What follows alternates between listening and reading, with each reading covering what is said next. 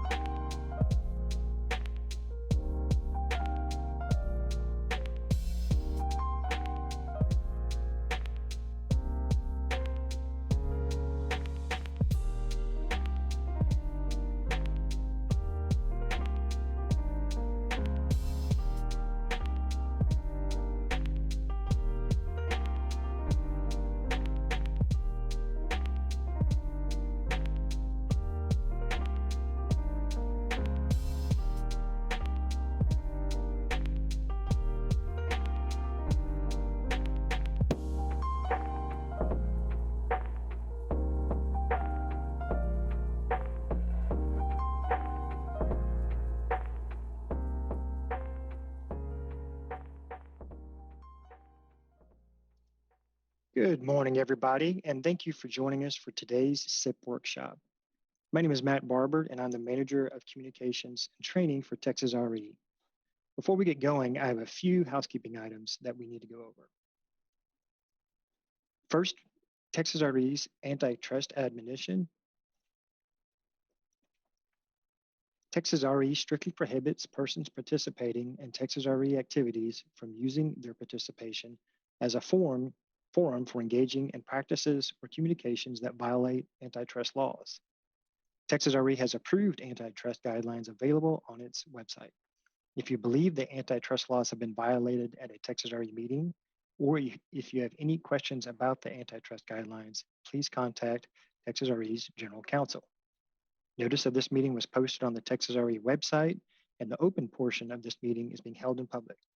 Participants should keep in mind that the listening audience may include members of the press, representatives from various governmental authorities, and industry stakeholders.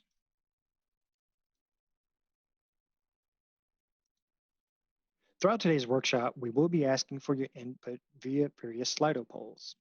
Responses are completely anonymous, so please do give your honest feedback. We will not be answering any questions from the audience live during today's workshop. However, if you have questions, please do enter them into the Q&A area in Slido. We will be compiling all questions and producing a questions and answers document that will be made available on Texas RE's website and shared with attendees once it is complete. Entering a name when you submit a question is optional, but you can choose to remain anonymous. As Slido is integrated into the streaming webpage for today's event, so you can participate in polls or ask questions using the widget on the right side of your screen. But due to browser settings, some of you may see a cookies disabled message like this instead of the Slido widget. If so, simply click the Open Slido button at the bottom to open in a new tab, or you can just navigate via your browser to slido.com and log in using today's participant code, which is TXCIP. Or if you prefer to participate in Slido using your phone or tablet, just scan the QR code that's on your screen now and will also be shown each time a Slido question comes up. At the conclusion of today's workshop, we will send out a short survey to all attendees via SurveyMonkey. Please take a few minutes to give us your honest feedback. We use this input to design future outreach and training sessions, and we value your opinions. Today's workshop materials are available on the Texas RE website. You can click the large CIP Workshop banner on our front page, and that will take you to our CIP landing page that has today's agenda, bios for all of our speakers, and a link to a PDF with all of today's presentations. Or if you go to our calendar page under upcoming events, under today's date, Just simply click on CIP Workshop and scroll down to the bottom to find that PDF. Good. Next slide. Next slide. Texas RE's training page contains information about our training and outreach. It can be accessed from any page on our website by clicking Training in the top menu. In the Archive Presentation section, we have the presentation materials and recordings of previous webinars and workshops. The recording of today's CIP workshop will be linked here once it is available. All Texas RE training materials are subject to our legal department's retention policy. Please do follow us on social media to stay informed on latest news, upcoming training opportunities, and other important updates. And now for our first Slido question of the day, please let us know where you're joining us from.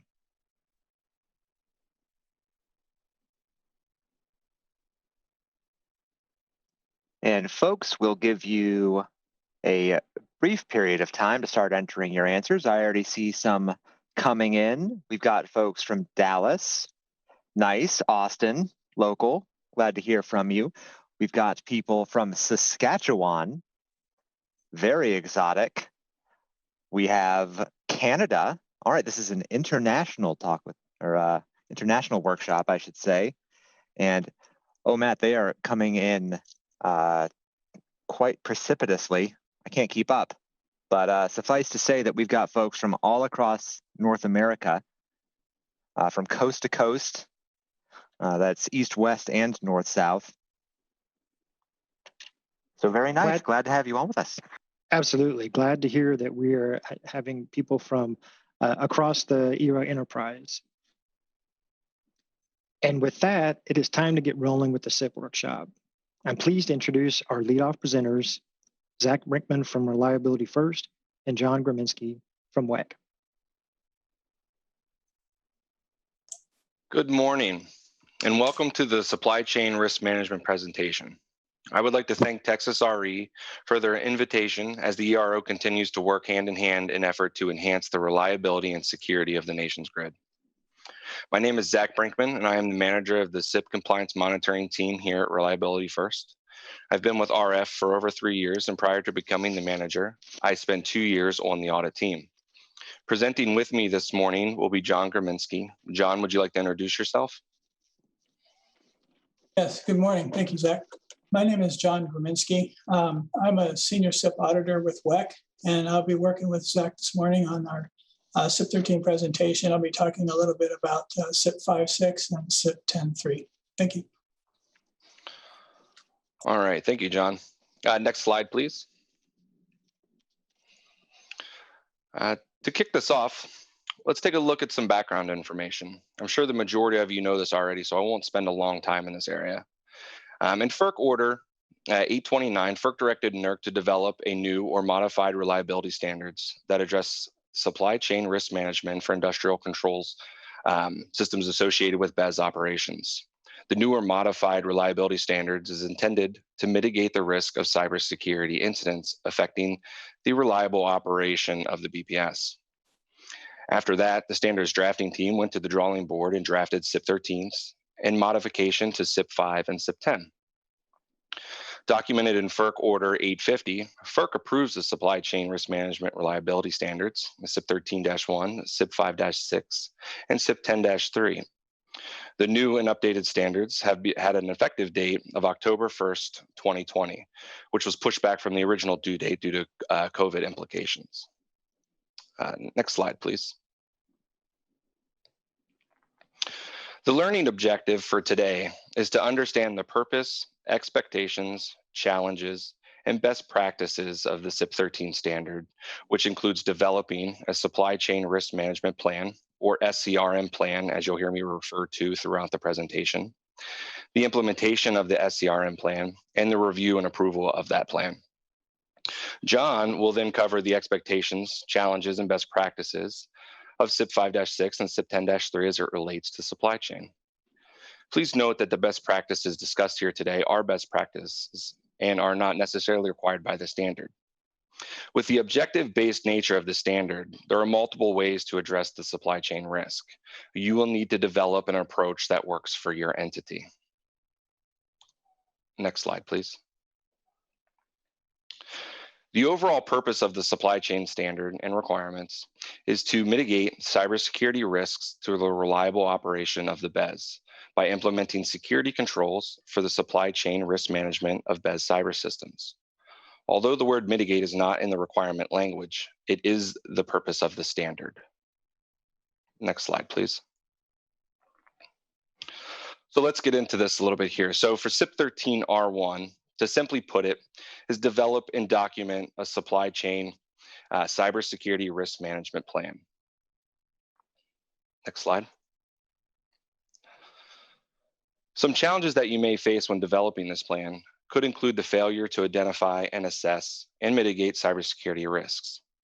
Some best practices in this area would be to document processes detailing how your entity is going to do the identification, the assessment, and the mitigation of cybersecurity risks. Craft or adopt a risk assessment to assist in the identification and assessment of risks, which I'll be covering in a little more depth in a few slides. Document a process to identify a list of risks that can really concern your entity. Document how you identify new risks and incorporate them into your program. And a best practice here, but apply the SCRM plan to everything procured from a vendor, even if it's not related to a high or medium impact BES cyber system. This is a great general security control to help protect your entity in the supply chain area. And as a note, as we're reviewing the slides, some of them will have a red box on the corner to reference the standard language. It's just a helpful reminder as we continue to go through the presentation.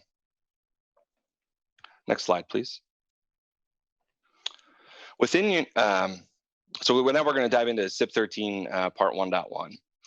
Within your SCRM plan or in a separate process, you'll need to ensure that you have a plan for identifying and assessing cybersecurity risks when procuring and installing new vendor equipment and software, and the transition from one vendor to another. Now let's dive in and take a little bit more of a look into the risk assessment piece of this. Next slide, please. One tool that could be used to help identify and assess risk would be a vendor, service, and/or product risk assessment. But before you go into the development of that, you'll need to determine your entity's risk tolerance. Understand what your entity is comfortable with from a risk perspective before you can move forward. Examples of things you may want to consider in this area is how high of a risk are you willing to accept? Does a higher risk require a higher level of approval? When would a risk be high or so high that the procurement may be put on hold until that risk can be addressed? Document your entity's risk tolerance in your SCRM plan or in a separate process. Create or adopt a methodology to assess the vendor. Use a list of your identified risks to assess the vendor. For an example here, you might be concerned with how a vendor would handle an internal security incident. You could ask questions around incident response. Does the vendor have an incident response plan in place? Does that plan include steps for notifying their customers? Does the plan document the amount of detail that they would supply to their customers? Craft your questions to obtain the applicable information to the risk that you are addressing. One of the main things here is to make sure that your assessment is appropriate for what you are procuring. You may need to do an assessment on a vendor and a product, or a vendor and a service. Ensure that you know what needs to be assessed when beginning the procurement process and have it documented in your plan. If your entity has determined that you would like to use a predefined vendor assessment questionnaire, ensure that you are covering the risks that you are most concerned with. Ensure that it is worded appropriately for your entity, and ensure that the questions being asked are applicable to that vendor. And then you'll need to develop a mechanism to collect this information from the vendor. And once that information comes back in, you'll need to assess the responses from the vendor. Be sure to document how you will review those responses, the steps taken along the way, and what is done in situations where a response may not be sufficient, etc. Ensure that the vendor's process, procedures, and internal controls are in line with your expectations. Fully understand the residual risk that could be left over after an assessment. Then determine what would be the appropriate risk treatment. Maybe you'll avoid the risk if it's too high and decide to not do business with that vendor. Maybe you'll mitigate that risk with your own controls. Or maybe the risk may be low enough to accept. Define your risk treatments in your plan and also document how they will be used throughout your review process. How each entity treats the identified risk depends on a number of factors, to include the risk itself, the potential mitigation strategies, the potential impact on the organization, and the organization's risk tolerance. In addition, cybersecurity risks are constantly evolving. Your risk management program should include a continuous monitoring of the vendor threat landscape, allowing you to identify and respond quickly to emerging threats. When going through this exercise, document each step and the actions taken during that step. You should also document why you chose the risk treatment that you did. And a side note on this one, if you're going to rely on a third party's risk assessment of a vendor, you will need to do more than just simply obtain the report. You should have a documented internal process that details what you are going to do with the results and how it will factor into your decision or procurement. Next slide, please. So now look at some challenges for part 1.1. A challenge would be failing to have a process that plans for future acquisitions of products or services that are applicable to the BES cyber systems and mitigate vendor transition risk. Best practice here is to build this into your process. One item we see here a lot is when an entity is transitioning from one vendor to another vendor for their EMS system.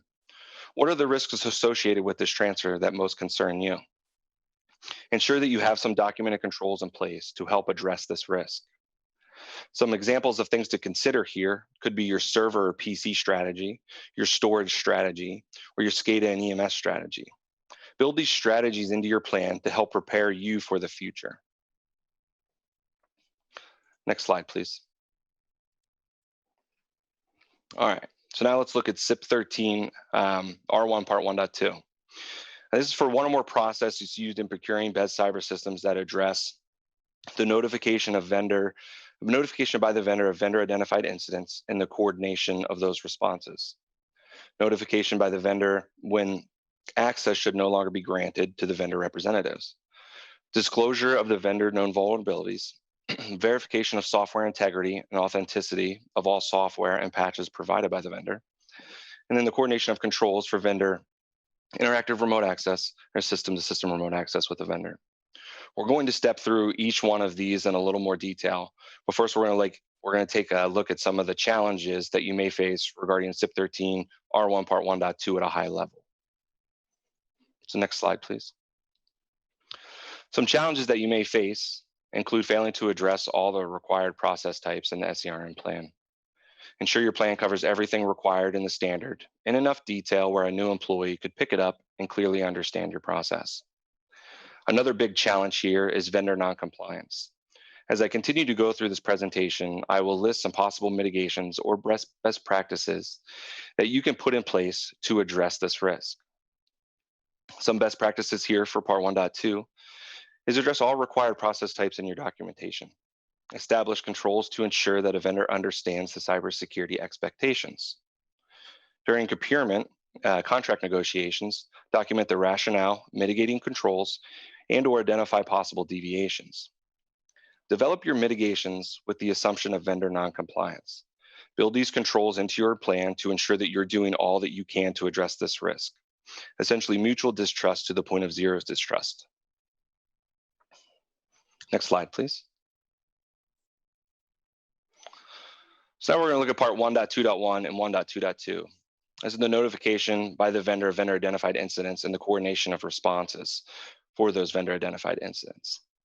Some challenges you may face here is the vendor refuses to adhere to the entity's notification process or declines to collaborate with the entity. Another challenge is undocumented or no controls to ensure that the collaboration is taking place. Some best practices here is require the vendor to provide defined information in the event of an incident. Establish a designated point of contact at both the entity and the vendor to manage the relationship. Establish controls to ensure collaboration with the vendor. and upon an incident, require the vendor to perform an analysis of the information, provide an action plan, provide an ongoing status report, mitigating controls, and the final resolution of the incident. Next slide, please. For part 1.2.3, it's the notification by a vendor when remote or on-site access should no longer be granted to the vendor representative. A challenge here is the vendor fails to provide notification when an employee no longer needs access. And then also ensuring or confirming the vendor's compliance to this in this area. Best practices here could be develop a criteria with the vendor to revoke the vendor staff access. Set the expectation, ensure that both parties know and agree. Develop a technical process to ensure that the entity is notified when access is no longer needed. Establish an access removal notification period. Develop a process to ensure third-party contractors adhere to the entity's established process. Or maybe you will develop a near real-time process to validate access. This could include daily, weekly, bi-weekly checks to ensure that the vendor still requires that access. Next slide, please. Part 1.2.4, disclosure of disclosure by the vendor of known vulnerabilities as related to products or services provided to the entity. Some challenges you may face here is the vendor fails to disclose all known vulnerabilities, or there are unexploited vulnerabilities that are out there.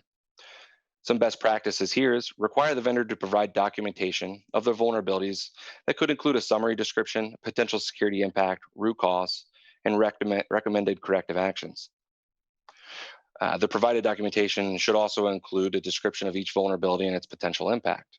Compensating measures, mitigating measures, or procedural workarounds could also be included. Establish a documented process to review the vendor's documentation of publicly disclosed vulnerabilities. And then also identify and monitor vulnerabilities through the National CVSS database or other reporting mechanisms. This may help identify vulnerabilities where a vendor fails to disclose. Build this into your plan, or if it's part of your patching program, reference it in your plan. Next slide, please. And we're going to look at part 1.2.5, verification of software integrity and authenticity of all software and patches provided by the vendor. Some challenges here, obviously, is the failure to verify the integrity or authenticity of the software or patches. Some best practices is during the procurement of a vendor risk assessment, obtain vendor documentation that describes their update process for all system components being procured, including third-party hardware, software, or firmware, a process to validate the integrity of the patch, methods to deliver the software, and methods to verify the integrity or authenticity of the software. In an RFP or during contract negotiations, request the documented vendor requirements. This could include a release schedule and availability of updates or patches, instructions for securely applying, validating and testing the update and patches, fingerprints or cipher hashes to verify the integrity of the software, and update patches to remediate vulnerabilities of third-party software components. One last thing to mention here is that part 1.2.5 and 1.2.6 on the next slide are closely related to the modifications that were made in CIP 5 and CIP 10. If you have different documentation for CIP 5 and CIP 10, make sure that you have references to the SCRM plan in those documents and vice versa. This helps tell your story on how you are truly mitigating the risk. Next slide, please. Now looking at part 1.2.6, the coordination of controls for vendor interactive remote access or system-to-system remote access. Some challenges here is failing to identify and or coordinate those controls for vendor remote access. Best practices here is identify, control, and monitor all vendor remote access. Coordinate controls with the vendor so everyone is aware of the expectations.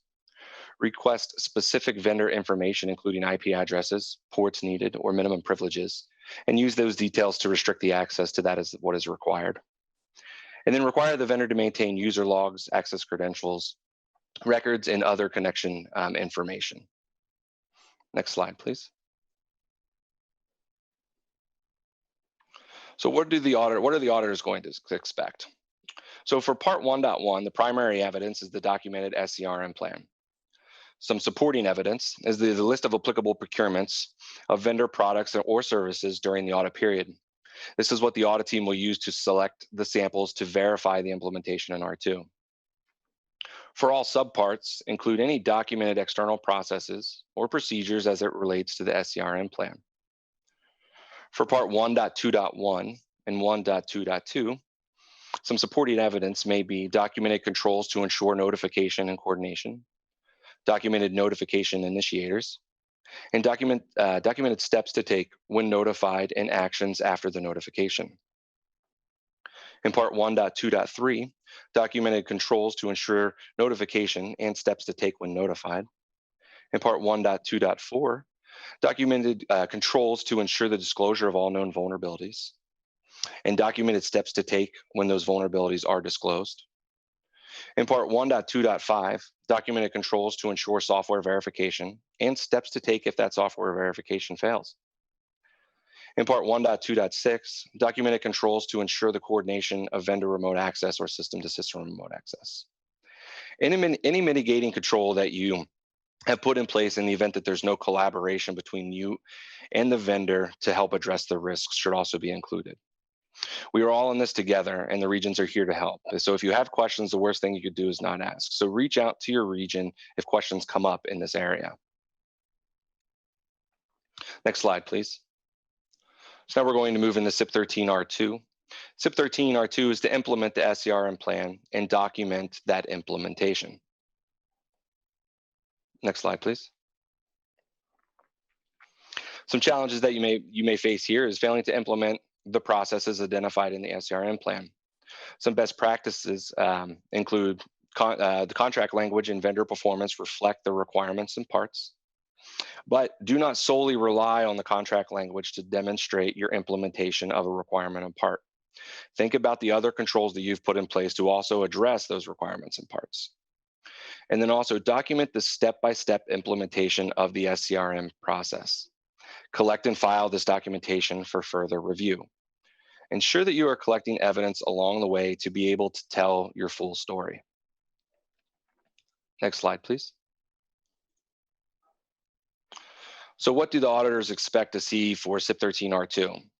Well, they will be looking for instances of a new procurement or any transition from one vendor to another. Auditors will be expecting to see the evidence of the identification and assessment of cybersecurity risks as it relates to each procurement that is sampled. The audit team will also be requesting evidence as it relates to any notification by a vendor of a vendor identified incident or and coordination of those responses. Any notification by a vendor when access should no longer be granted to a vendor representative. Any disclosure by a vendor of known vulnerabilities. If you've not received any, what controls do you have in place to monitor for vulnerabilities? And are these controls being formed consistently? Evidence of the verification of software integrity and authenticity of all software and patches provided by a vendor. Coordination of controls for the vendor interactive remote access and system-to-system remote access. The audit team will take the documented SCRM plan and walk the evidence through that plan to ensure that all controls, where applicable, were performed during the procurement process. They will also be looking to ensure that the implementation of the plan is complete and that it is being applied consistently. Some supporting evidence you may provide in this area could be RFPs, email correspondence, phone logs, activity logs. Remember, if there's a step in your process that is essential to showing the implementation, collect evidence. The more evidence that you collect along the way, the easier it will be to tell your story and ensure that you are consistently conducting your SCRM plan. Next slide, please. Now we're going to look at CIP 13 R3, and this is the CIP senior manager or delegate approval at least once every 15 calendar months. Next slide, please. Some challenges that you may face here is the CIP senior manager or delegate fail to approve the SCRM plan within the 15-month time frame. The CIP senior, another challenge may be that the CIP senior manager or delegate approves the plan, but without understanding the document. Ensure that leadership is aware of the process and how it works. Building and implementing an SCRM plan is no small objective. Take pride in that plan and show it off. Explain the details of the plan to ensure that there's an understanding at the senior leadership level. Some best practices in this area is to review the SCRM plan on a shorter time frame or include it in the review and approval of all SIP documentation. Establish a process to review the SCRM plan based on a need. When there are emerging threats or pending a major procurement, go back through and review the plan.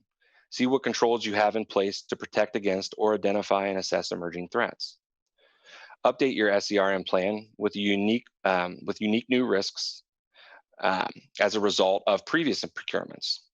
The entity may learn something new from the review of a vendor. Take that information back and update your plan to include it, to include the controls to help assess it. And then document each plan review, revision, and approval. Next slide, please. So what are the auditors going to expect to see here in R3? Well, the primary evidence is going to be the documented SCRM plan, which you will have already provided. Evidence demonstrating the review and initial approval on or before October 1st, 2020, and within 15 calendar months following the initial and any subsequent reviews and approvals. Some supporting evidence that you may have in this area is a date, stamped approval records, meeting minutes, email threads seeking and receiving comments. Next slide, please. So to go back and recap CIP 13, document the plan. Document your plan to include everything that your entity will do to address the purpose of the standard, which is to mitigate the cybersecurity risk to the reliable operation of the BES by implementing security controls for the supply chain risk management of the BES cyber systems. Next is the CIP senior manager or delegate approval. Get senior leadership buy-in and approval. Ensure senior leadership understands the plan and has a consistent understanding of it. Implement your plan. Implement your plan at your entity. Ensure that you are covering all risks that you deem necessary. Also, collect and store evidence throughout the process. Lessons learned. You're going to learn things every time you go through a new procurement. Take those lessons learned and incorporate them back into your process to ensure that you have a sustainable process. And then enhance your plan. Make enhancements to your plan, whether it's based on lessons learned, emerging threats, or new risks. And finally, tell your story. Collect all documentation so that you can tell your story. With this being an objective-based standard, every entity is going to have a different story. Ensure that you can tell yours. And with that, I'm going to hand it over to John Graminski from WEC to discuss the modifications to CIP 5 and CIP 10 as it relates to supply chain. Thank you, Zach. Next slide, please. So as Zach mentioned earlier, we're going to be talking about the additions to CIP 5 and CIP 10 to supplement the CIP 13 requirements. And certainly as you go through developing your programs for CIP 5-6 and CIP 10-3 for these additional requirements, I encourage you to refer back to the excellent information that Zach has already provided regarding the best practices and the challenges that you may face when developing your programs in this area. So what we're going to talk about here today are the purpose, expectations, challenges, and best practices for the CIP 5 and CIP 10 standard modifications, really meant to supplement the material already provided by Zach. So next slide, please. We're going to start with CIP 5. Part 2.4 is for determining active vendor remote access sessions, and part 2.5, disabling active vendor remote access sessions. Next slide, please. So the language of the requirement is to have one or more methods for determining active vendor remote access sessions, including interactive remote access and system-to-system remote access. Next slide, please.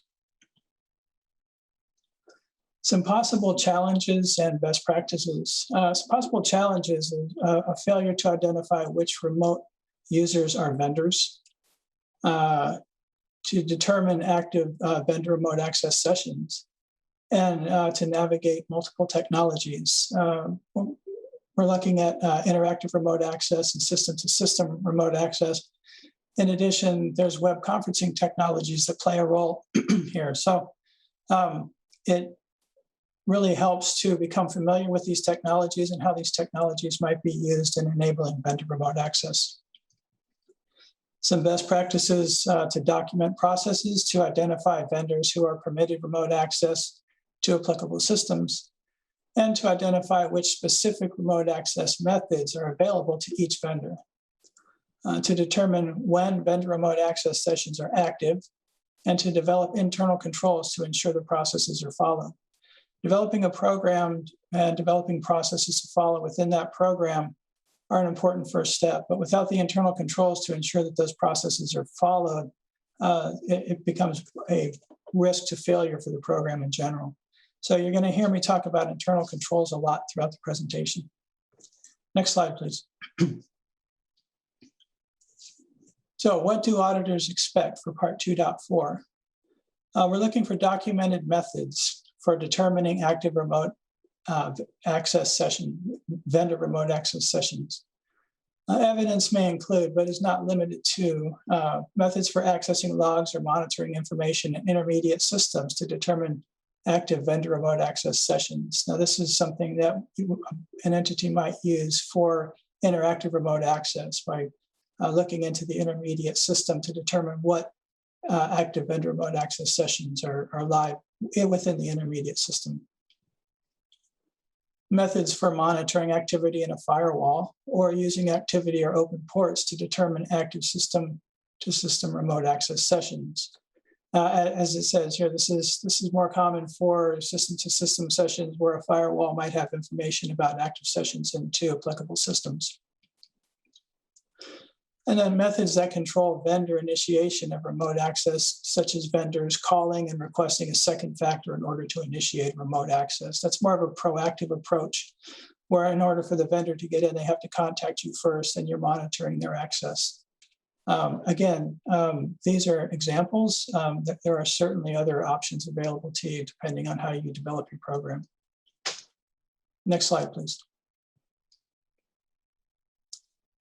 Okay, so for CIP 56R2 Part 2.5, the language of the standard is to have one or more methods to disable active vendor remote access, including interactive remote access and system-to-system remote access.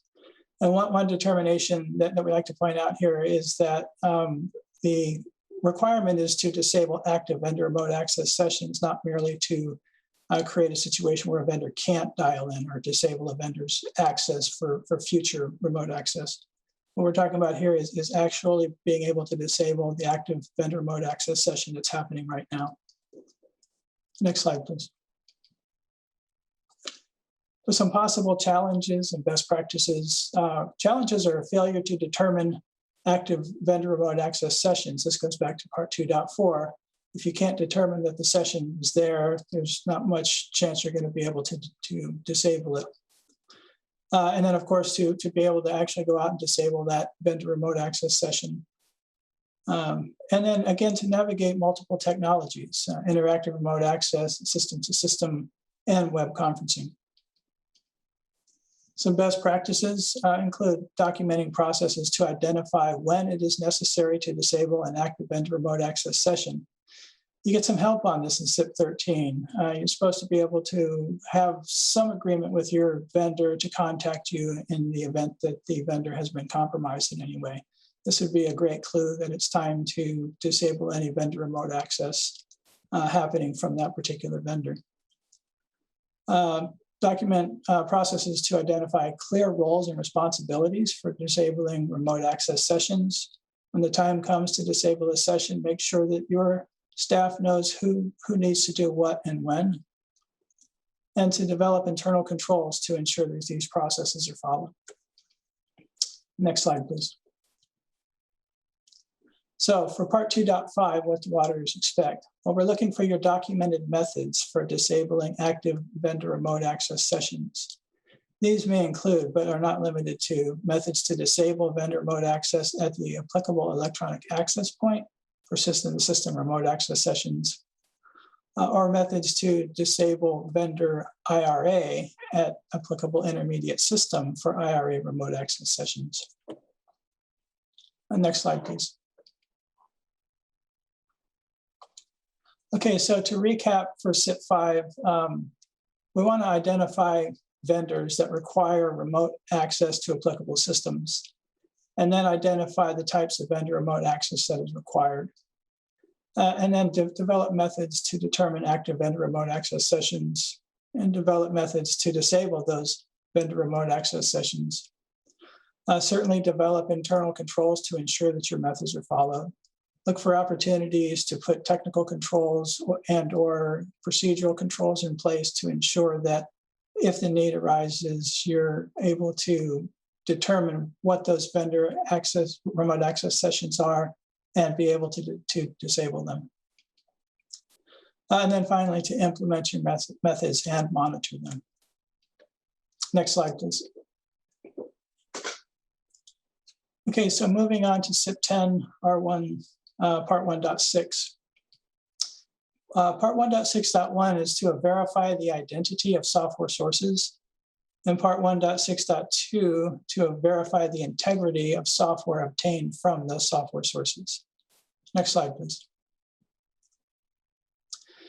So prior to a change that deviates from the existing baseline configuration associated with baseline items in operating systems and firmware, commercial or open source software, and security patches, and when the method to do so is available to you, you're required to verify the identity of the software source and verify the integrity of the software obtained from that software source.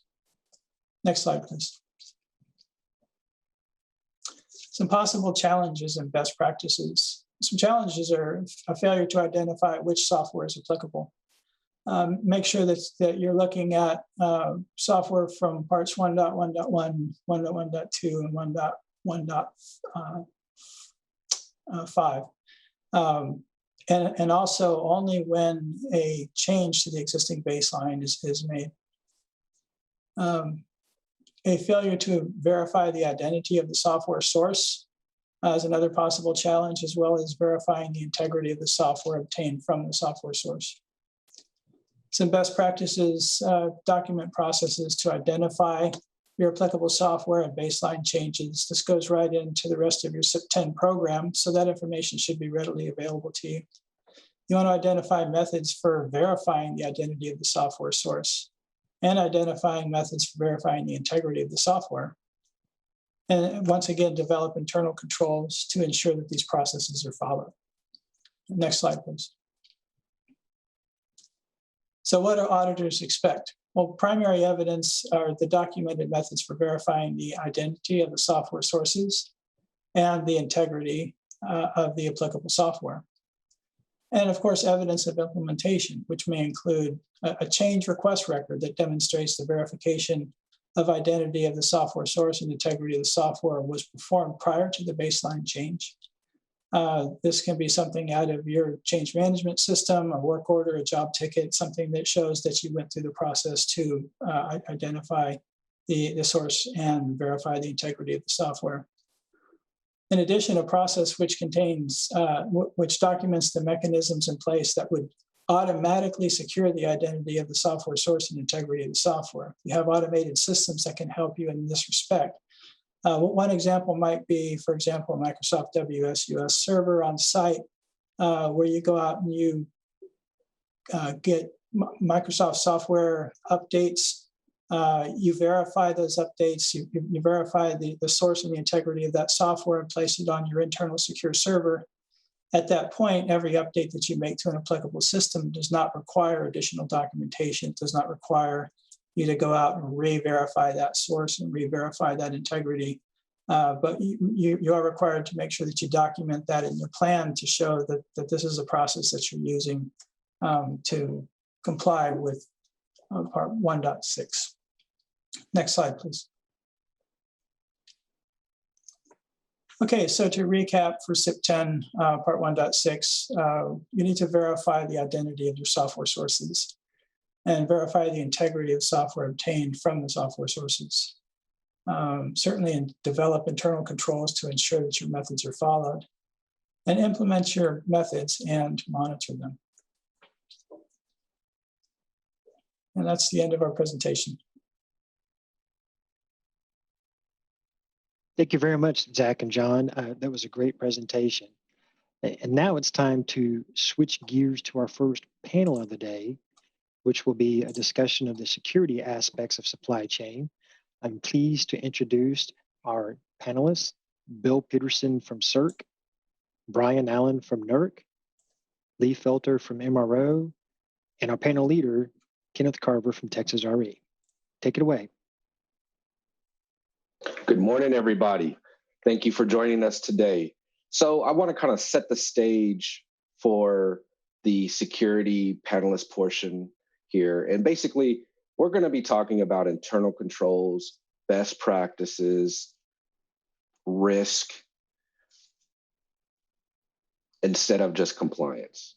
So there's going to be some kind of interweaving of the two, of course, as always, but something that we all need to remember is that, sure, compliance doesn't equal security, but compliance plus security helps mitigate those threats, those vulnerabilities, those risks that are out there. So first off, we're going to start with CIP 5-6. And Mr. Bill Peterson, the first question that we have for you, and then we'll kind of go around the table here, is how should a registered entity handle vendor remote access via web conferencing? John had mentioned it previously. Yeah, that's a great question because, web conferencing platforms have really become, a critical part of what we do. Here we are, right, reaching people across the nation through this platform, and entities have implemented it into their day-to-day operations, especially during the pandemic, where we have to allow and encourage, staff to be remote and continue to get work done. So that's a great question because these platforms, I want to make sure that first we understand sometimes what they can do, the technical abilities of them. And one is obviously allowing a view-only type of access where you can see what's going on, maybe on a machine, but you can't change anything. You can't touch it. You're just able to view it. And then some platforms allow interactive access to some extent. And this is all handled by configuring that software, right? So to answer the question, my first thought is avoid using these type of platforms where possible, right? Restrict it for safe areas. Consider not using them in critical spaces. If that's not an option and you have to utilize this platform, strictly control this feature and especially identify the configuration expectations, what you want to use the platform for, and restrict it to only the needs that you have in that space. Of course, with that understanding of read-only options and access. Consider what could go wrong when you do this. Think about you as the person coming in and viewing or accessing a system. Think about the abilities of a person to just view and have that information. Consider folks that may be able to take a screenshot, right? Or with a cell phone. What type of impact could that have, allowing even that view-only capability? And then if access and configurations allow that, what is the impact if you lost control or they were able to do something without you monitoring them, or additionally unattended at some point in the future? So to help do that, clearly identify the expected controls and the access that you anticipate and allow. I would encourage an approval process for that access, right? Make sure that if somebody is coming in, that there's some sort of approval for them to do so, especially for ad hoc and new requests. And then my last recommendation in this space is consider access categories, whether that's a matrix or just capturing based upon risk, what access you would allow, you would consider, and what risk that may bring to your environment, to that device, or to that network space that these platforms are allowed in. Thank you. Thanks, Bill. The same question for Brian. Mr. Allen, how should a registered entity handle vendor remote access via web conferencing? Well, I certainly concur with what Bill just stated there. You want to make sure that you have the right people in place to monitor those activities. As we all know, in the world that we're living in right now, which is way more remote than ever before, these technologies are becoming more and more sophisticated, and they're also being developed in a more and more rapid fashion. And so you want to ensure that you fully understand the capabilities of these technologies, and not simply go based off of what you can see, but what could also be done behind the scenes, right? So as stated, you want to implement those additional controls to further restrict the access and such. Think about the ports and services, and again, just truly understand all of the capabilities of that technology that's being utilized. Thanks, Brian. Very, very good input there. Mr. Felter, Lee Felter, same question for you.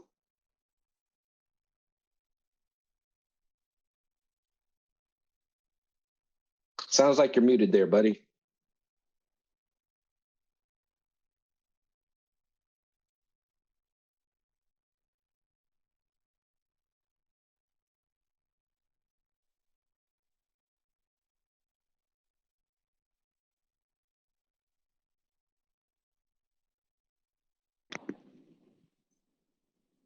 Hey, Lee, I think it's on your side. You look unmuted in here.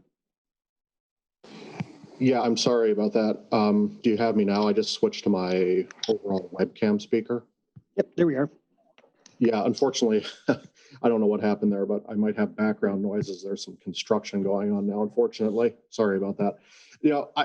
I think there's a lot of inherent risk with web conferencing, and procedural only type controls end up scaring me a little bit, right? Because of the potential of human error, clicking and granting that access and letting something go through to a critical system. So I tend to look at making sure that there's engineering controls over that technology, something that's configurable in the back end. And I think I'm playing on something Bill said earlier, looking at the human elements that also help control that. If you did have to grant access and it goes through, making sure you have the right people on the line that are providing that, essentially escorted electronic access SMEs, so they can truly follow and understand what's going on over the shoulder of that vendor that's in on the system. But not only that, I think about environmental considerations one could implement as well, right, to further protect that environment. Sandboxing, quality assurance systems, development systems, where in all reality, you might be able to do a full vendor remote access to that offline type system and end up reproducing the type of work they're doing versus allowing them directly onto an active system. And I think, like I said, there's a lot of technical solutions which could help increase the security in the event that we have to use web conferencing to grant direct access. Thanks. Thanks, Lee. Very good input. I'll just kind of piggyback on basically what all of you said, kind of summarize it from my perspective. Definitely the key focus is with any remote access technology, including web conferencing, is who are these vendors, right? Because we're talking about supply chain. And John in the previous presentation had talked about it. You need to identify who your vendors are. What are the technologies that you're using and what are their capabilities? And so web conferencing has the capability to allow you to remote control, right? To click on things. And so the key for the EROs is specifically, the access as well, is sure, you can use web conferencing and maybe it's not vendor remote access. But most likely it could be if there is any type of access granted at any point in time. And that's why it's important to look at those controls in 2.4 and 2.5. You have to be able to identify those active sessions. You have to be able to disable them because you may have not intended during a web conference call to grant the vendor access, and then it occurs. And you should have controls in place to simply, stop that from happening or disable it where needed. And so I think that's the key piece there. I think that if you're using web conferencing technologies, focusing on the access piece and who has access and being able to tell your story on, okay, these are the controls that we have in place that reduce the risk of something like that access being granted, right? And then of course, we can jump around the CIP standards, right? CIP 4, and those pieces there with access management and revocation. And so it kind of opens up a Pandora's box, if you will, if it happens if someone is granted access, if that vendor is granted access via the web conferencing. No, thank you. No, very good discussion. Okay, we're going to move on to the CIP 10-3 piece of this. And the first question is for Brian. And essentially, how should a registered entity verify the identity of the software source and the integrity of open source software? Thanks, Kenny. So we are all aware that the best way that we can do this is getting the software and its associated updates from the vendor itself. A method could include utilization of secure repositories, use of hash values, things of that nature that's already been discussed. But we also know that we don't live in a perfect world, and we recognize that not all software sources have secure methods for verifying the integrity of the integrity. So it is recommended that you, the entity, document these exceptions in your supply chain risk mitigation plan, as well as their associated mitigations. Another point to consider is how you deal with open source and custom software. So in a previous life, I used to build custom web database applications. And as a developer, you ascertain a great deal of open source software. You need to ensure you have documented secure locations for these different libraries that you utilize to create your application. That's just kind of a different way of looking at it. Your mitigating activities should include internally testing the software or the libraries to ensure that they will not impact operations or compromise security. So again, I just really want to stress that, you know, again, since this isn't a perfect world and sometimes you can't get the software or the associated updates or patches from the vendor itself, one of the best ways that you can ensure that it is secure and that it won't impact operations is by testing it for a length of time to ensure that there are no implications there. Thanks, Brian. Same question for Lee. Essentially, you know, how should a registered entity handle that open source software regarding the software source and integrity? Yeah, thanks. I usually have a lot to say with open source, right? Because there's not a traditional vendor where you might be able to put as many procedural or contractual controls over to, you know, control the interchange of information. And the problem I have is when we normally look at verifying the identity and the integrity of open source software, you know, to me that mostly addresses the transmission of said software, right? Man in the middle type stuff, wrong files, et cetera, with the assumption that the open source software or the vendor itself is actually secure. So that's tough. And I don't know if there's ever going to be a perfect solution, right? So I go back to thinking about, and when I talk about the integrity of the software, or I like to look at the development of the software and kind of assess the development practices of that particular open source group.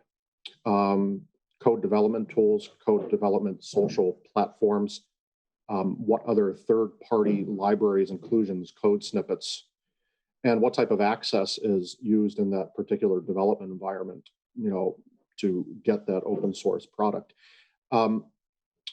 So I think you really have to take a more of a deep dive into those practices and assess your risk based upon that, and then make some subjective type judgment on the integrity of that software. But furthermore, you know, that's a surface glance. I tend to think that in addition to that, you know, this is a real opportunity if you really want to assess the validity of this open source software. You can get really techno geeky here. I'm talking like looking at actual code, being aware of your infrastructure, your network, and you know, kind of pre-assessing and really looking and doing a deep dive in the software to verify its non-maliciousness, so to speak. And it's something that you probably have to do, you know, periodically as well. Thanks. Thanks, Lee. Appreciate the feedback there. Okay, and then same question for Mr. Peterson there. specifically geared up again upon the open source software. What say you, good sir? Yeah, it made me think about over the weekend, I bought a pressure washer, and I'm not skilled in that at all. I'll admit it. And it came with a book of instructions. So the first thing that I did is I got it from a reputable vendor, right? I purchased something that I was aware of, and I think that was a key point Brian and Lee made, is make sure you get it from a reputable source and do your risk assessment of that source. And then make sure it gets there in one piece, right? My pressure washer got there on a truck, a FedEx truck, and I signed for it. So I felt confident that I got what I paid for. As I opened up the box, I had all the pieces I expected. I compared that to the booklet that came with it. So thumbs up there. But where I fell down, and I think a lot of entities will struggle with this when it comes to software, is, you know, if I fail to read all of the instructions on how to operate this device, it may do something unexpectedly, and I would never know if that was right or wrong, because I never had expectations for what that pressure washer should do. So with software, if you can't get into that coding and that review of code, as Lee mentioned, if you don't have a team that can dig in, review code, and compare it to what they expect, your best approach is to understand the software you're buying, read the user manuals, work with the vendor to understand and expect something from that software. And if it doesn't give you what you expect, don't just think, oh, that's code, that's computers, they just do weird things, right? No. Identify that and dig into it, because that's probably your front line of saying, hey, this is something I didn't expect. And that may be your first, tip to identifying an anomaly that you can look into and hopefully protect your organization against. I hope that analogy made some sense. Definitely, and I definitely won't come to you for pressure washer advice. No, thanks, Bill. No, very good information. Yeah, we got to let's take a step back on open source software. And why did we even ask this question today? Well, open source software is a little bit more riskier, right? Because it's by nature, it's open source. You can manipulate it, you can change it, you can do what you want with it. That also means that wherever you're getting it from, is it the actual software itself, or did somebody manipulate that?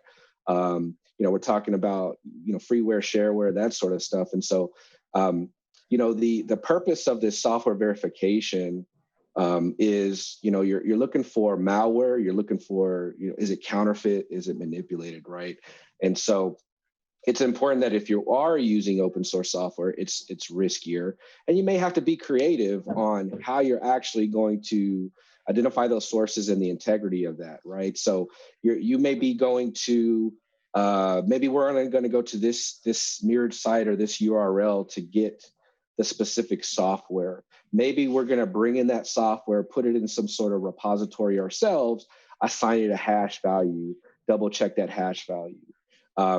Maybe the code is digitally signed. Maybe there is a hash provided by that vendor. Keep in mind that, open source software, when you're going to that website or wherever you're getting it, usually there's some sort of user agreement, right? Think of that almost, it's a contract. You're agreeing to use this software under this license, via the language there. So you need to be thinking about it in those terms. Is that, okay, well, this really is a contract. This really is a procurement. I should be considering open source software, and I need to be creative on how I verify these things, okay? And what you don't want is basically a wide range of places that you go to get it, a wide range of places of how you're going to verify the integrity of the open source software. Really be thinking about how you're going to do that. The guidelines of technical basis, even though it's not enforceable, I mean, they give some pretty solid advice there. And you're talking about NIST controls, those pieces there that can really help out with this. So open source is tough, and I won't lie to you there. And so you're just going to have to be creative per your business processes, how you do business internally, and where you're going to go get these open source software. And why are you using the open source software?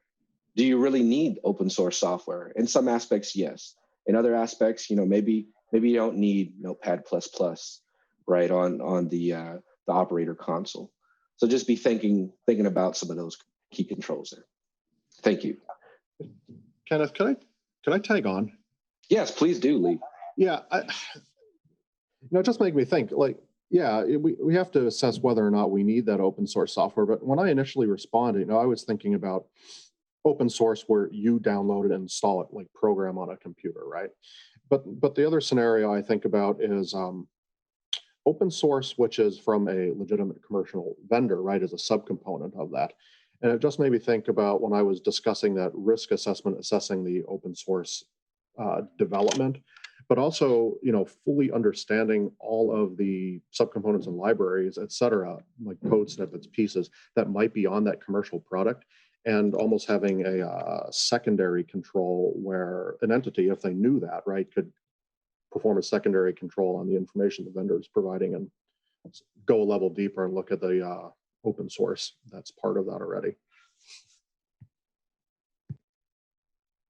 Yeah, thanks, Lee. Yeah, that's good information. I mean, Brian said something earlier that resonated with me as well, which was, at what point does open source software become custom? Right? Is if you bring that into your environment and you're manipulating it and adding stuff to it, changing it, it now kind of becomes custom, but it doesn't necessarily mean it loses the label of open source either, right? So you need to make sure that you, again, there's the compliance aspect of this where it is open source software. It didn't change the custom. It's kind of like a both, right? And so you need to ensure that you're doing those things that's required. Very, very good. Did anybody else have anything they wanted to add before we go to the next question? All righty. Okay, so we're going to go to kind of switch gears to CIP 13. And Lee, this first question is for you. And it centers around, can a registered entity leverage third-party risk assessments, basically for their supply chain risk management plans? Thanks for the question. I meant, put it succinctly, the answer is yes. I think it might be inescapable depending on an entity's staffing, the complexity of the system, how many vendors they have. But, let's talk about practices around that for a second. In my opinion, this is not just a fire and forget type thing, right? You do a third-party assessment and say we're good. Personally, I don't know if there's ever going to be a repository or something like that of third-party assessments that look at individual vendors, which we could just hang our hats on, because the risk that you're addressing when looking at these third-party assessments is specific to the entity, from complex items such as entrenched security attitude, the technical security posture of the existing systems. So you would have to develop a specific risk assessment framework, I believe, for each entity or each vendor, that the third party should assess. And you'd have to send it out there and essentially have that third party do the legwork. And when I meant like not fire and forget, part of the assessment comes back and you have to gauge, how often a reassessment needs to be done. So, the entity doing this would have to periodically look at the impact/probability and the associated risk, right? Periodically readdress the risk thinkers in their assessment. And very importantly, providing the controls over this process that the third party is using, so you have reasonable assurance it's done well. And the risk assessment has to be done in such a way that provides meaningful output. Once it's done, what are you going to do with it? How are you going to use that into your SCRM process and then address the residual risks with other controls that you might have to implement. And, lastly, if there's just some type of, a contract for this third-party risk assessment, I have to, say that, remember that we're not transferring, BES risk itself, right? It's just financial risk that might be associated with that. I might have digressed there for a little bit, but thanks. No, thanks. That's really good. The same question, leveraging third-party risk assessments for Mr. Peterson. Bill, what do you got for us? Yeah, I like the idea. I don't think that it's in itself going to give entities, or really anyone, all of the pieces to the puzzle, right? If you get a third party to do an assessment and they're better in assessing that particular area, maybe that's assessing your internal program, or assessing a third party or a vendor, or maybe it's a questionnaire that they complete for you. There's always going to be a piece of it that the organization, the entity, has to connect the dots with, because it's been said several times before. We understand, you understand your risks. You understand your organizations better than anybody, and your organization will have a risk tolerance that's different from other organizations. Kind of going back to my pressure washing analogy, is if I have a third party, I can have them come in and assess my house and the product I've bought and give me an excellent assessment of the damage it could be caused. But if they don't understand my lack of skill, right, the skill set I have, that's a big piece of the puzzle that can change the outcome of that assessment. So definitely utilize it, but use it in a smart way to complement what you're doing. And it has to match up to the business risk tolerance in the end. Thanks, Bill. Mr. Allen, Brian, what say you, good sir? Thanks. So as they already stated, absolutely, you can utilize a third-party risk assessment within your program. But also just really want to just stress the point that was just made there, that, you know, no one understands your program or your position within the bulk power system the way that you do.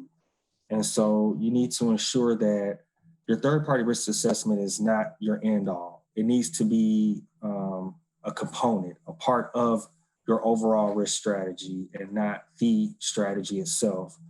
You need to ensure that, you know, items that are not covered by this third-party risk assessment or evaluation, they are identified and mitigated appropriately by you, the entity.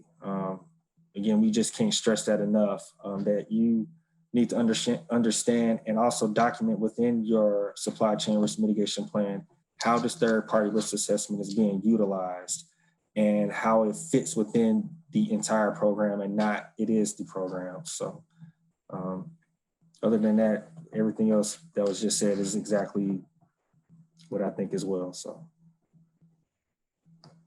thanks, Brian. Yeah, you know,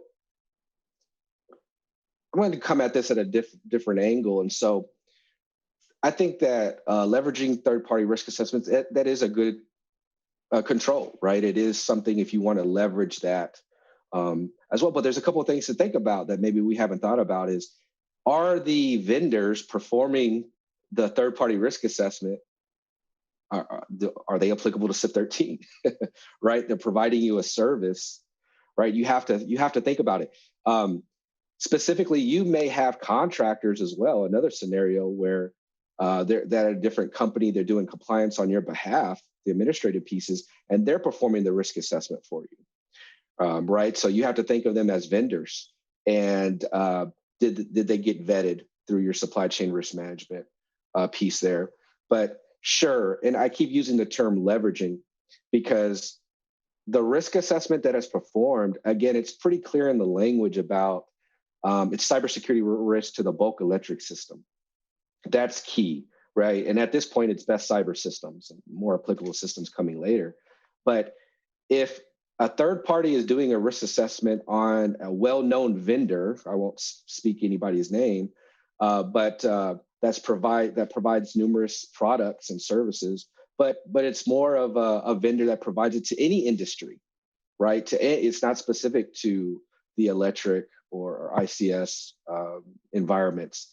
Well, again, how does that product or service that they're providing you, what are the risks associated with them per the bulk electric system, per your own environment?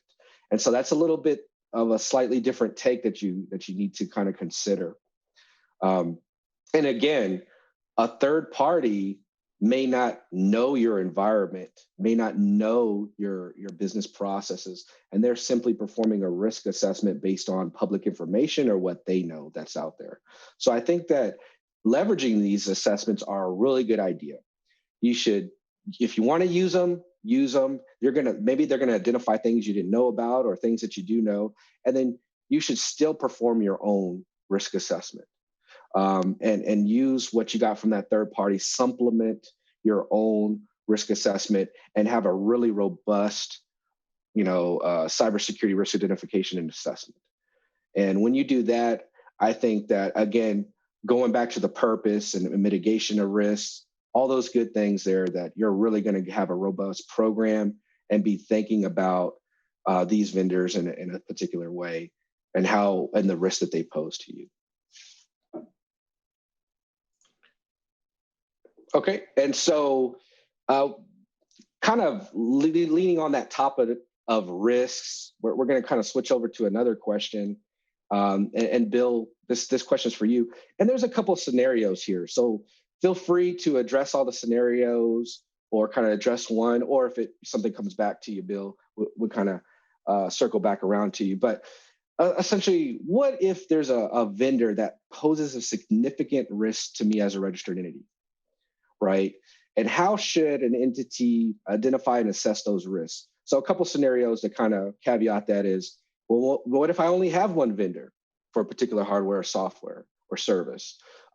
What if one of my vendors was impacted by the SolarWinds compromise that happened? And also the third scenario is a topic that I hope to really talk about, is the acceptance of those risks. Okay, so I know, Bill, that's a big question, but hey, I have a vendor, it poses a significant risk to me. I only have one vendor, could have been a vendor associated with SolarWinds and the acceptance of risk. What do you got for us today? Okay, that is the question, right? That's like the monster question. Kenneth, I think what I jump to in my head is the SolarWinds example of, hey, if a vendor or even a product of mine has been compromised, what are some things we can do there?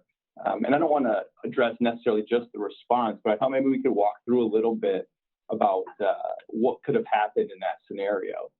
So if you did have the SolarWinds product that was compromised, right, this was a supply chain risk that inherited a vulnerability that we didn't know about. So it's very likely that this product, this procurement would have went through your plans, your processes, your assessments, and it could have gotten the thumbs up, right? Been purchased and applied, really unknowing any of the vulnerabilities that existed. So then over time, we identified these vulnerabilities, right? It was shared. They deployed a patch or a fix for it, and hopefully folks learned about it, applied that, mitigated the risk. But now that vendor, right, has had a challenge, a vulnerability, and you have a product that hopefully is fixed and patched now. But it's a great question about, what do I do? Do I move away from this product, from this vendor? Is that an option?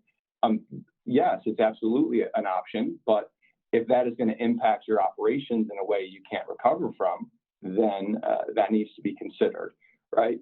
Looking and working with the vendor in this example in particular is very helpful, because they were working with government partners and even the NERC E-ISAC to get information out, get the fixes out, and they should be working with you as their customer to help you address it and fix it. So in a way, you can't just throw the baby out with the bathwater. You can't just say, because somebody has had an issue, they are not going to be a vendor of ours, we're done. In many cases, you may have a stronger relationship with a vendor because they've handled it in a correct way and helped you get through that challenge. So a lot to learn, and we're still learning a lot from the SolarWinds and similar supply chain attacks. But a few more thoughts and questions that I would probably pose to you to help you work through that assessment, right, is what improvements to your risk assessments could you have made to stop something like this from happening? And maybe there isn't any, but maybe a couple key questions could have helped and will help you in the future if you have a similar challenge, whether that's a vendor or whether that's a product from an existing vendor. Also, consider having a good understanding and knowing of what you have. I know we've mentioned this before, but limiting what you have and use, it reduces your exposure. An example of that is when you buy a software package, right? Maybe you don't need all the bells and whistles and this and that piece of it. Maybe you really need one product to do one specific function.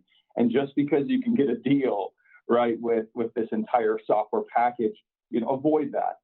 Don't install that additional code, that additional software that you don't need, right? That will also reduce your vendor exposure. If you can reduce the software, if you can reduce your purchases of hardware, that reduces your vendor exposure. And then simplifying that asset diversity, that vendor diversity, that just strengthens your programs, allows you to focus on your assessments, allows you to focus on identifying risks that exist internally and looking at anomalies, and then in the future responding to them, recovering from them, and hopefully build your relationships with those limited number of vendors that you have to address things quickly in the future. So I know that was a lot back at that big question, but hopefully I hit the second one pretty well, Kenneth, and I'll send it back to you, see if folks have some additional input on the other pieces.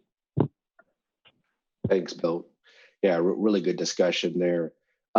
Lee, same question, but I'll kind of, I guess, reiterate it. Certain vendors, they pose a significant risk to me. Maybe it's one vendor. We talked about the SolarWinds piece, and also the third bullet really is the acceptance of risk if it's that one vendor. Feel free to give us some insight there. Yeah, I guess the engineer in me and my years of experience actually working in the industry always leads me to solutions. You might have an operations type scenario, right, where it's literally go, no go. You have to use this product, right? Well, what do you do? I think we touched on it a little bit, where I think about, is there a serious look at what partial pieces of functionality you can live with from this vendor, right, versus the whole suite? And are there environmental factors within your IT or your OT environment where you can limit risk associated with that? I think of microsegmentation, negative space detection, web proxies, right? Stuff face it, somebody gets on your network, the issue is, the outbound traffic. And these 0-day type scenarios are always going to be tough too, because they're always going to come at you. And, you're going to be the first lemming over the cliff. You're not going to understand what's actually happening. So sometimes, the risk assessment part becomes tough to address that.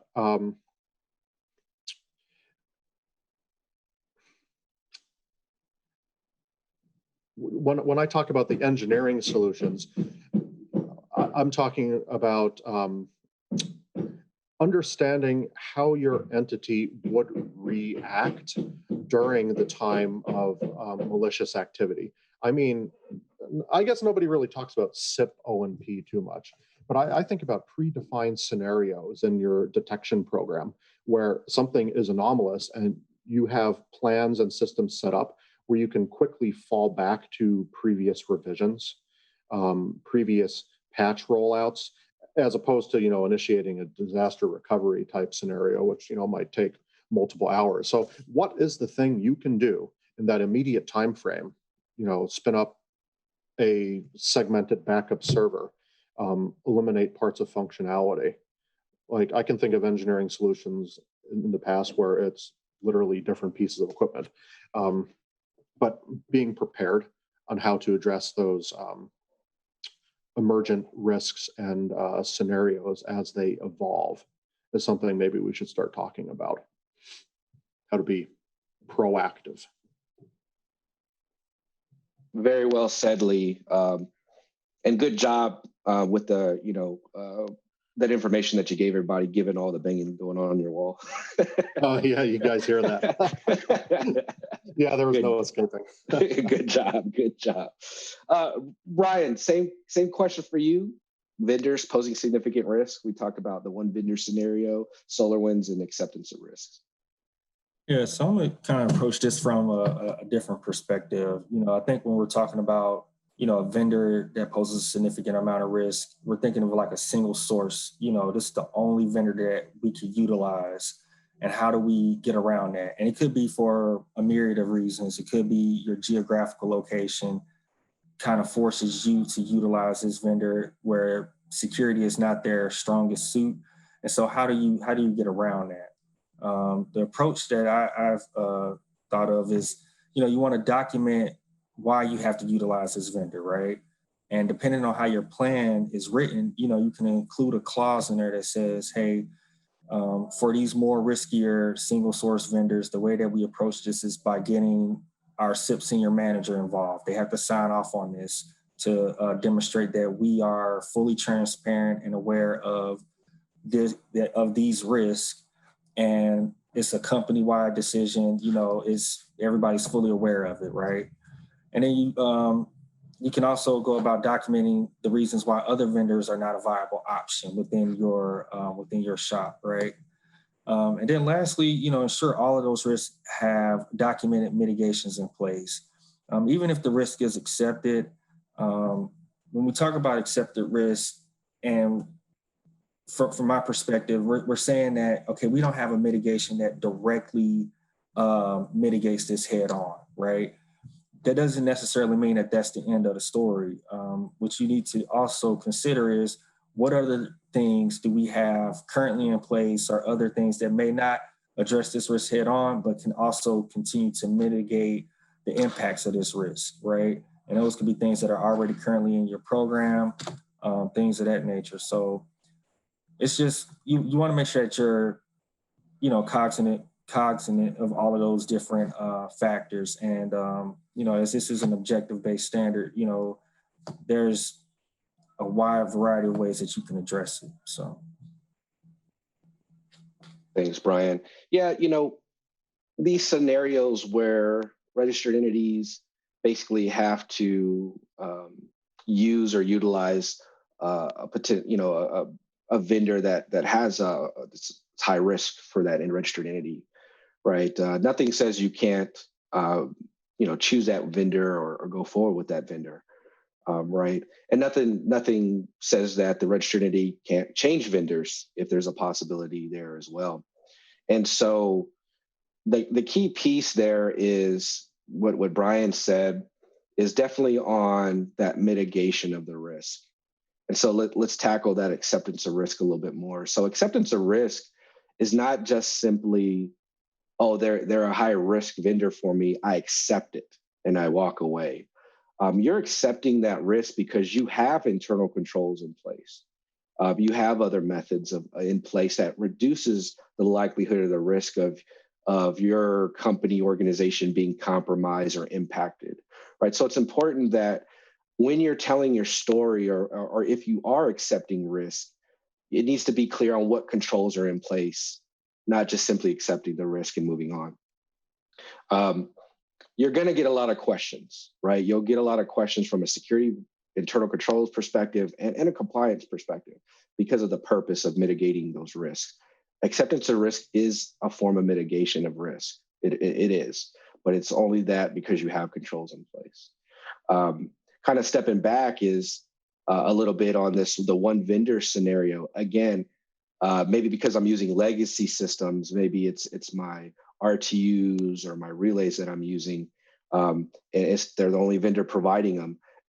Again, they're posing a significant risk. So what controls do you have in place? Or what controls do you have written in the contracts for those vendors? Those are other ways of kind of tackling it. From a SolarWinds perspective, most definitely, there is no language in CIP 13 about reoccurring assessments, periodic assessments. It's procurement driven, right? It's not necessarily, okay, I've been with a vendor for 5 years, I haven't made a procurement and I need to, continually check them. But that is a good internal control to do. And something like a SolarWinds compromise would be a good opportunity to execute a supply chain risk management assessment of risk on those vendors. Okay, this is something new. We need to go ahead and perform an assessment on risk on this vendor. And that also, it sparks CIP 8 discussions. Should I go ahead and activate that to do an assessment from that perspective?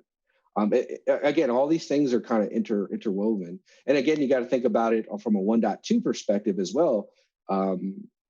This is while you're procuring, right? So they may not even be in your environment yet. You're still doing the paperwork. The agreements haven't been signed off on yet. And you're procuring, let's just say, EMS software or something of that nature. And so something may come to light when that vendor notifies you or communicates with you that, hey, we've been impacted by SolarWinds. And so you really need to think about that even during the procuring process there as you're making those assessments. No, a very good discussion, everybody. We got a little bit of time left, and I want to throw out a topic and put everybody on the spot here. So the panelists didn't see this one coming. And actually, I have a last minute question that I'm not going to use because I think we'll have a really good discussion on this. So the question that I want to pose to the group here, and we'll start off with Brian. We'll start off with Brian with this one is, there's a lot of speculation, a lot of interpretation on who are vendors, right? And a lot of that has to do with, because there is a definition of vendors, but it's not in the NERC glossary of terms. It's in the supplemental material. And there's a lot of discussion about, well, are they a vendor, or are they just personnel, or who can a registered entity be a vendor, or, a lot of discussion like that. So I think it's a good question on Brian, and then I'll go around the table. If you can provide any insight on some information to kind of help the registered entities with, if they're struggling with who's a vendor. That's a good question. I know we get that question a lot. From my perspective, when you're talking about a vendor, specifically within the space of supply chain and these new standards that have come out, you need to think about how they are interacting with those applicable systems, right? And in that space, with that thought process, that should guide you to the eventual conclusion of, okay, this specific person is working on my medium to high bed cyber systems, or the other ones that are coming along later on.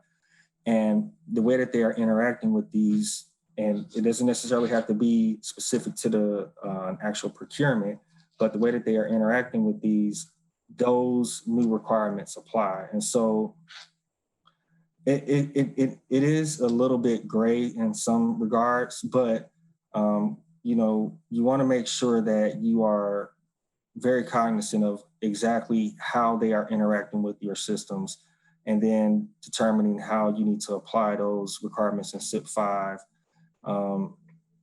specifically with their interactions with connecting to the system and things of that nature. So I always feel like that's the best starting point.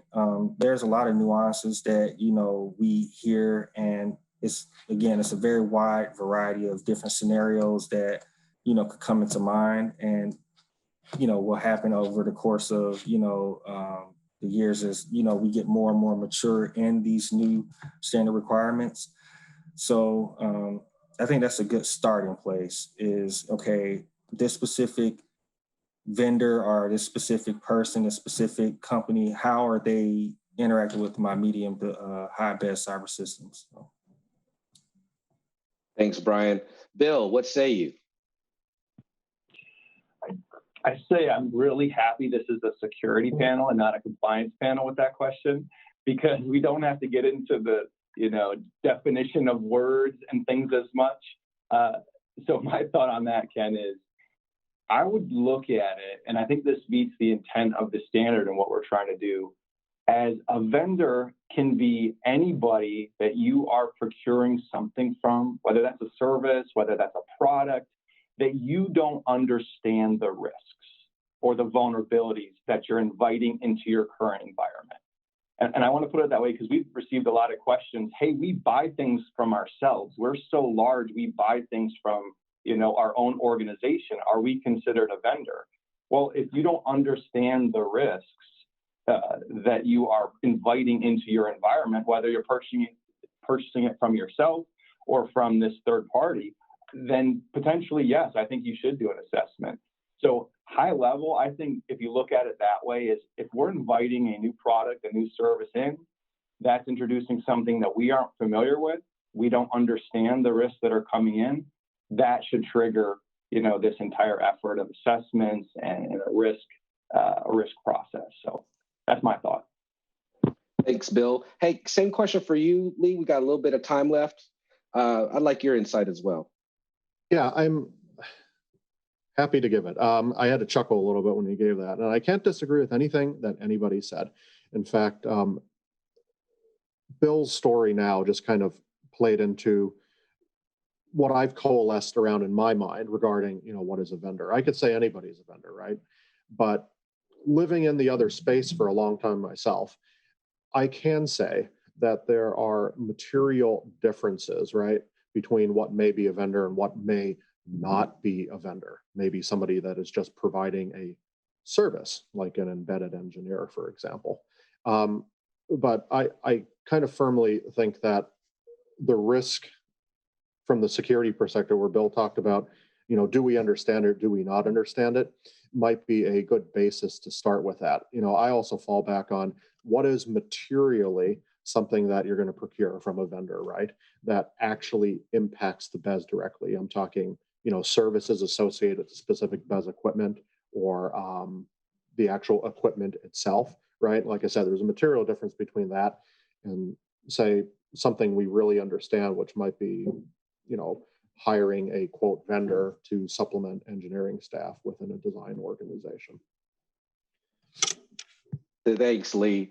I'll be very brief, but I think the supplemental material does a good job of giving us kind of a baseline. Again, not enforceable, but I think using kind of from an auditing technique, professional skepticism, everybody is a vendor unless proven otherwise, right? And so I think that's kind of a good rule of thumb. I want to thank everybody on the security panel portion today. Very good insight from everybody. Thank you all, and thank you all for joining today. Matt, back to you, sir.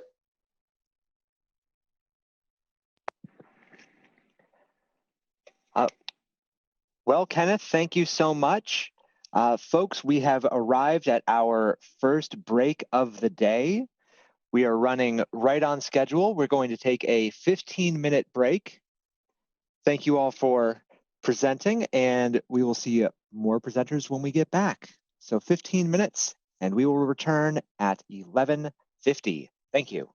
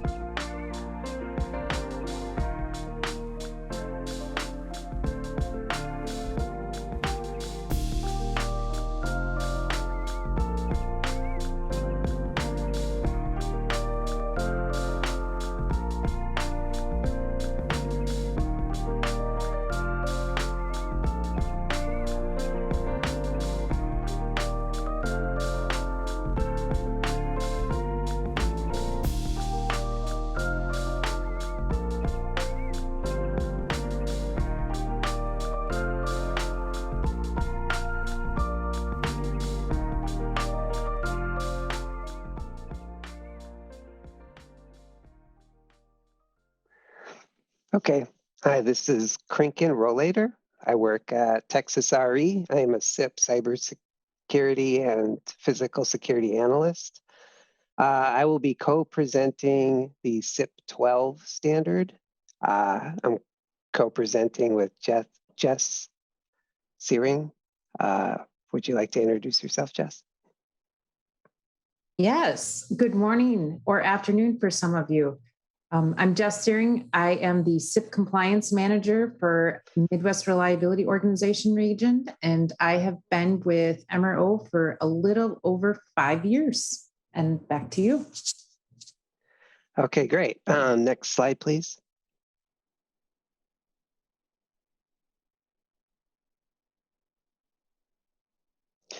Okay, so what we're going to cover today for CIP 12 is we're going to go over the history and purpose of the standard. We're going to go over a summary of the standard, some expectations and obligations. We're going to look at some implementation guidance. We'll dive into requests for information. We'll go into like beyond compliance, some risk-based questions. We'll cover some best practices, and then we'll share some available resources for more information. Next slide, please. Okay, so CIP 12, what is it? Where did it come from? So on January 21st, 2016, FERC ordered a new standard to protect communication of sensitive bulk electric system data between control centers. So this is how CIP 12 was born. So there's 3 primary security objectives for CIP 12.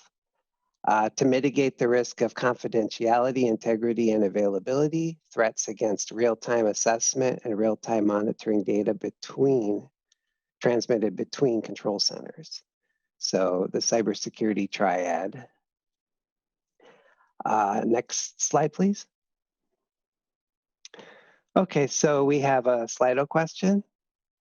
So select all of the following that are considered to be key aspects of CIP 12. So you have identify type of security protection, identify who your manager is, identify where the protection is applied, identify different ownership responsibilities. So which ones are aspects of CIP 12? Thank you, Krinken. We'll give folks a fair bit of time to start getting their answers in. And folks, just to reiterate, you can select as many of these answers as you think applies. You can select one of them, you could select all of them. You could select none of them if you thought that was the right answer, although that would be hard to gauge with Slido. And Krinken, we've got some answers coming in already. Let's see, we won't rush folks too much though. We'll still give them another 15 or 20 seconds to get their answers in.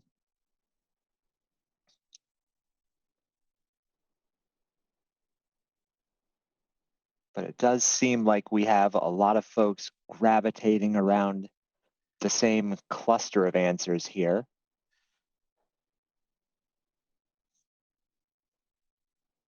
So Krinken, it looks like we've got over 90% agreement that both identify the type of security protection and identify where protection is applied are key aspects. We've got 82% of the audience who thinks that identify different ownership responsibilities is a key aspect. And we only have 20% who think that identifying who their manager is a key aspect. Okay, thank you. That's absolutely correct. Basically, identify the type of security protection, where the protection is applied, and different ownership responsibilities would be accurate.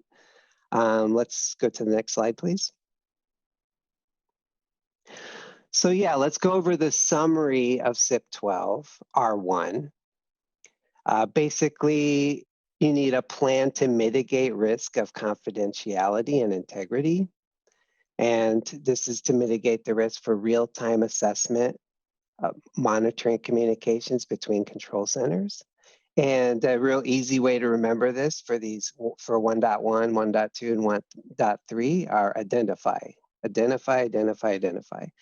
Identify the type of security protection, identify where the protection is applied, and identify different ownership responsibilities.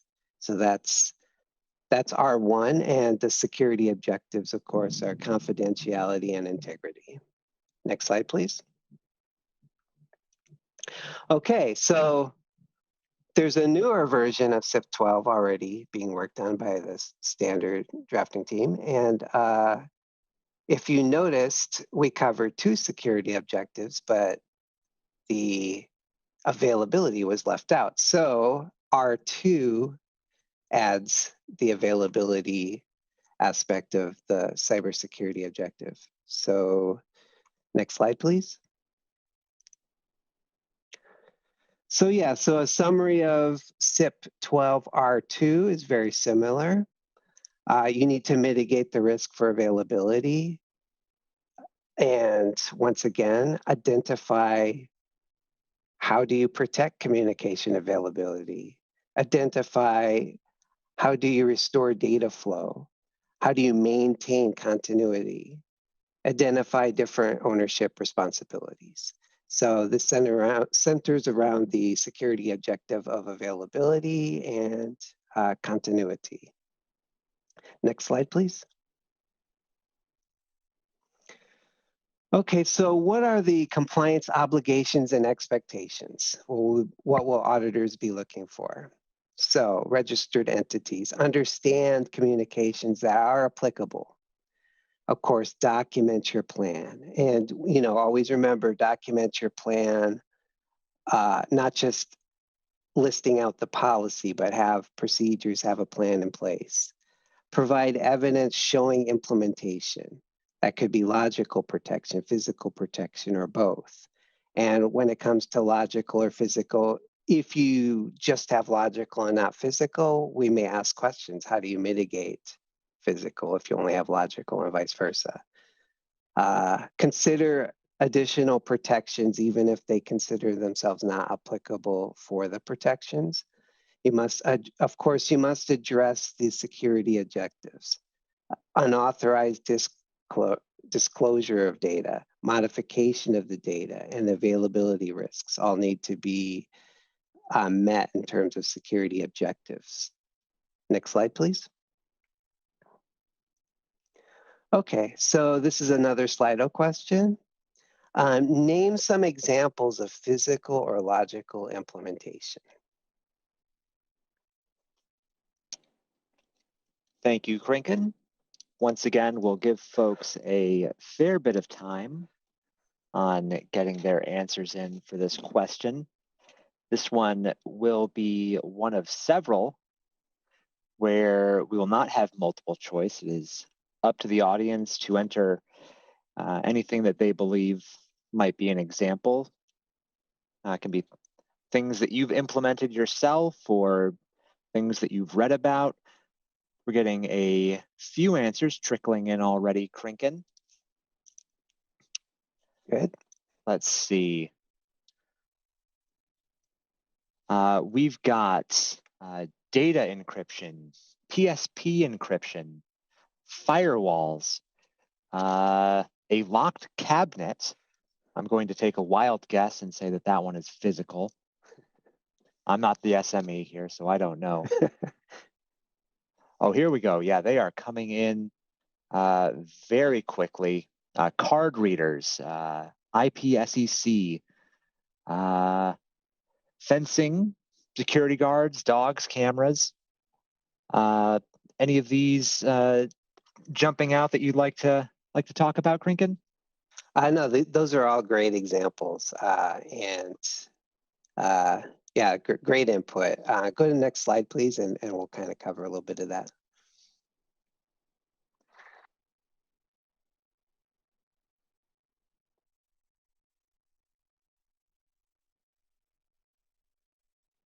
Okay, so yeah, so those were great examples.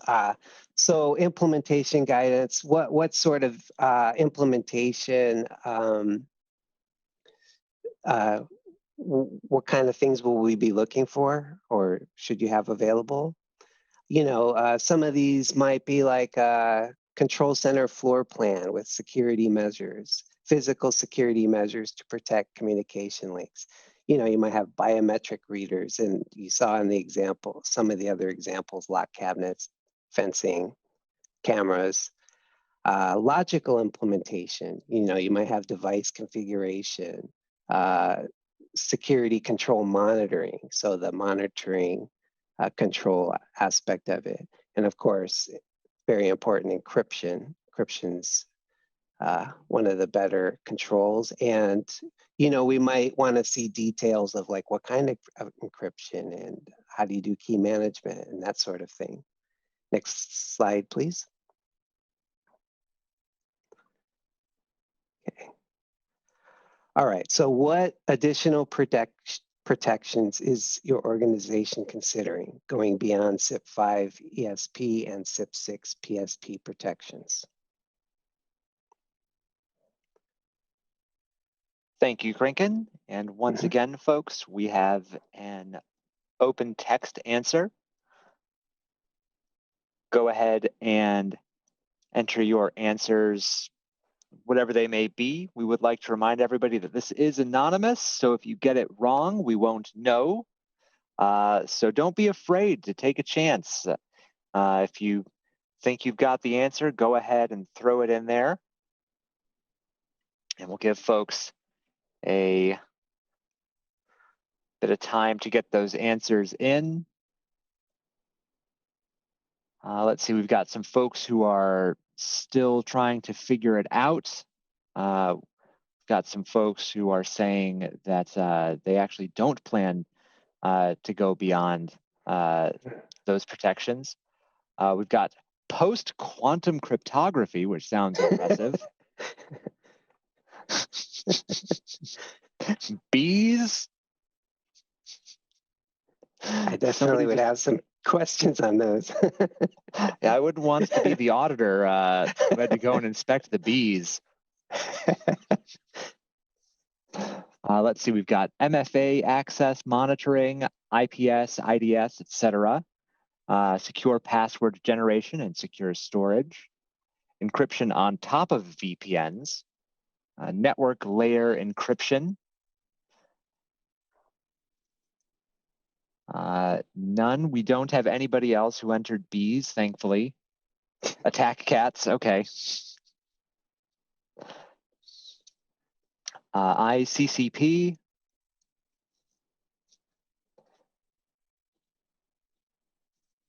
Let's see. Yep, that seems to be it in terms of new additions, Krinken, so I'll let you keep rolling. Okay, great. So I will now hand this off to Jess. Yes, and looking at that, it does look like there's a lot of entities that are going with the defense in depth. And a lot of times, as we look at that, what is the Euro enterprise going to be asking for as part of CIP 12? With that defense in depth, I'd always encourage, even though it might not be considered as part of CIP compliance, a lot of entities, what we do see is take credit for what you're doing. I've seen a lot of entities that will say, hey, this is not considered part of our compliance program. And they'll address that as part of their internal controls. So I strongly encourage with that defense in depth, just taking credit and documenting as part of it.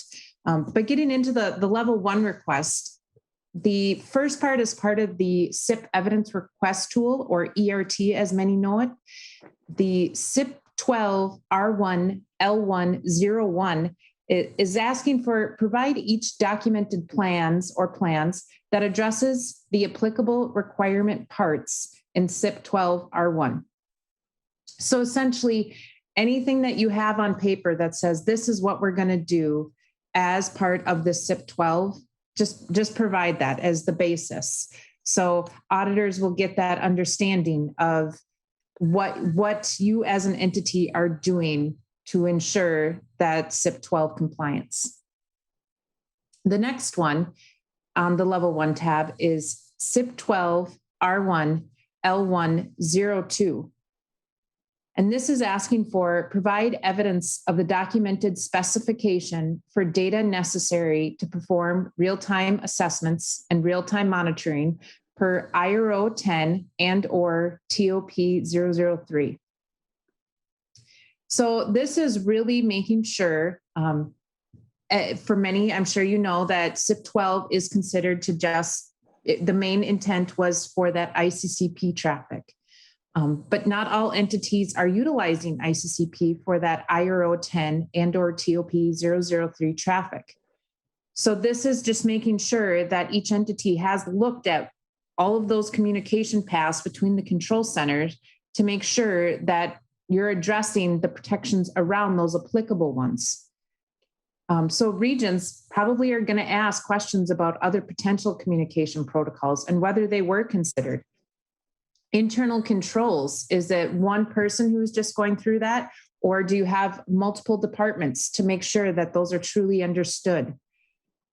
Some initial discussions with entities is what they plan to do is they're going to identify looking at the communication paths and then starting there where they're going. Is it going to another control center, that type of thing?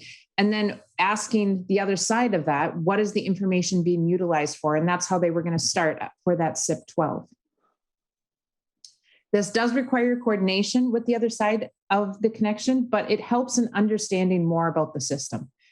And this list of information that regions will be asking for is probably going to grow as we start to audit this next year and start to learn some of those gray areas. And then as part of the plan, I'd also strongly suggest a consideration of if you have equipment that's owned by another registered entity, what protections are being considered and understanding that risk since another registered entity or someone else owns that equipment as part of the applicable for that communication path. Next slide, please. So here's the next question is what real-time communications applicable to CIP 12 does your organization use? Thank you, Jess. And once again, we'll give folks some time to get their answers in. I would like to remind everybody listening today that we will be going ahead and getting a recording of these presentations up. I know we've had a lot of folks in the audience Q&A asking about that. So we'll have a recording up on Texas RE's training page within the next few days. And Jess, oh my goodness. I don't know if there is a bot in the audience, but absolutely everyone is saying ICCP.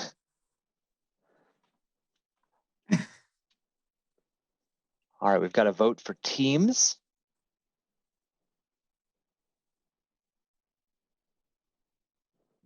We seem to have unleashed some unintended consequences by reminding people that their answers are anonymous.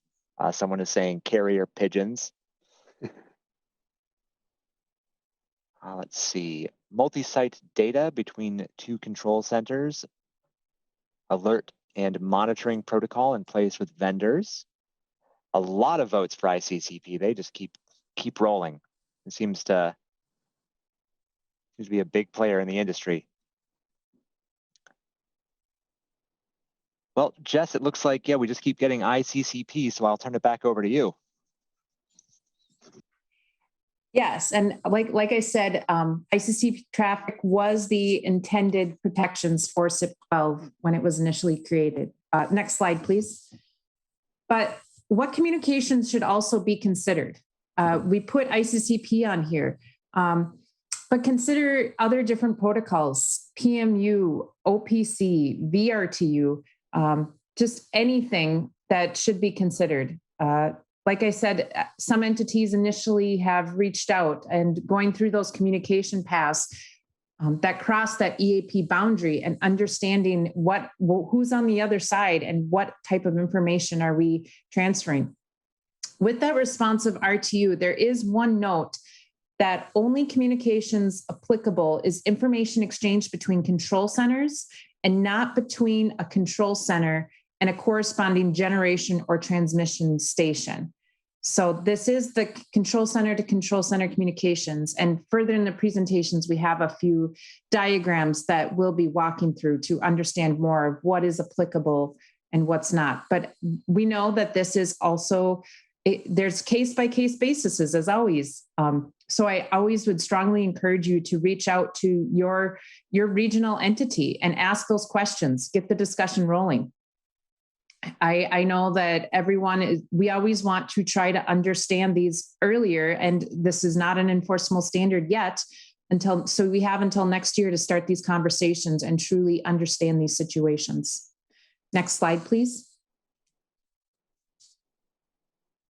What communications are exempt? So there's the technical rationale on NERC's website, and it indicates the following are exempt. You have operational planning analysis data, weather data, and market data, as well as data that is not used by the reliability coordinator, the balancing authority, and the transmission operator to perform real-time reliability assessments and analysis identified in TOP 003 and or IRO 10. Next slide, please.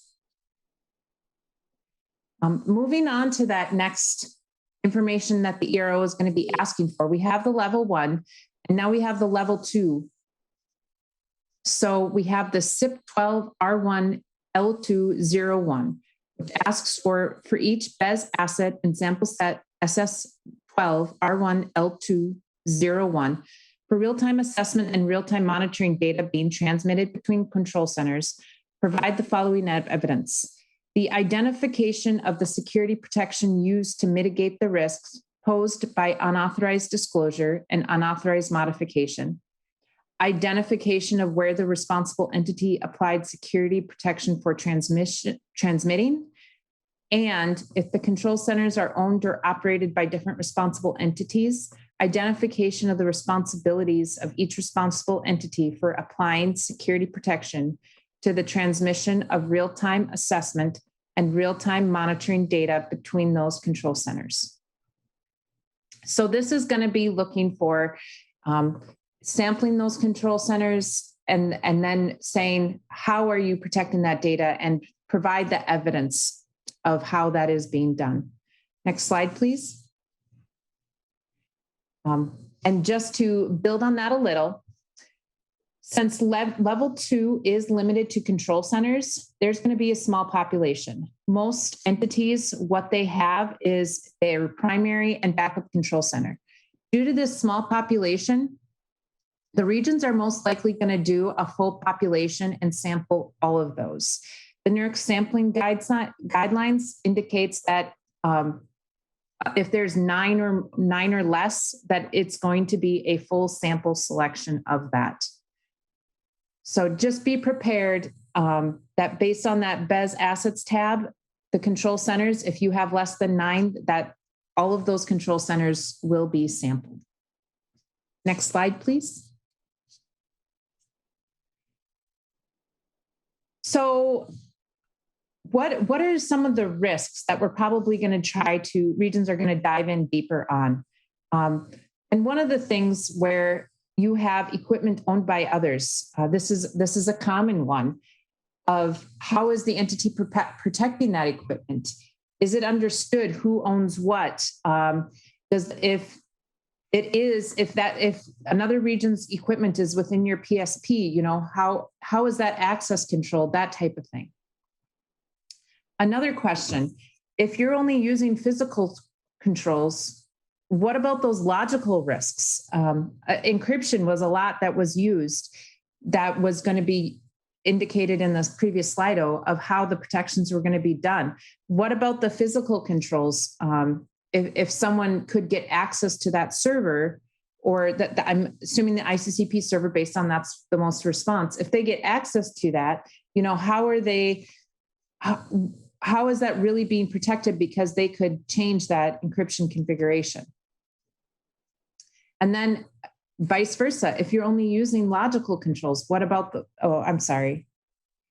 If you're only using physical controls, what about the logical risk? Vice versa, I'm sorry, I got lost in my own, which one I said first. But just, if you're only going down one path, just making sure, what are the true risks that you're trying to protect? And then implementing those for what you consider as your entity, those risks are for those communications that are CIP 12 applicable.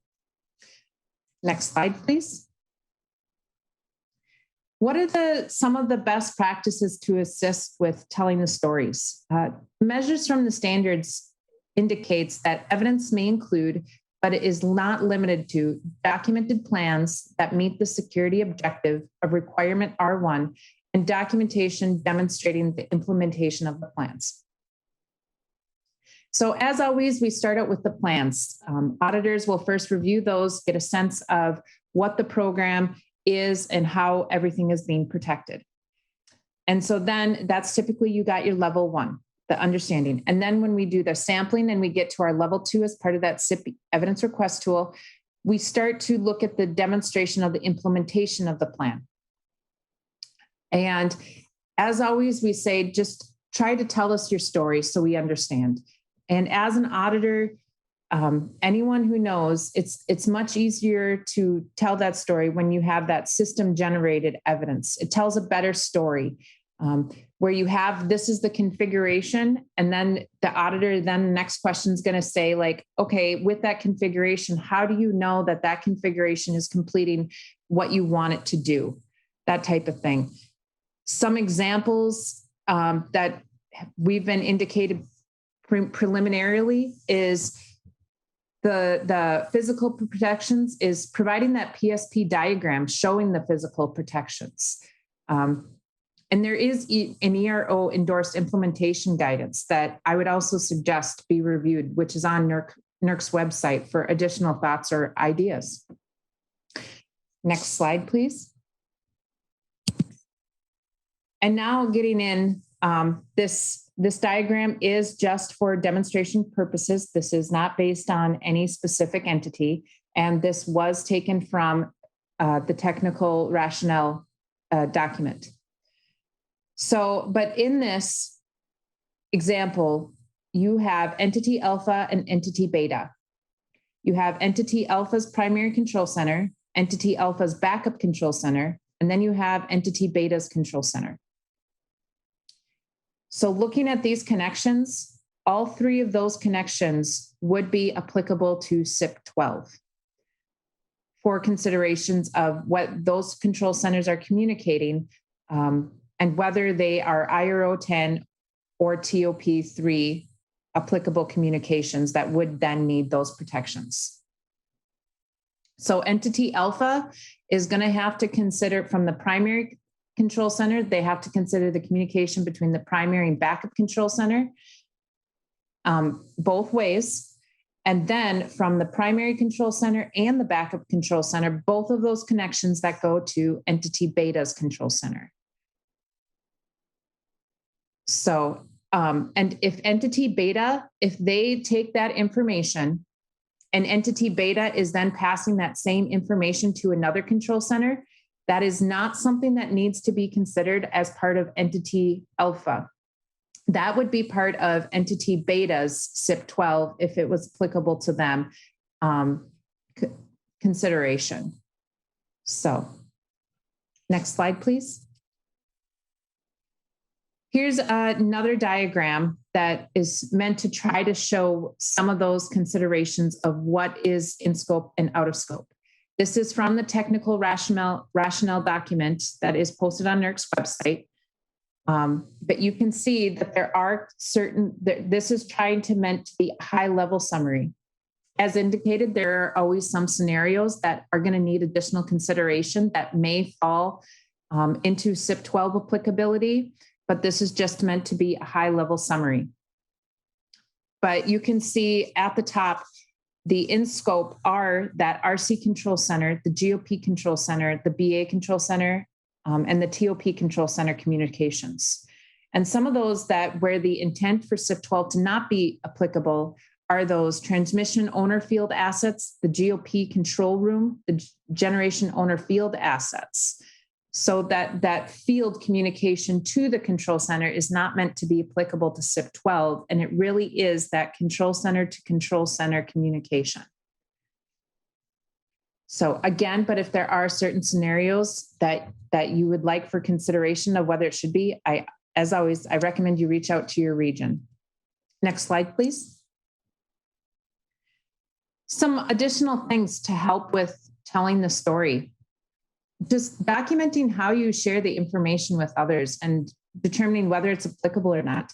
And we are getting into, you know, some best practices, but typically internal controls help with this. And internal controls can help tell that story as, you know, instead of one person read through something and looked at it and said, okay, this is what is SIP 12 applicable. Instead, if there are meeting minutes, and then if it had to go to each managers of different departments, and then finally it goes through the SIP senior manager for final review to make sure, but just capturing that information. And then documenting the controls associated with anything determined to be applicable. Again, it is sitting there and taking credit for what you're doing. I've seen many entities where they say, you know, this is us going above and beyond. We don't consider these part of compliance, but they are putting that into their plans, and that helps tell the initial story so we can understand those internal controls.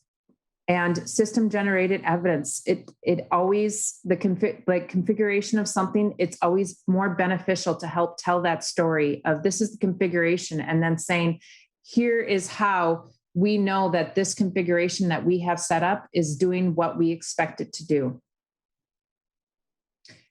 And if you're going devices that, one example is for ICCP, if you're doing protections at the application layer and utilizing secure ICCP on each of the applicable connections, maybe there's additional, some of them indicated in the Slido response that you're doing encryption beyond that VPN encryption, you know, so documenting that hey, we are encrypting and we're also doing these additional encryptions. The defense in depth was another one. So even though, let's say you have a secure room, but it's not considered a PSP, but you have multi-layers of physical access before you get to that PSP where the equipment is stored. Next slide, please. And here's some references. This is straight out of the NERC implementation guidance documents, just some various references that you can utilize in trying to make these decisions before the enforcement date of next July. Next slide, please. So now, SIP 12 is not enforceable yet. It does go into effect next July 2022.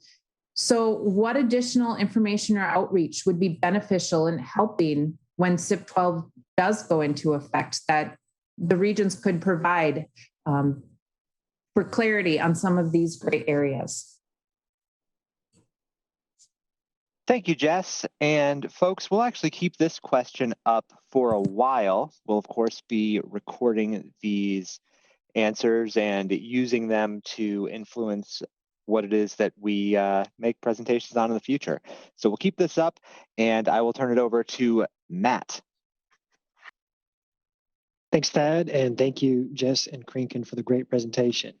I also appreciate all of the audience Slido participation, even those of you that were being a bit cheeky in your responses. Now I'm pleased to introduce our SIP 12 security panel. Jess Searing, again from MRO, Jeremy Withers from NERC, Mr. Kenneth Carver from Texas RE in a fresh suit and tie, and Lou Folkerth from RF will be our panel leader. Take it away, Lou. Thank you, Matt. The panel today is going to be discussing questions regarding the CIP 12 standard that you just heard the presentation on. We'll give Jess a rest for a couple minutes and start off with Kenneth. Kenneth, the CIP 12 standard talks about mitigating risks posed by unauthorized disclosure and unauthorized modification of real-time assessment and real-time monitoring data, which is quite a mouthful. Do you have any examples of physical controls that can be implemented to mitigate the risks that CIP 12 is intended to address? Thanks, Lou. Yeah, there's a couple of ideas that I have in my head, and actually Jess and Creakin had mentioned some of those earlier. But in the traditional sense, right, physical access controls from maybe even a CIP 6 perspective, or layering physical access controls, right, more of a defense in depth. The fencing, the barbed wire, the intrusion detection systems, the badge readers, and so forth and so on, the cameras. And conduit, that's another good one. But there's something to think about when you're only going to apply physical controls. And when one talks about protecting against confidentiality and integrity, or upholding those concepts, you typically don't think about just physical controls, right? You think about those electronic controls. Encryption is one that comes into mind. So if you are thinking about or have just implemented physical controls, I think there's going to be a little scrutiny there, especially not just from a compliance, but from a security perspective, right? Because this is a security discussion. Is how are you meeting the objective of as Lou just stated, the mitigating those risks of unauthorized disclosure and modification with just physical controls alone? I think that's a tougher story to tell if there's no element of some sort of electronic control. I'm not saying it can't be done. It's just a tougher story. It needs to be clearly documented, and it needs to be fully fledged out on how those controls are mitigating those risks. If you want to compare CIP 12 to CIP 13, which are totally different, this is where the word mitigate is in the language, right? And you have to mitigate those risks for confidentiality and integrity. Thanks, Lou. Thanks, Kenneth. Jess, let's go over to you now. You've had a long break of 2 or 3 minutes. Do you have any examples of physical controls that can be implemented to mitigate the risks that CIP 12 is intended to address? Yeah, like Kenneth said, is you've got that PSP, the defense in depth, but just adding another layer to that is, let's say one of the physical protections is the indication of it's secured in conduit. Going further of, what kind of material is the conduit made of? Is it something that someone could come through? Or if you're using the defense in depth, let's say you have controlled card access before you get to the PSP that has the equipment. But is someone monitoring that? Or is someone, because they don't like that access control, no one's monitoring it, are they sticking a block of wood in there so that the door is open and accessible all the time? Is that really then that defense in depth control type of thing? And that's what I would say is going into the security aspect of, you say you have these things, but how are they really securing that access of what you're trying to reach when you are implementing it? And that's where I would say we really want to get into the internal controls aspect to say, here's what we want, here's something that we do. When you give a PSP diagram, testing out those various different items to say what is documented if it truly matches what is being implemented. Okay, thank you. We have a similar question on mitigating the risks intended to be addressed by CIP 12 for examples of electronic controls that can be implemented. Kenneth, let's go back to you, please. Thanks, Lou. Yeah, this is a real good one. And it's very broad. When you actually think, well, let's just take the ICCP as an example, right? That's usually nested, right? It's WAN equipment for your ICCP, separate routers, and then you have your ESP component, which is usually a separate firewall or some sort of layer 3 and above device. And so you really have, ICCP is the protocol, right? But it's data, it's EMS data, it's SCADA data, right? That is sent over the WAN to your BA or your RC or to whoever else needs it using the ICCP protocol. So electronic controls, thinking more of a perimeter perspective, think about those devices, those cyber assets, those firewalls, if you will, that are within those paths. And what type of controls can you implement there? Well, you can do all sorts of things, right? You can put rules or access control lists in place that are really tightened, right? And only allows this traffic in and out. You can lock down those ports and services that are being used. You can also lock down those objects or those sources and the destinations that it's going to. And that's kind of a perimeter perspective. And then also the data itself, well, I mean, there's checks and balances within your EMSs, your SCADAs, your GMSs themselves, where the data coming through, making sure that it's as accurate as possible. And you could leverage some of those as well. Thanks, Lou. Thank you, Kenneth. Jess, let's get your perspective on this one as well. Any examples of electronic controls that can be used to mitigate risks? Yeah. So overall suggestions, what Kenneth was saying is you got device configuration, system hardening. You also have security control monitoring and encryption, as many have indicated they plan to utilize. The encryption details and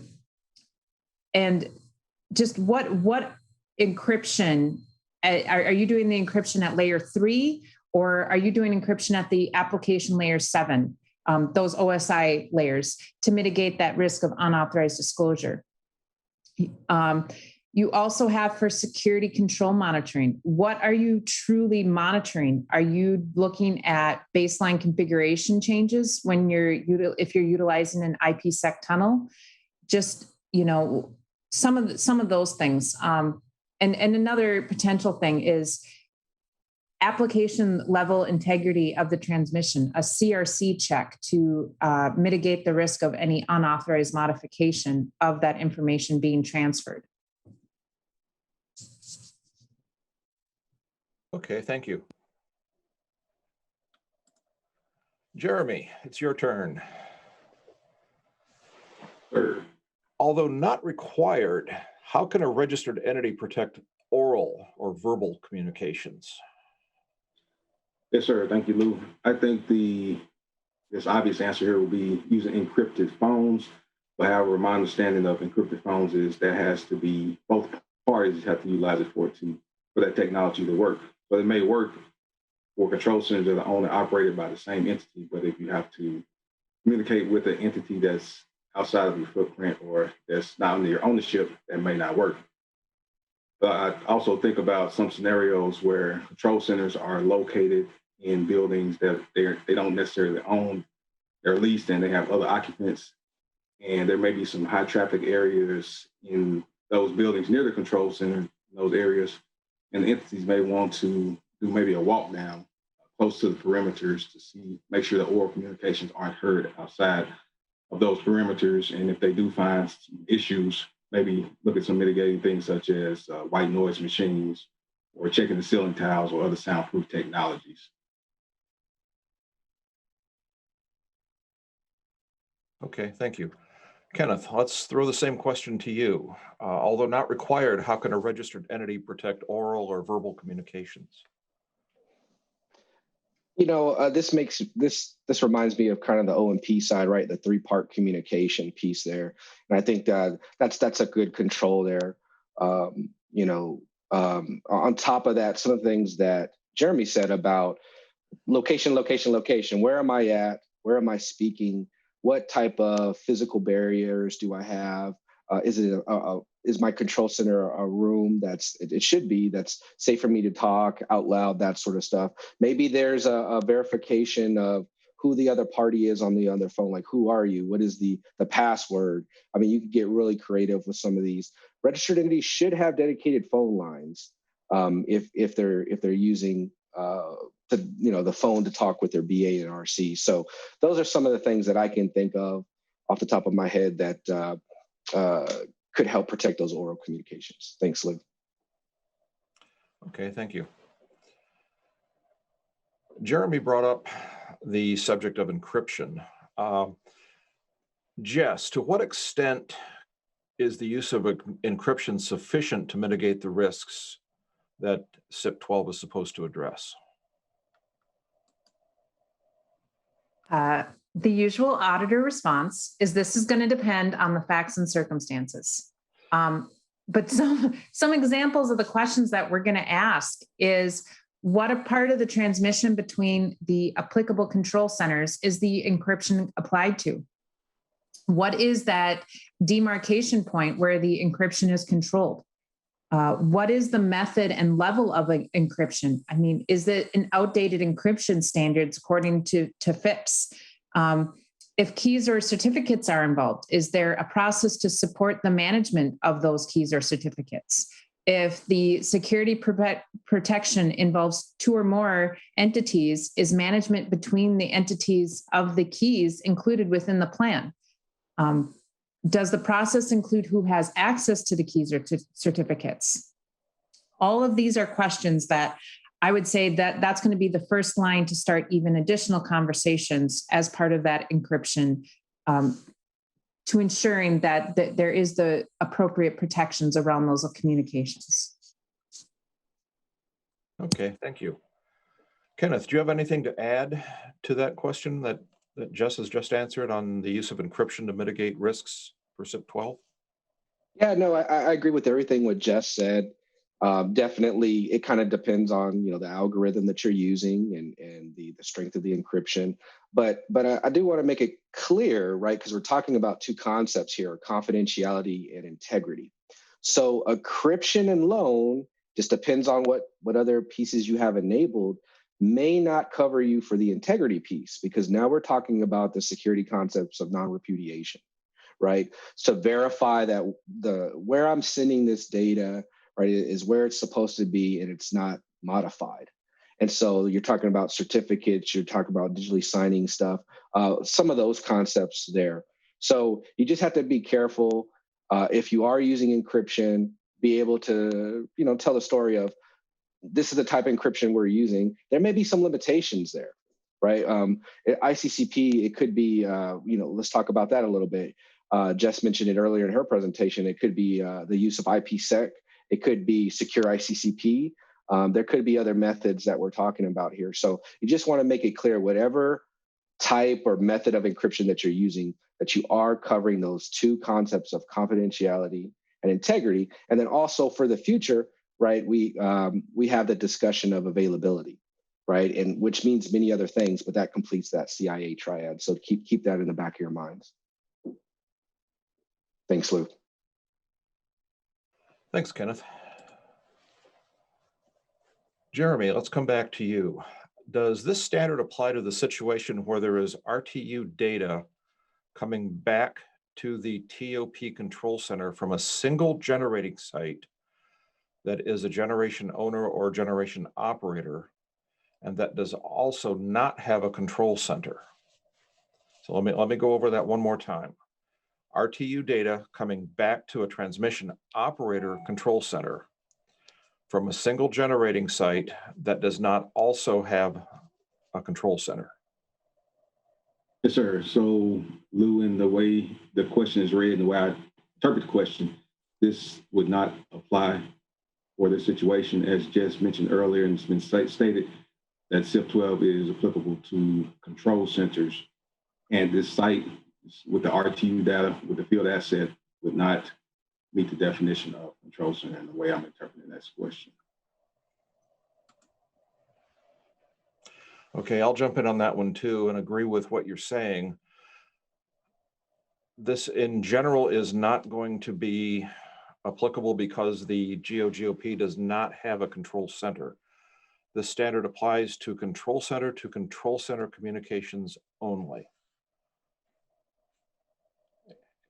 And there are even a couple of exceptions to the control center to control center communications that we'll talk about in a few minutes. In fact, why don't we talk about that now, since we're on this topic? We have a question asking if we can please explain in detail and with examples the situations where exemption 4.2.3 in the standard applies. And let's go look at that. 4.2.3 says a control center, the following are exempt from reliability standards CIP 12-1. And the final one is 4.2.3, a control center that transmits to another control center real-time assessment or real-time monitoring data pertaining only to the generation resource or transmission station or substation co-located with the transmitting control center. Jeremy, can you take that for us, please? Yes, sir. So I appreciate that. Appreciate you setting that up for us. With this, I think I want to reference the draft technical rationale that's on the project 2016-02 page. So if you all get the opportunity, I definitely recommend that you go look at that. They have a pretty good example for this exemption language. So in this scenario, they have an entity A that has a TOP control center, and it's communicating with two of entity B's generating stations. So we have entity B alpha and entity B beta. And each one of those plants has their own HMI and their own separate RTUs. And in this situation, those generating stations would not need protection because they're communicating to the TOP separately. Let's say that entity B decides to put a HMI station in the alpha, another HMI station in the alpha's control, in the generating plant. And this HMI station would be able to remotely start the other site of beta. Well, in doing so, this entity alpha technically would meet the definition of control center. I won't get into the definition deeply, but they will be hosting operating personnel that will be monitoring and controlling real-time assessment, real-time operation of the beds for those two locations. So we'll be controlling entity alpha and also entity beta. So again, technically, entity alpha would meet the definition of control center. However, the communication link to that TOP, that is remained unchanged. So this is kind of where the exemption comes into play. Like I said, although entity alpha technically meets that definition of control center, it is only communicating that real-time data, or the applicable data, I'll call it, that's only applicable to entity alpha. So in other words, it's not transmitting entity alpha and entity beta. It's only transmitting still on the entity alpha. So that's where the exemption that you mentioned comes into play.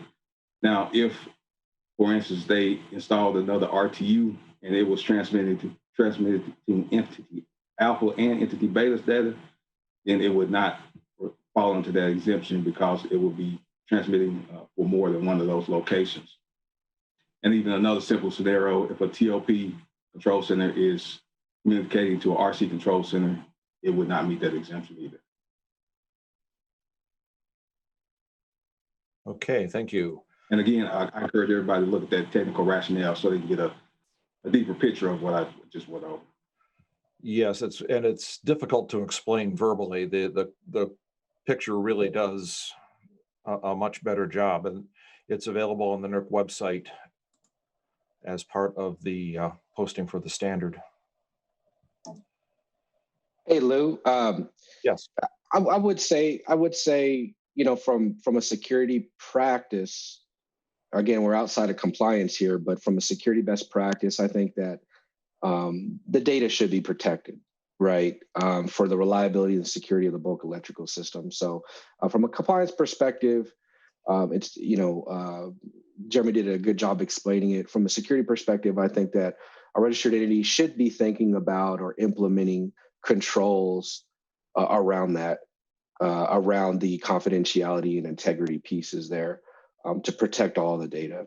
And then as we move, you know, further into the future with the zero trust model and method and some of those concepts, it's going to be even more important to treat that data with its, with the greatest of care. Thanks, Lou. Good, thank you. Jess, any comments on this particular one? Nothing other than I also will say that technical rationale document has a lot of examples. So I do encourage everyone to go out and read that on the NERC website. Yes, I agree definitely with that. So Jess, since we're with you, why don't you field this next one? What recommendations do you have for control centers that are owned or operated by different responsible entities? So the first thing is to make sure, as part of CIP 12, our 1.3, the big thing is understanding which entity is responsible for applying the security protections to the transmission of that applicable CIP 12 data between the control centers. One thing that MRO typically sees as part of this agreement is a memorandum of understanding or some type of joint agreements that outline the considerations in place. Because some of the questions that we're going to ask is it clear that both entities know they have compliance responsibilities, or is that responsibility owned by another party, and did they agree to it? And then, or what are those responsibilities for each entity? And then if you have physical or electronic access to that BCS or a device or cyber asset performing the security protections owned and operated by that different registered entity. If so, do you understand what is needed as part of those protections? One example that we commonly see is an entity has their equipment within a locked cabinet that only that registered entity has access to get into, whether that is electronic card access or key access. So, but it's really mostly understanding who has the compliance responsibility and what those responsibilities are if they're not compliance responsibilities. Okay, thank you. Jeremy, any thoughts on this? Any additional thoughts on this beyond what Jess has discussed? What recommendations we have for control centers that are owned or operated by different responsible entities? No, I completely agree with what Jess said. It's important that you lay out explicitly so that the others know who owns what and what responsibilities are for each party. And something that she mentioned earlier, not just for this question, applies to this question, but for the other questions, especially around the exemptions, that you may want to get your regional entity involved in some of these scenarios to get their input ahead of the effective date of this CIP 12 standard. So this will be a good situation where you might want to contact your regional entity and also those other questions that we went over regarding exemptions. Okay, good point. Kenneth, anything from you on control centers owned or operated by different responsible entities? Yes, sir. I kind of think of this taking a step back from a CIP 2 perspective, right? And so the applicability of the CIP standards starts off with the facilities that you own, right? So you have to think about it there. So let's identify these control centers first. And then what are the cyber assets, or could be BCAs, if you will, or ECOMs that are in the path of this data that's being sent back and forth. And so you need to understand, okay, these are the locations and these are the actual cyber assets. Then where's the demarcation point? What is my responsibility? What is your responsibility? Do we have an agreement on what's going to be implemented, or what you're implementing on your side and what I'm implementing on my side? So a lot of coordination there, but taking it just to a granular level, understanding at the cyber asset level, these are the things that are in the path of that data. And more than likely, well, they may be best cyber assets from one perspective, or they could be an ECOM. So really be thinking about it there, especially if you have a scenario where another registered entity has cyber assets in your control center. Okay, so another registered entity They own the cyber assets. Maybe they're even doing the compliance piece, but they're in your facility. Well, guess what? Who's responsible for that? Well, it's the registered entity who owns the facility.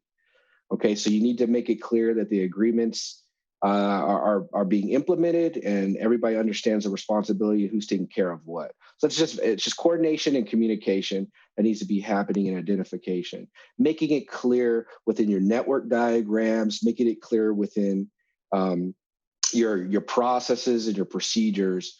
This is our responsibility, this is their responsibility, but there is coordination there. What if something happens on the other end? Well, are they picking up the phone and calling you, and are y'all discussing what's going on? What if something breaks on your end and it causes something to break on the other registered entity end? So those are just things that you need to be thinking about when you have that scenario of basically between two different control centers and someone else owns another one. Thanks. Thank you, Kenneth. While we're on the topic of different responsible entities and data that's required to be transmitted, let's discuss how the entities can identify this data. Now, there are definite allusions to standards in the IRO and TOP families.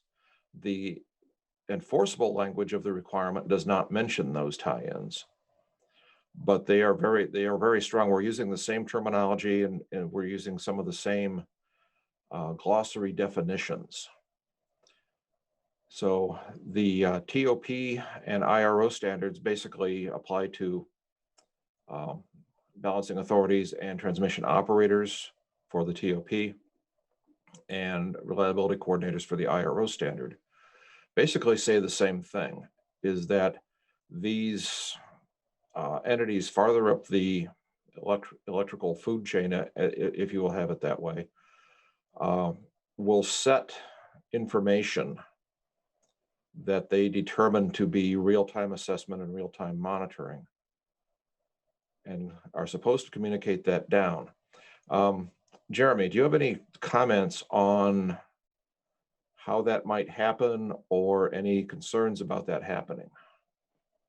No, looking at this question, kind of what you were saying, those other requirements, standard requirements, kind of imply that you need to communicate with the other TOPs or whatnot. So in having those conversations, I believe the main question was, what steps does the TOP take in identifying control centers in the area? So when you're communicating with those TOPs, with those other requirements, it may be prudent for you to go ahead and ask about the control center piece of it. But also as well, looking at things from your own perspective, you want to make sure that you know what those communication links are. So you can do an inventory potentially of knowing what's going in or what's going out, that those communication links and identifying the purpose, what protocols are going across those circuits to see if they meet the applicable data definition. I think Jess touched on this earlier. But again, in addition to that, with those TOP requirements, our IRO requirement, communication with your neighbors would also be important. Okay, thank you. Jess, how about you? Any comment on how you would identify which data is to be protected? As I previously discussed, some registered entities, what their approach that they've so far informally shared with us is, it's really, they were going to start at their ESP boundary because they already have to identify, what do I need to allow, that type of thing, and use that as a starting point to say, okay, these are the communications. Do we know where these communications are going to? And you should have that as part of the firewall rules. And then what is that communications used for? So that's where currently some registered entities have communicated informally with us. So that's how they were going to start, of just starting to understand all of those communications and what the information was used for. Starting at the EAP, since that already needs to be documented as part of those other SIP protections. Thank you. Kenneth, how about you? Any suggestions on identification of data? Not necessarily a suggestion, just more of a connection. So think about, again, it seems like more and more each year, each day, that there's a lot more OMP and SIP intermingling, right? And so here's another good example, top 1-5, right? You're talking about R20 and that diversity routed and redundant data exchange capabilities, right? And I know it's from a TOP primary control center perspective, but think about why that R20, why that was put into place, right? So you could function with the, you could have data exchange capabilities, everything, real-time operations is up and running. If one path went down, if you will, there was no single points of failure. So there's a connection here. So that R20 piece, that's something to be thinking about. Well, if I have to have redundant data exchange capabilities and diversity routed here for this data, well, this data may be that type of data that's important, especially if I'm sending it over to another registered entity or to myself. Right. So that's another indication there. So the reason why I wanted to bring it up is there are implications of how this is all intermingled and that how one can impact the other and the importance there of why this is in the standard and why that the standards drafting team is kind of putting together that R2 about availability, right? It goes outside of just the primary control center perspective as well. So anyways, the thought is just to keep that in mind. That could be a good place to, oh, wait a minute, what type of data is going on here? This may be important data. I may need this for real-time monitoring, real-time assessment data, that sort of stuff. Thanks, Lou. Thank you, Kenneth. Jess, does SIP 12 apply only to ICCP communications between two control centers? Nope. Short and simple answer. And we've talked about this multiple times, but it really is looking at that information. The intent and the purpose is to look at those real-time monitoring and assessment communications. So multiple different protocols should be considered when looking at whether it is SIP 12 applicable. Okay, ICCP almost certainly will be in there, but may not be the only communication protocol that will be in scope. Correct? Correct. Okay, thank you.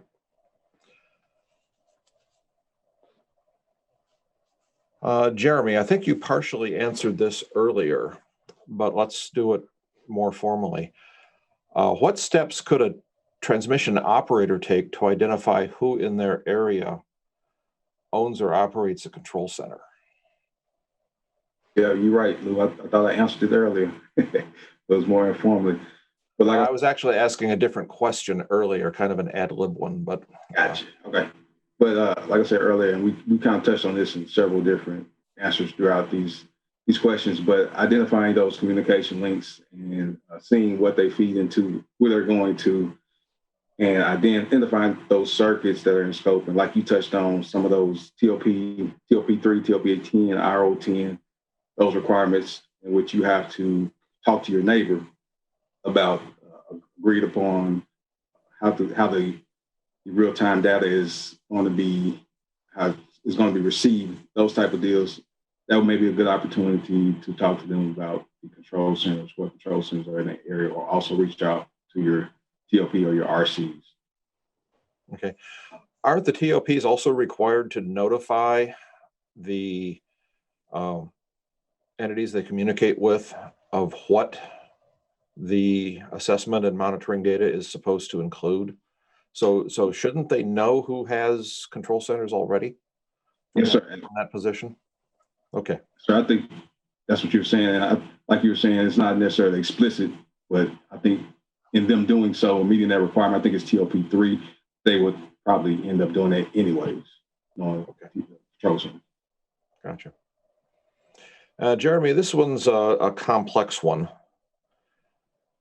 What if the data that comes back to the TOP control center from the station RTU is also sent to a control center for a generating site via a separate path, but there is no actual direct data flow between the generator's control center and the TOP control center. In other words, you've got perhaps a data flow through a third location,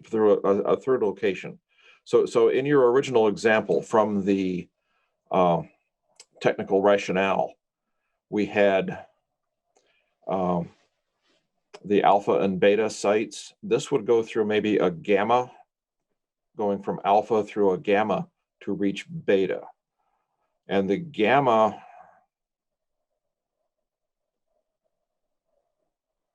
is apparently not a control center. How do you think that would play out in the standard? And see, I interpreted it a little bit different than what you just read it, fed it back to me. And that may be the case. Go ahead. Why don't you state what you think the question is? Well, yeah, I just took and then give us your answer, please. Yes, sir. I just took the last piece of what you spelled off, a building acting as a control center for multiple wind locations. So when I read that, or when I hear that, I'm thinking of if it's acting as a control center, then it meets the NERC glossary definition of control center. So therefore, they need to analyze that. And also doing so, they would want to look at see if it maybe meets the exemption language, but if it doesn't, then if it meets the NERC definition control center, then my take on that is that they would have to protect that communication that is going back to that, communicating to that TOP control center. That's the way I interpret the question, solely focused on that last piece. Okay, and I think I can answer it the same. I'll give the same answer, but perhaps in a different way. Is that if you do have communications between two control centers, it's not going to matter if there are other stations or communication posts along the way. If that data is being communicated from one control center to another, I think that's going to be in scope. Right, agreed. Kenneth, Jess, any additional comments on this? Yeah, I'm just thinking, Lou, of that scenario. It's basically an in-between, right? The middle person, right? You got control center to control center, but there's somebody in between, right? And so maybe that the person in between is a market participant and not even registered, right? But it's between two control centers. Those are registered entities. Well, again, that goes to that coordination piece that we were talking about earlier, where, okay, well, we have this risk, this middle piece where there's risk there that if that piece breaks, well, we'll lose the communications. Or if that piece is compromised, well, now that confidentiality of that data or the integrity is now at risk. And so I would agree, Lou. I would think from a registered entity perspective, I have two control centers. Again, I can only control, right, what's mine, and I understand that, but there has to be some consideration there for the middle person. And again, if they're not a registered entity, there's really, from a compliance perspective, not much we can do there. But there will be a question, or this goes into internal controls. Okay, you have recognized there's a risk here with the in-between of this data. What controls do you have in place? And you should be able to tell that story to the best of your ability, or have controls as much as you can control, right? That's why it's important for that demarcation and understanding what's yours and what's theirs, and your responsibility and their responsibility. Thanks, Lou. Thanks, Kenneth. Jess, anything to add on this one? No, I think Kenneth captured it well. There's going to be a lot more questions. There will be. I believe that wraps up the questions that we have. Well, great. Thank you all very much. Folks, we are going to go into our break now. We'll give a little bit of extra time relative to our last break so folks can get a bite to eat. We will reconvene at 1:35 Central. That's 1:35 p.m. Central. So we've got 30 minutes and change to go and take a break, and we will see you then.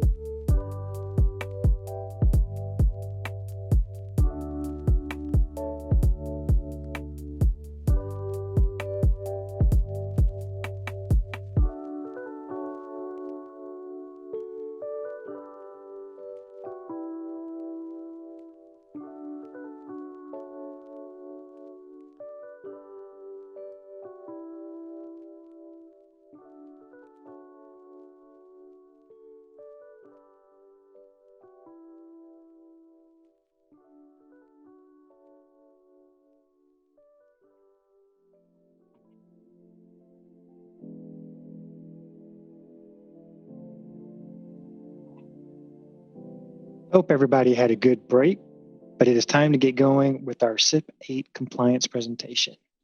I'm pleased to introduce today's presenters, Devin Kitchens from Texas RE and Michael Billheimer from NPCC.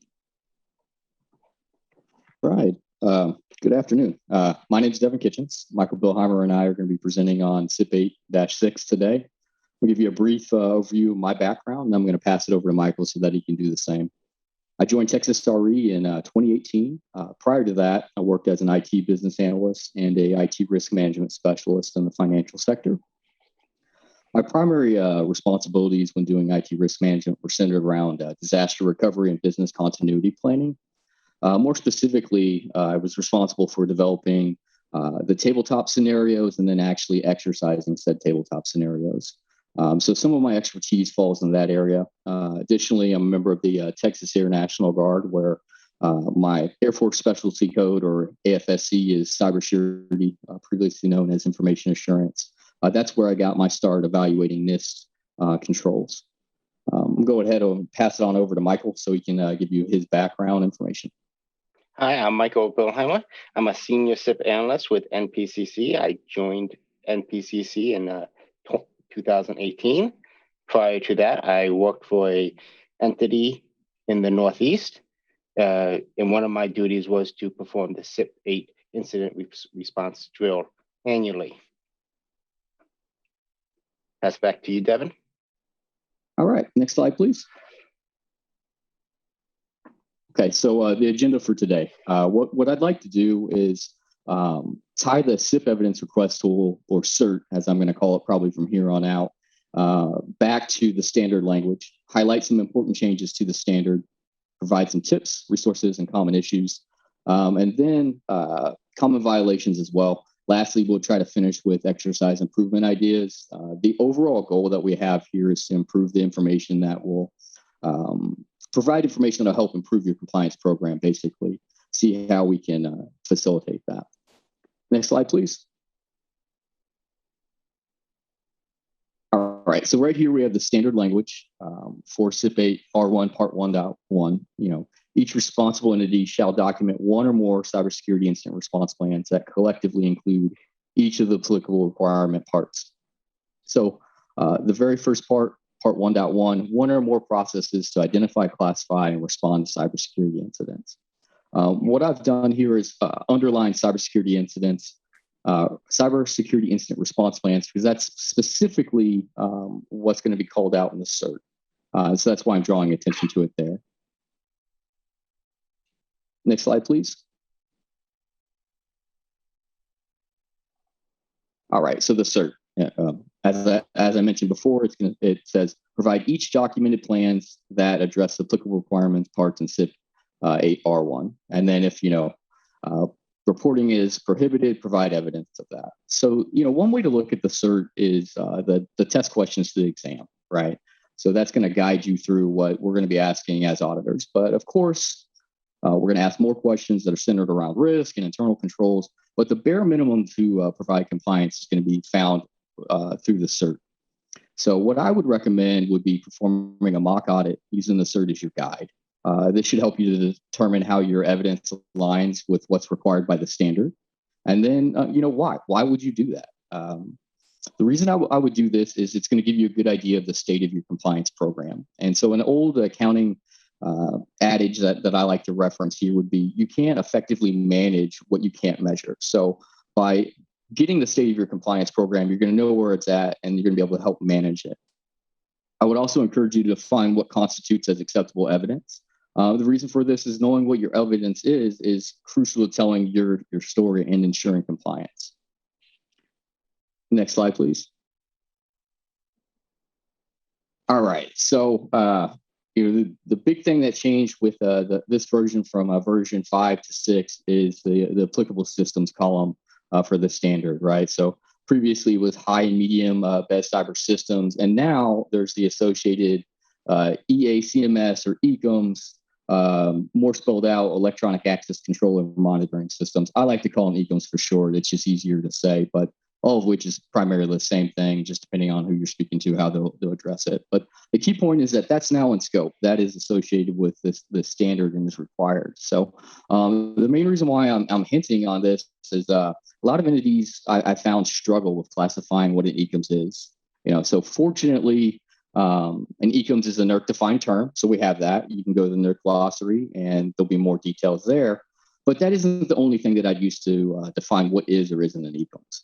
CIP2 has some really good information in it, particularly the background section that can help you aid in like classifying what an ECOMS may be. So one of the tips that points out in there is consider the threat cyber assets posed due to their location within an ESP and the security function, or excuse me, security control function that they perform.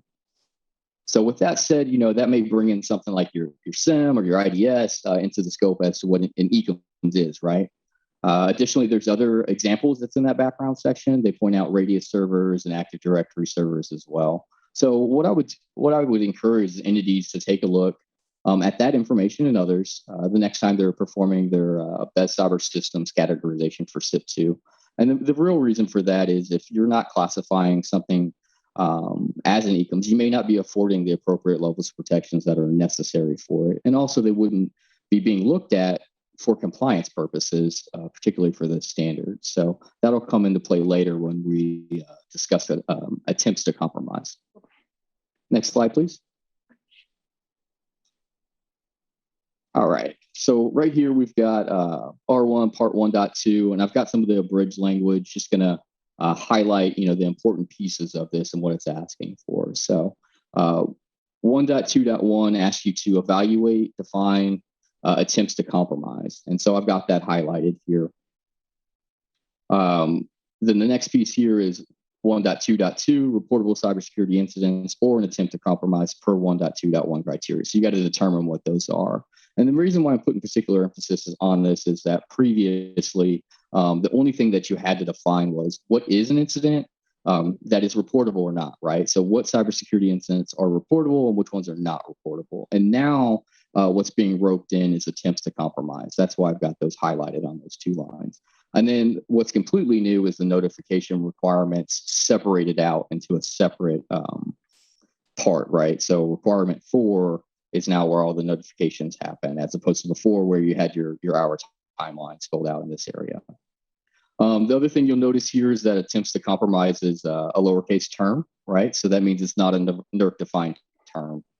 And that's important because that allows a lot of latitude to define what is or isn't an attempt to compromise. But the responsibility to establish and define what that is on the entity, and they've got to document it in their plan. So that's also why I have this highlighted. So, what exactly is an attempt to compromise? Next slide, please. And that's right here where our Slido question is, what is an attempt to compromise? Thank you, Devin. We'll give folks a bit of time to get their answers in. And like Devin said, there's a lot of latitude here, but please don't go too far. We're not looking for picking movie night every other weekend. It's not that sort of compromise that we're looking for, unless you get to pick every other weekend and the other person picking is a hacker who is taking control of your satellite dish. That might be an attempt to compromise. All right, and the answers are coming in, Devin. We've got if a situation meets criteria of stage 2 of the industrial control system, cyber kill chain. We've had Krinken from our last presentation recently wrote an article about that in our newsletter.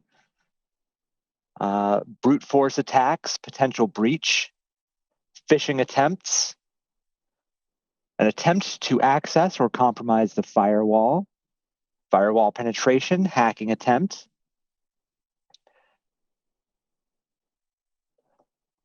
See, we've got a lot more answers in these veins. Malicious intent, denial of service. So Devin, we've got a lot of answers in. Why don't you go ahead and fill us in? All right, well, can we move to the next slide, please?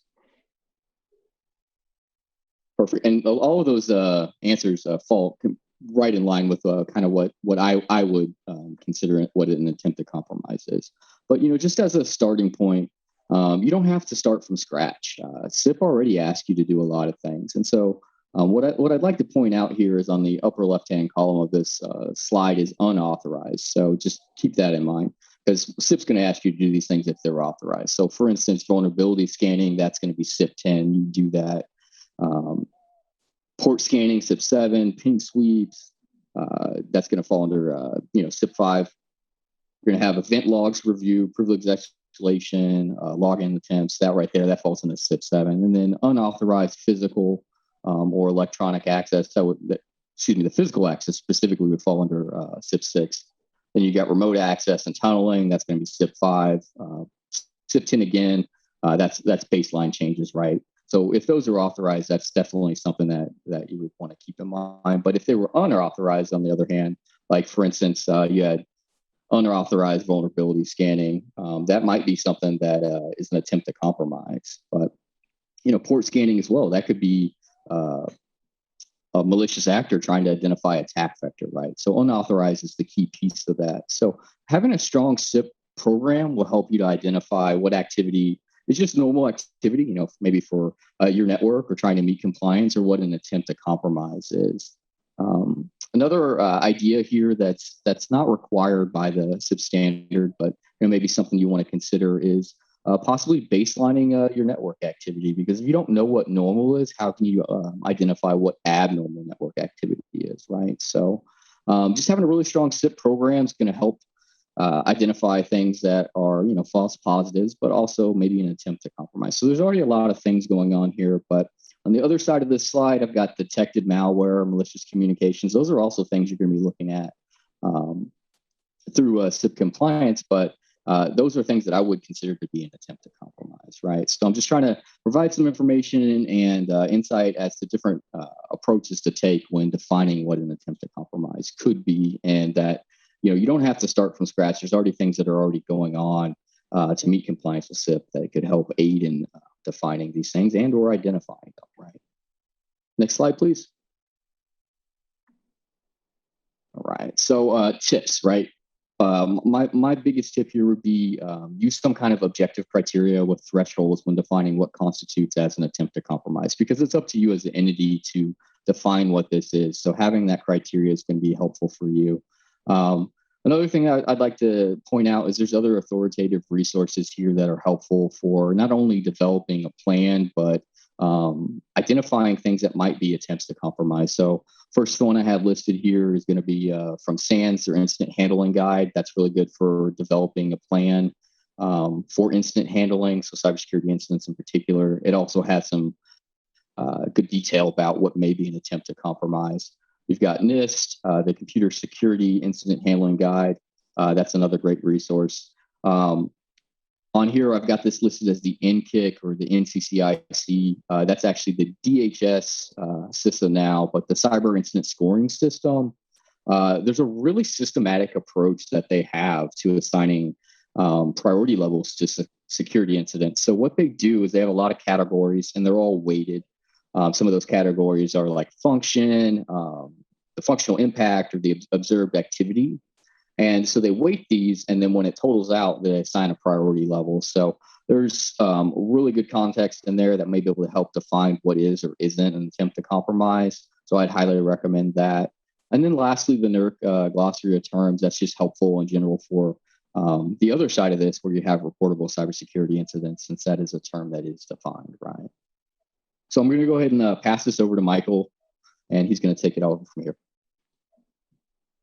Okay, next slide. So we have the R1 requirement, which is each responsible entity shall document one or more cybersecurity incidents response plans. We're going to be focusing on part 1.3, the roles and responsibilities of the cybersecurity incident response plans for groups and individuals. Next slide. So in the NPCC region, this is one of the more common violations that we had. There's also, this has been also documented over a few other regions.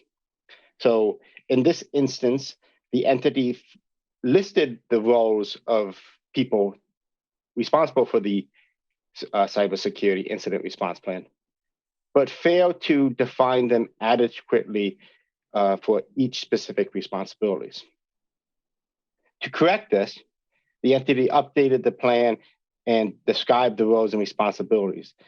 They also, in this particular instance, they moved to a more corporate-wide plan as well, which I would encourage most entities to do.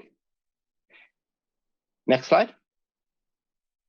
So as I said in the earlier slide, I took a look at the NERC enforcement actions for cybersecurity drills, and this does occur in the other regions. So one, make sure that the include specific incident response steps for each personnel. So what are their roles? How they do it? Include more groups. Don't silo it. It doesn't have to be just IT. It can be IT, OT, or SCADA, depending on what term you use. Substation protection, physical security, or some of the more common ones you see. But you should also have operations, compliance, communications. Even HR can fall into that. So, in essence, silos should be broken down in the incident response plan. It shouldn't be siloed. Devin, I'm going to pass it back over to you. All right, thanks. Next slide, please. All right, so once again, I'm bringing you back to what the standard language is, and this is just to reiterate the tie between the standard language and what the CERT is. So next slide after this will be the CERT. Right now, we're just going to focus on what the standard language is and see how they tie, and then some of the particular points of emphasis. So I'm going to just read the part only for this. Part 2.1, test each cybersecurity incident response plan at least every 15 calendar months. So one of the things that I see entities struggle with here is establishing that timeline. That, you know, how do they show that this happened every 15 months? So the first thing that you're going to have to provide is some kind of dated testing material so you can set that timeline up, right? And so what's going to be good evidence for that? You know, what I think of that I've seen that works out, you know, you're going to stack a lot of different pieces of evidence together to get reasonable assurance that the test took place within that 15 calendar months. And so some examples might be like, I don't know, sign-in sheets, calendar invites.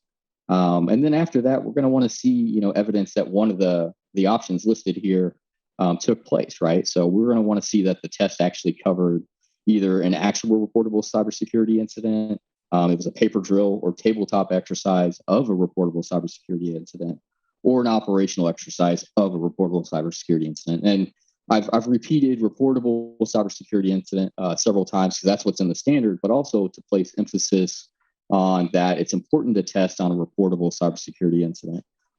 There's quite frequently times when we'll see that somebody tested, but the exercise that they use, tabletop exercise is the most common that we see, isn't actually reportable.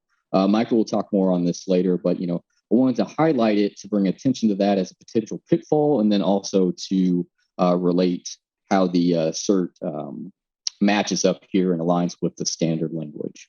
Next slide, please. All right. So it's asking for, and this right here is actually the request ID that corresponds with R2 part 2.1. So this is the exact one that's going to be asked for. So it says for each cybersecurity incident response plan provided in the response, CIP 8 R1 L101. Yeah, very hard to read, right? Provide evidence of each test performed during the audit period. So, you know, what's going to be good evidence to show that a test actually took place? Well, if you're using an actual reportable cybersecurity incident, that should be rather straightforward and easy because you're going to have a preponderance of evidence, you know, just generated as a result of the event. So you follow your plan, you fill out all the forms, and, you know, you document it some form of fashion, right? So it's a lot easier when you have an actual event. I've yet to see one while auditing. The majority of the time that I see examples of a test, it's going to be a tabletop, right? And so just due to the nature of a tabletop, it's a little bit more challenging to show that the test actually took place. So you got to get creative, right? You got to tell your story through your evidence. And so that's where defining what acceptable evidence comes back into play. So as an auditor, what I'm going to be looking for to find a reasonable assurance, not absolute proof that the plan was tested, is just different pieces of evidence that stack together, right? So maybe an exercise summary report, some kind of exercise notes. Definitely going to be looking at the exercise scenario to make sure that it's for something that was reportable and that during the exercise you classified it as such. Maybe if your plan has some kind of actions that may trigger an event that you could have an artifact, the form for record, we'd look for that too. So really what there is here is an opportunity to stack evidence to gain reasonable assurance that the plan was used.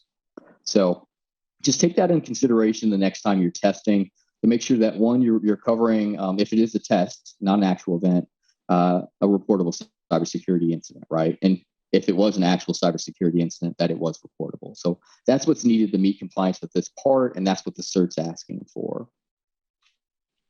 And then also, if maybe your plan mentions completing a form, maybe you complete that form as a part of the exercise, because if you're not completing the form while exercising it, how do you know that the form is usable, right? So that's where I would kind of just focus on. Next slide, please. So what type of index are you using? We're curious. This is a new standard. Like to know what kind of index you're using for your tabletop scenarios or operational exercises. Thank you, Devin. And we'll give folks, once again, a bit of time to get their answers in. Thank you to all those out there who have hung in with us. I saw some folks from the "Where are you joining us from?" question saying that they're from Europe. So it's a long day's work for them over there. And let's see, don't be shy, folks. All right, we have our first answer. It is a tabletop. GridX. And these are coming in a little more slowly than our other answers, Devin. I think folks might be a little shy. Here we go, phishing attempts. Detail multiple injects. It's good. That's one I like to hear, multiple injects. Oftentimes, if you just have one, it's not enough rigor to stress the plan, if you will. So we've got a few more folks who are using GridX, pictures, tabletop exercises, SQL. So Devin, I'll let you take over from here. All right, thanks, Thad. Next slide, please. Okay, so tips and common issues, right? So my tips are going to be ensure your test scenario, stress the plan, document lessons learned, use preventative controls. That's going to fall back down to what one of the common issues is, that 15 calendar month testing periodicity being exceeded, right? So more often than not, I see entities, as I mentioned a few times here, use a tabletop scenario to meet compliance. So I would encourage you to spend an appropriate amount of time thinking about the scenarios, your different injects, to not only meet the compliance obligation, being a reportable cybersecurity incident, right, but to stress your plan. So you need to stress your plan to ensure that it's usable and effective. Oftentimes, the people writing the plans are not the same people that actually execute the plan right there. So what could that result in? That could result in oversights, defects, and just areas where there could be room for improvement. The plan may not be as usable as it could be. So having a lessons learned completes that feedback loop, right? And then having scenarios that stress the plan, make sure that it's actually able to be used when needed, right? I think it's really important to capture any of your lessons learned as these are happening, right? The lesson learned document helps to facilitate that feedback loop, like I said, with the people who are developing the plan and the people who are using it, right? It'll ultimately improve the usability of the plan by incorporating maybe these, defects or areas of improvement. And, it's not a bad thing to have lessons learned.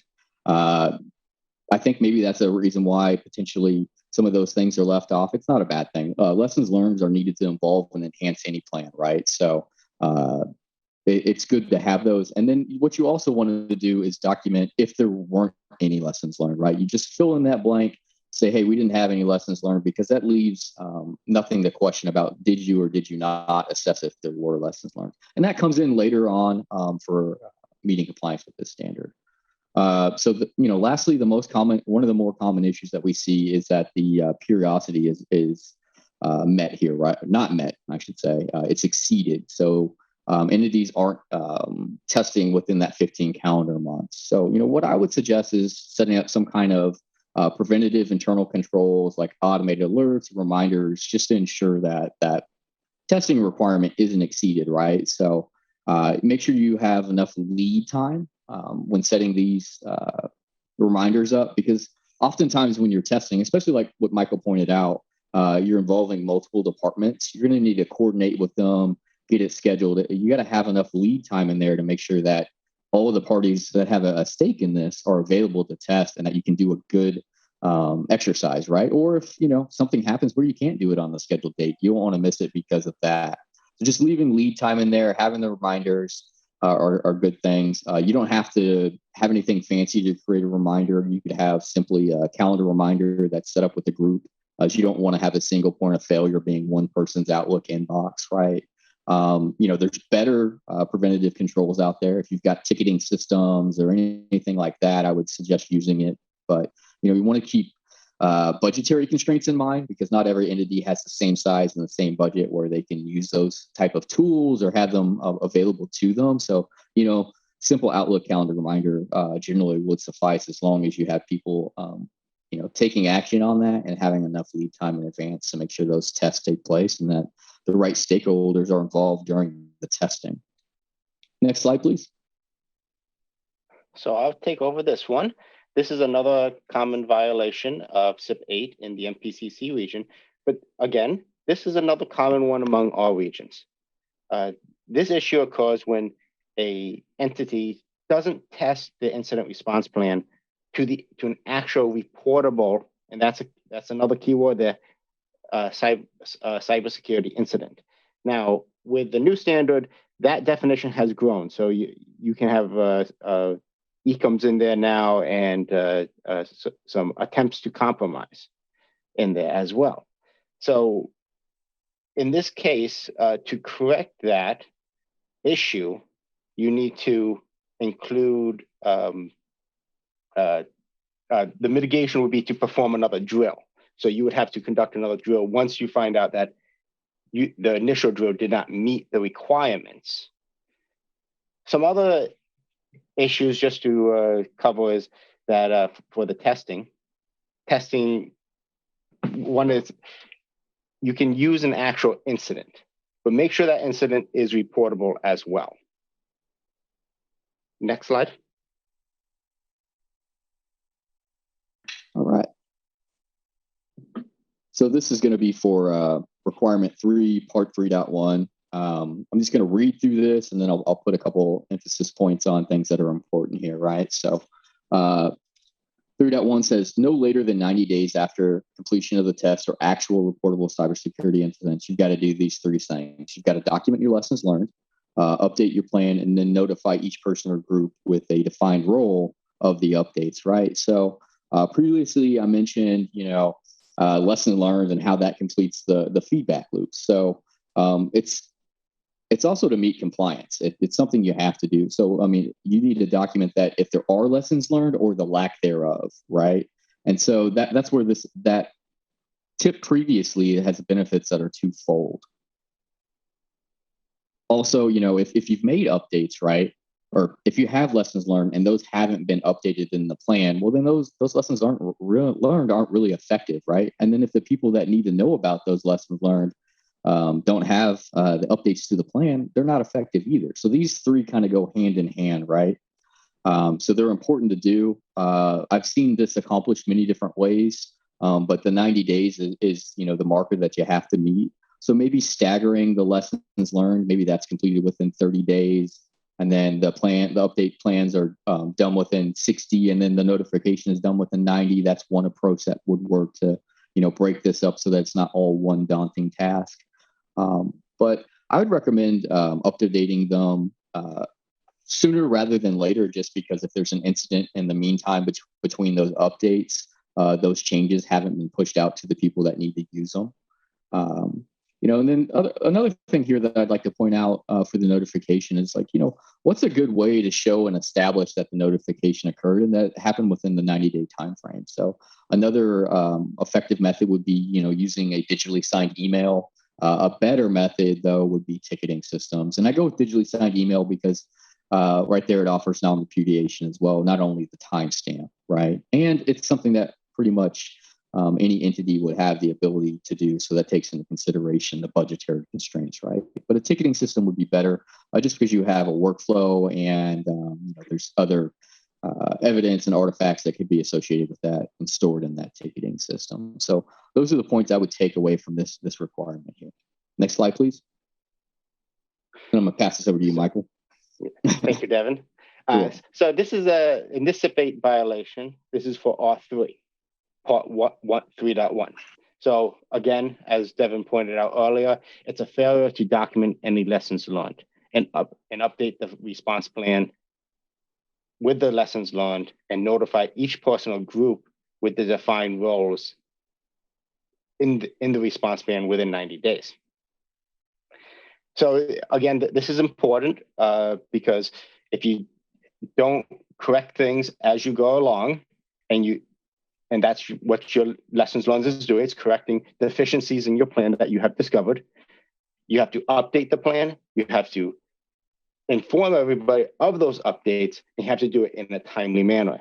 In 90 days, it seems like a lot of time, but to roll through that whole process of updating the plan and sending out notifications can take some time. The sooner the better, but it can take some time. So the mitigation to this is to create a reoccurring reminders. So as Devin was pointed out, a ticketing system or compliance database where people can sign off on the lessons learned and that it's been updated. You can do it with paper forms. I don't recommend that quite as much because that can lead to issues. You can even do it with group Outlook calendars, reminders. If your entity is small enough, I wouldn't recommend that for a larger entity. Next slide. I'll pass it back to you, Devin. Thanks, Michael. That was a really good point regarding the approval and sign off. I oftentimes forget that. It's a great point. Thanks, Michael. So right here, we're going to move on into the new piece, right? This is a change. This is new for CIP 8-6. So we're looking at 4.1, the initial notification, right? So there's 3 components here that have to be included. That's going to be your functional impact, the attack vector used, the level of intrusion achieved or attempted, right? Because this also includes attempt to compromise. And one of the things I left out the slide here is to the extent possible, right? So you provide what you know, or if you don't know, include that possibly in your notification just to cover your base that you've notified on these 3 things. So if you don't know the level of intrusion compromise, make sure you notate that when you're sending out these notifications. And so these notifications are going to go out to E-ISAC and the DHS CISA, which used to be the NCIC. I'll talk more on that later. But what's the purpose behind this? Why do we need these 3 things? And so something that comes to mind for me is it makes it easier for trend analysis. If you have specific fields, right, you're going to be able to codify the data. And why is that really important? So think about the most recent attacks that we've had or things that have been popular in the news. You've got SolarWinds, Microsoft Exchange. These things have just stretched across multiple industries, not just the electric industry, but even up, the Department of Defense too, right? So when you have this type of data and it's in this form, you can get actionable intelligence about real world threats. So it's not only helpful for you, but you could maybe gather additional information as a result of this. So it's a good thing to share when you have it. Next slide, please. All right, tips. I think having a pre-filled notification template that already has the 3, additional fields that you need is going to be helpful for someone who has to fill this out in an incident, right? So when an incident actually occurs, you want to ensure that all the required information is gathered. So by having a pre-filled template, that's one way to cover it. And then also you want to train personnel on how to access your templates, right? That's a critical piece of this too. You want your team to be able to act when needed, and you need them to be ready. So having this template aids in that, right? Another thing that I would consider is saving the notices, the E-ISAC and the DHS CISA. The reason for this is that establishes your timeline. You can have some dated information that it occurred within the notification requirements, which we'll talk further on in the next slides, right? So I've mentioned DHS CISA. It's the successor organization to the NCCIC or the NCIC. That's what's referenced in the standard. This organization can change, so kind of be on the lookout for that. When there's changes, it is broadcasted. So if you're subscribed to any of the emails or reporting or just in the industry, you'll hear of these changes, right? But that does happen from time to time. Another thing I want to mention here, and this goes back to the functional impact, attack vector, level of intrusion, is that oftentimes entities will use an EO 417 form, which is used for EOP4 reporting, and notify E-ISAC that way, right? Well, that form doesn't necessarily explicitly ask for that information. It doesn't ask for the functional impact, the attack vector, or the level of intrusion, but there is a comments area on there or like an ad hoc field where you can include additional information. So if you're going to use that as your approach to the notification, one, if that's going to go to E-ISAC only, but two, you want to make sure that you include those additional fields so that you're meeting compliance with this, and then separately notify DHS CISA, right? Because those two are required per the standard. Lastly, and I don't want to forget this, for registered entities that are in Canada, currently this isn't enforceable, but it's coming. So, be on the lookout for that and who to report to. Next slide, please.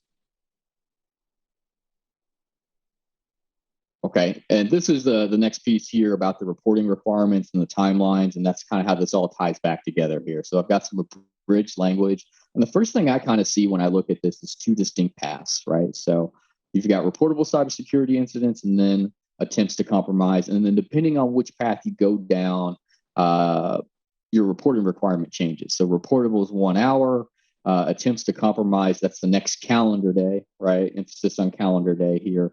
After determination, and I want to place particular emphasis on determination. So you have time to make your determination. You can run through your processes and take note of all of those things. But once you've made that determination, that's when your ticker starts. That's when the clock starts for you to make your notification. So keep that in mind when establishing your plan and what actions to take for that, and just how you're going to accomplish it. Not only how you're going to accomplish it, but how you're going to show that the time frame was met. So once again, finding something that has some kind of date and timestamp would be good evidence to show that timeline. Next slide, please.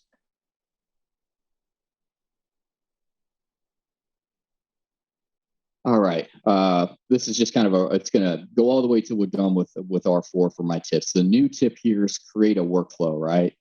The main reason why I'm suggesting to create a workflow is when I did IT business solutions as a analyst, we would have complex tasks and we'd have to break them down. So the easiest way that I found to do that was to create workflows because you can really quickly identify flaws in your logic, right?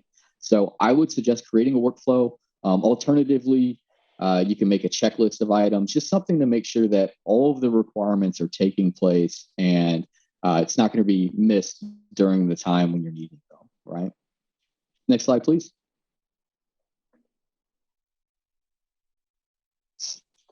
All right, so the work's not done once you've completed your initial notification, right?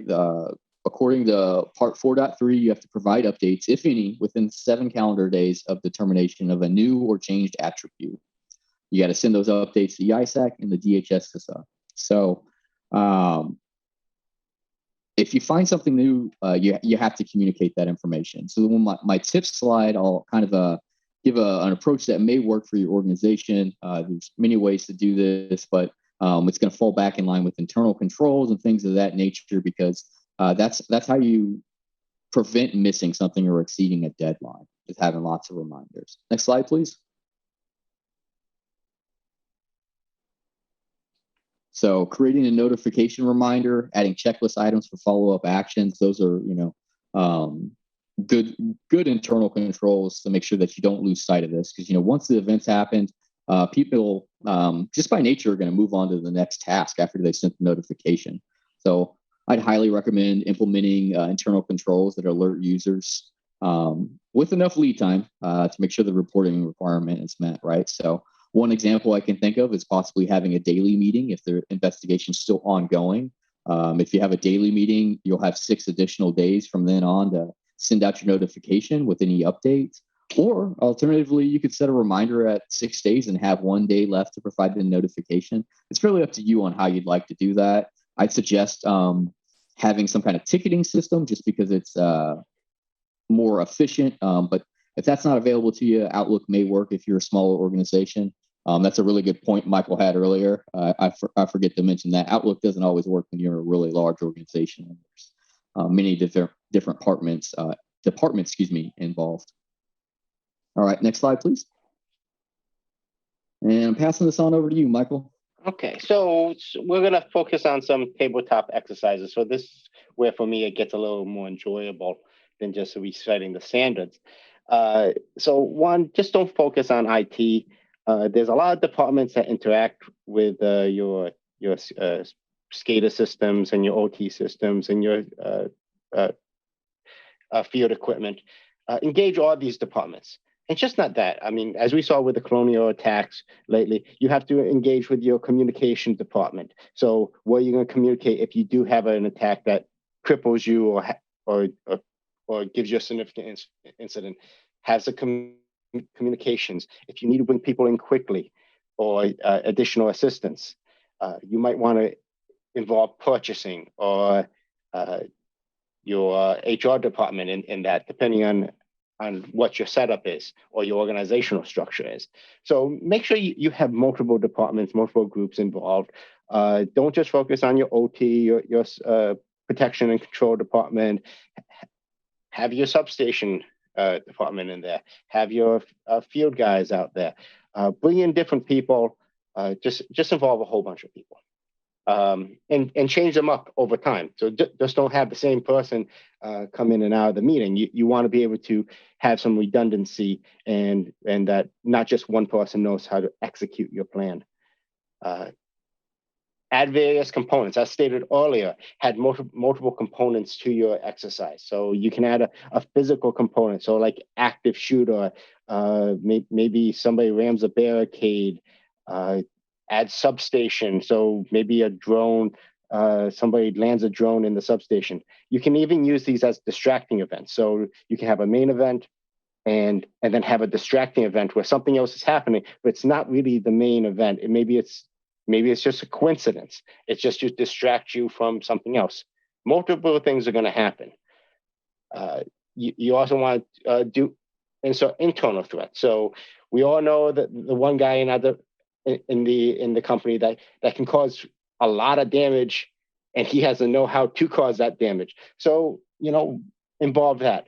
Involve maybe you use that person as a insider threat. You should also do active shooters. Maybe you have an insider threat and you have an active shooter.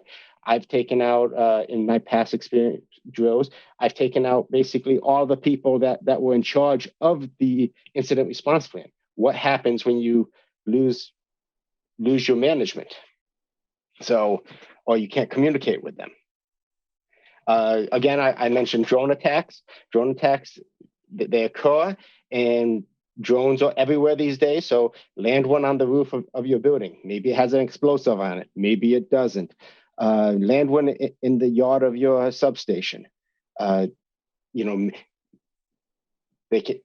you arm it or there's some kind of armor, you can blow up a transformer. You can leave it so that it detonates when your employees go look at it. That will drive conversations over How do you approach drones? How do you deal with drones? What can you do to defend against them? And then obviously you can do third-party attacks. This would include ransomware, people scanning your network, gaining intrusion, external threats of that nature. And I already addressed the distracting events, which again, you can have copper theft in there. What happens if somebody steal all the ground wire or the ground grid of your transformers? So just some nice ideas. Next slide. So here are some scenarios. I mean, these are some of the ones that I've done in the past. I've had a stuck net-like attack with relay and firmware. So basically, in my past companies, we had multiple relay types. I basically chose a relay type and said, we installed a firmware on it. That firmware was malicious. And now the relays are acting or randomly activating and opening and closing breakers. What do? You can have your classic IT installation attack. So somebody, which is a supply chain, which we talked about earlier. If you get a piece of equipment or software installed on your system, like SolarWinds, what do you do? Of course, we're in a pandemic right now. So obviously, you can run with a pandemic. How do you respond to an incident during a pandemic? What happens if you don't have remote capability? How do you bring employees in? How do you deal with, maybe you can't get all your employees in to deal with a threat? Maybe you have to do something inside a building. Can you remote in? Do you have the capabilities to remote in to mitigate an attack? Active shooters, these are always interesting. There's multiple ways to conduct an active shooter. You can do a tabletop drill on that one. You can actually, I've heard of places actually bring in police forces to train on an active shooter, either through using, low tag saying your shot, or with actual somebody simulating it. So an active shooter. That can be a little more sensitive, so be careful with that. Tabletop are probably the easiest way, but it's a great way to know your internal and ability to be compromised or your weaknesses. I always like focusing on substations, so unknown devices in substations or drone attacks at substations. What do you do? These places are normally not manned. I've taken out lines before and said, okay, this line goes, that line goes. What do you do? And that brings in the operations group. So that's always fun to do, bring in the operations group, because operators like having a plan for everything. So throw them a curveball. It's always fun to do that. I don't recommend taking down the whole grid or your whole network. That's not fun, but make it challenging for them. And as we all know, with the recent colonial attacks, and I think just about every week, there's probably been one or two news articles on ransomware. How do you deal with ransomware? So as we saw with the colonial attack, you don't need to get to the SCADA system. So what happens if you don't have email? What happens if you don't have payroll or a billing system anymore? Or you have to segment your SCADA system from any connectivity. What do you do in that point? Now, I do remind you, if you go that route, you do have to at some point touch either an EACMS or a BES cyber asset to actually make the drill a actual reportable cyber event. However, it's good to test those other scenarios. Next slide. So remember to use your plan. You have to use it. Remember to fill out your forms. Remember to actually conduct it like you're actually planning, you're using your plan. It doesn't do you any good to sit down on a chair, open it up, but don't fill anything out. You don't find where things break down or things don't make sense anymore, things changes. exercise your plan, fill out the forms, do it like a real event. Push the NJEC. So when I was doing it, we always had people that would solve the problem in the first round. Push it. Make sure they can't solve it in the first round. You know, you can do some crazy stuff. You can make leaps of faith. Say this was compromised. You know, your SMEs will say that can't happen, and you go, well, that's my inject. What do you do? Again, involve various department and groups. You don't know how groups will react to each other or how they will communicate to each other until you bring them together. And again, document your lessons learned within 90 days, update your plans, and communicate that out to the group. I can't stress that enough. Everybody needs to be on the same page when this occurs.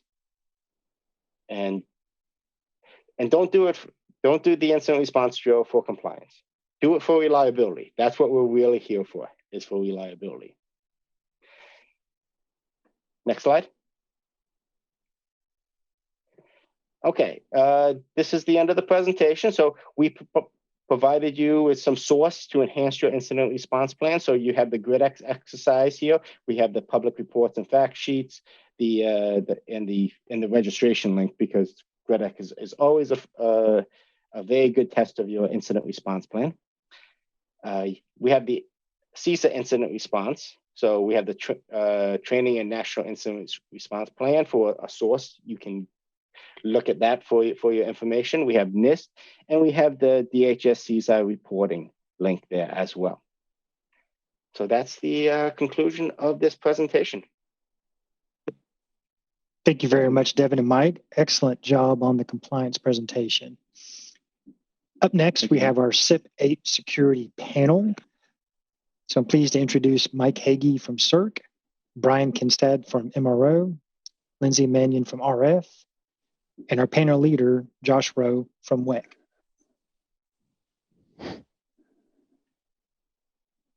Good afternoon, attendees, and thank you for joining us for the last panel discussion of the day. As Mr. Carver mentioned a little earlier today, this discussion is going to look beyond strict compliance. And throughout this discussion, our panelists are going to answer some common questions related to CIP 8. And I'm going to try to get them to go beyond the language of the standard with their responses. So with that said, let's get into our discussion. The increase of high-impact, low-frequency events in the last decade signals an emergence of a new normal. The increase in catastrophic events, as unfortunate as they are, serve as a constant reminder to review and improve our cybersecurity incident response plan capabilities. It is no longer a question of if an entity will experience a cybersecurity incident, but when. So Lindsay, what recommendations do you have for building a robust cybersecurity incident response plan? Yeah, Josh, I think one of the most important aspects that is sometimes maybe overlooked or not spent a lot of time on is those incident thresholds. And I think they kind of touched on that in the last meeting, but really clearly defining what an attempt to compromise is, what an incident is, or a reportable incident can really help you if an incident does occur. And so I think it's also important to take a collaborative approach when you're kind of creating and implementing those incident thresholds to make sure everybody's on the same page. And it does require a little bit more upfront work. And I realize you can't make incident thresholds for everything, but I think having those visuals, those diagrams, those flow charts, and those reference materials for those analysts really allows them to take a more proactive look at those incidents and kind of play it out beforehand and kind of understand what a critical incident would be, what a low incident would be. And so when an incident does come in, they can kind of look at those indicators of compromise, reference those materials quickly instead of having to go, sort through a policy, and help them kind of define how we should remediate or move towards escalating this incident or whatever is needed in that case. So I also think that it allows them to respond more efficiently and effectively, but also gives them the confidence to ensure that they're meeting the company's expectations of them. And that's clearly defined on how they could kind of move forward and what the path of remediation looks like for them. And like I kind of touched on before, when you're working with a dynamic staff to create those or in a more collaborative approach, when you're creating those thresholds, it also ensures that you're just not only meeting security's objectives with those thresholds, but you're also meeting business objectives and any regulatory requirements or expectations, business objectives that might come into play as well. I think other than that, alongside this would be creating a strong point of contact list that not only has the job title. Sometimes we see them very generalized with just a job title, but sometimes they even have, they do have the name of the individual and the job title. But I think looking, further into that and making sure that the person that is the point of contact actually has an understanding of what their responsibility would be, talking to leadership on all different departments and using a cross-departmental or cross-functional approach to those point of contacts to ensure that leadership understands what that point of contact's responsibilities would be, that they need to respond, and that they're not just somebody who is told, hey, you're on this list, they might contact you at some point. So really educating that person on what their responsibilities are, the time frame they're supposed to respond to, and kind of looking at almost like a service level agreement between those departments, to define those expectations up front. Yeah, that's really great information there. And so kind of to follow on with this, a robust cybersecurity incident response plan can make a difference when dealing with those unknown variables. With that said, a robust plan is only as good as the personnel assigned roles and responsibilities. Do you have any advice for educating personnel on the cybersecurity incident response plan, including those with or without a role or responsibility? Yeah, I think education and awareness is one of the most important things with the plan, whether you're directly related to the security team, the incident response team, or you're just all the employees in general. Directly related to the SOC analysts or the analysts that are on the front lines, I think it's really important that you invest in them. You're really investing in the education. You're spending that time or sending them to training to make sure that they're confident in their skill set when an incident comes in so that they can remediate that as quickly as possible, but also investing in tools and then training them on those tools so they feel confident that those tools are going to be an asset to them and that they're trained effectively on them. But also, like we talked about before a little bit, socializing that incident response plan throughout the full organization, I think is really important.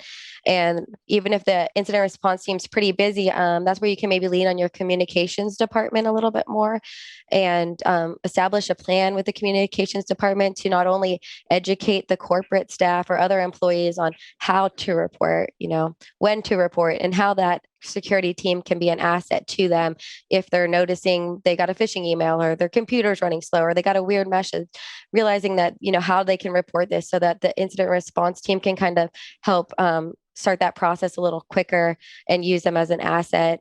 And then, so I think a communications and a communications plan in general is really important. Again, very valid and good points when it comes to it. So let me talk a little bit about something that's kind of crossed my mind over the last few weeks. CIP 3 and CIP 8, they both have the requirement to exercise the cybersecurity incident response plan at least once every 36 or 15 calendar months, depending on the standard that you're looking at. We know that this is only the minimum requirement, but I have concerns that a plan could become atrophied if it's not exercised regularly. If you were in charge of the cybersecurity incident response team, how would you exercise the plan and what exercises would you use? Yeah, I think it's important to exercise the plan on a frequent basis. And I think that the frequency of that depends on the capabilities and size of your organization. But it's really important to do that more than just once, per the standard. I think you should also do more dynamic testing. I think they were talking about this a little bit before, but testing even when, that one time where everybody's there, it's a perfect scenario, testing in those non-perfect scenarios when a critical individual is going to be off, or there's the weather, a lot of people are going to be working from home, COVID, people working from home. Are we still going to be able to remediate that incident, and will that process flow as streamline as the process so it flows as efficiently as it would as with everybody in the office. And I think kind of expanding on that is taking that more proactive approach to testing, even going through lessons learned that might not have happened to your organizations, but just doing a quick walkthrough of the plan and kind of saying, if this would happen to us, kind of how we could walk this through if you can't spend the time or resources to do one of those full testing. So, and then another aspect of that is kind of giving your staff the leeway to go out and do some more live analysis, network analysis, and doing that live kind of threat intelligence and going out and finding some of those indicators of compromise or the current threat landscape and deciding what could be a threat to us and how can we proactively kind of run that through the plan and work to prevent this. So I think those are all important aspects. That's a great point. And thank you for that discussion, Lindsay. Definitely appreciate it. Those good points that can really assist an entity with bolstering their cybersecurity incident response plan. So thank you again. One of the more frequently asked questions in CIP 8 revolves around defining attempts to compromise. Now, the last presentation did cover that. This one's going to be just a little bit different. Registered entities should evaluate and determine what is normal within their environment to help scope and define what constitutes an attempt to compromise in their environment. NIST publication 800-61, an E-ISAC's Guide for Information Sharing, identifies various undesirable events.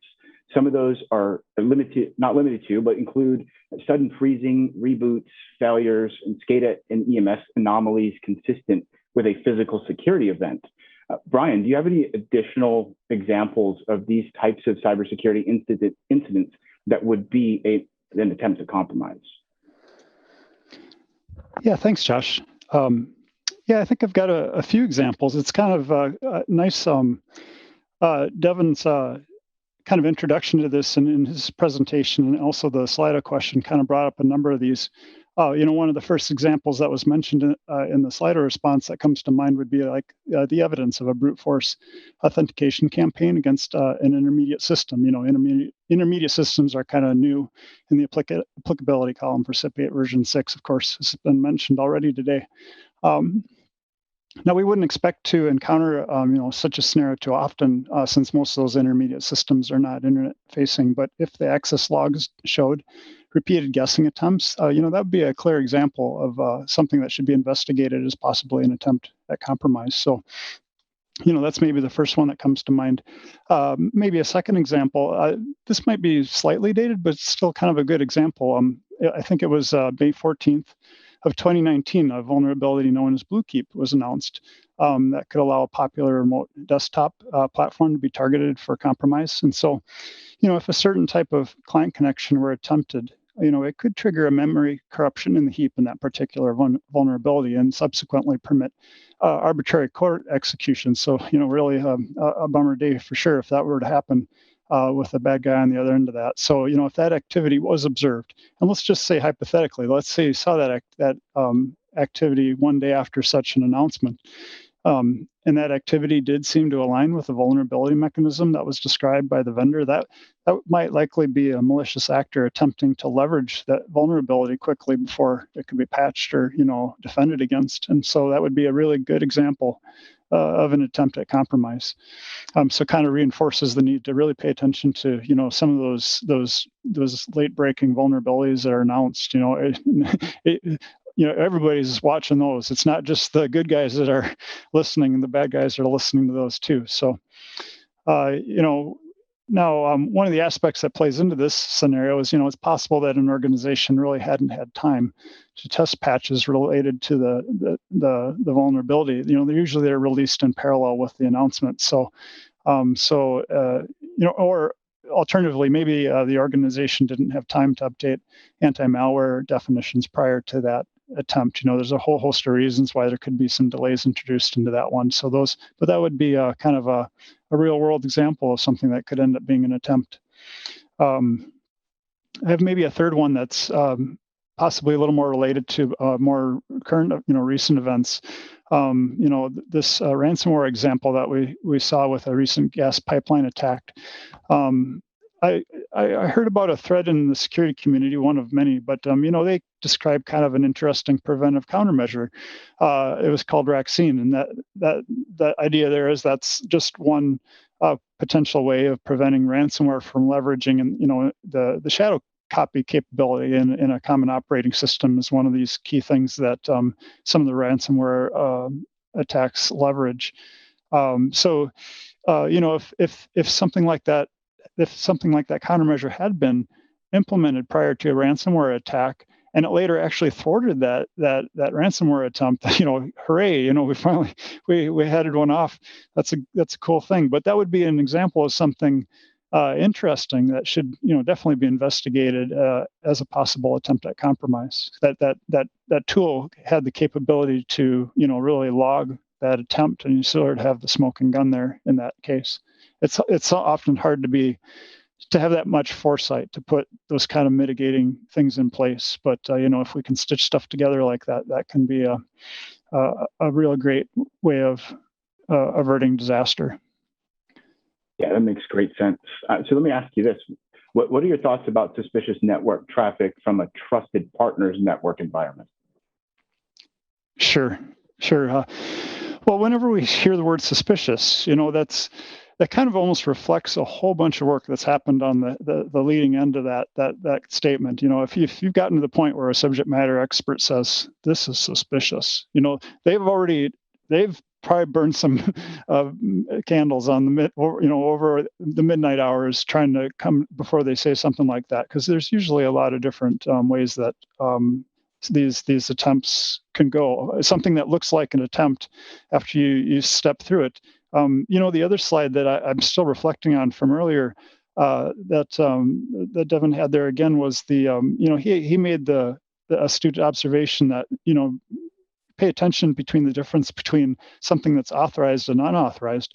So much of what the SIP standards require, as he pointed out, as soon as you put those same tactics or approaches in the hands of a bad actor, now something that we would want to have managed in SIP is kind of turned against us. So it's a fantastic flag, a fantastic indicator of something that has gotten to be a little bit interesting. But this is where we kind of say, so when we hear the word suspicious, that really equates to reportable to me for sure.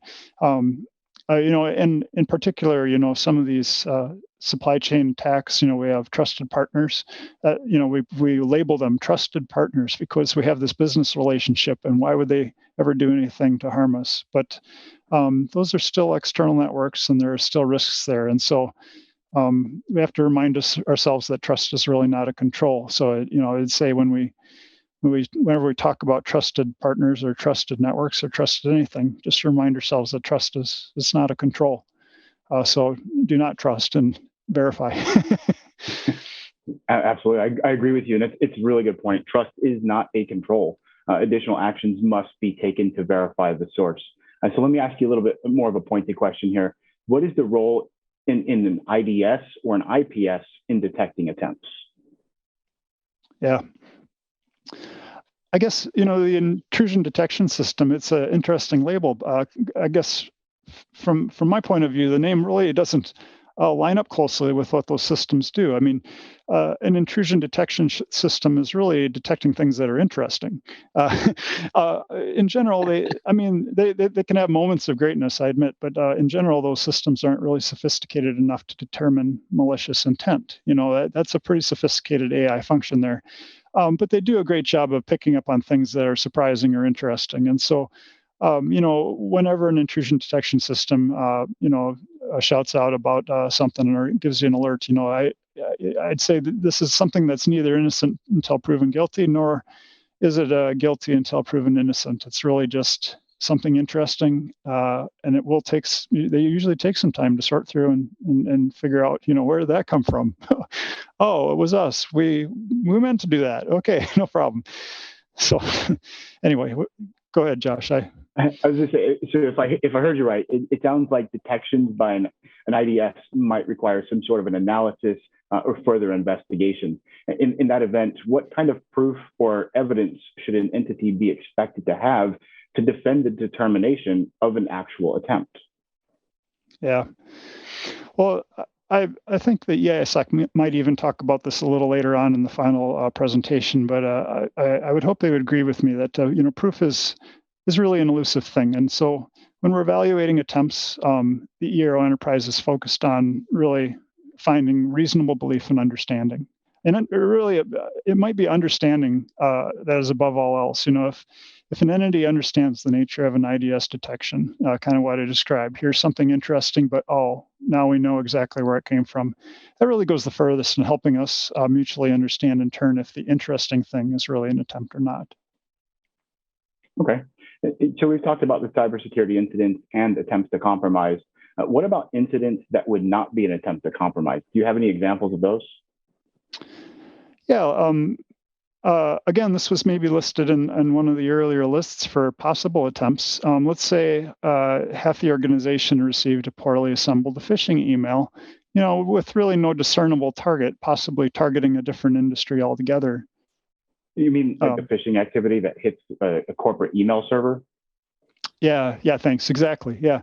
There's a couple reasons in that example why it really wouldn't be required to be reportable. The corporate email system, usually that's not an applicable system. I mean, it's not impossible, but usually not. Second, the phishing, it's not really targeted. They weren't looking for the electric industry or maybe even the particular entity involved. But now, if that targeted phishing activity with a well-defined purpose, or maybe only targeting a few individuals, with seemingly lower risk profiles is detected, then maybe that's a little more elevated concern. But you almost, in order for the CIP 8 to kick in, you almost need someone to fall for that phish attempt, and then that compromise unfold and starting to hit applicable systems. That's when the attempt would become eligible for reportability. I bet the E-ISAC wouldn't mind if that was shared voluntarily, though. Probably not. I think they would appreciate any information that promotes reliability and security of the grid.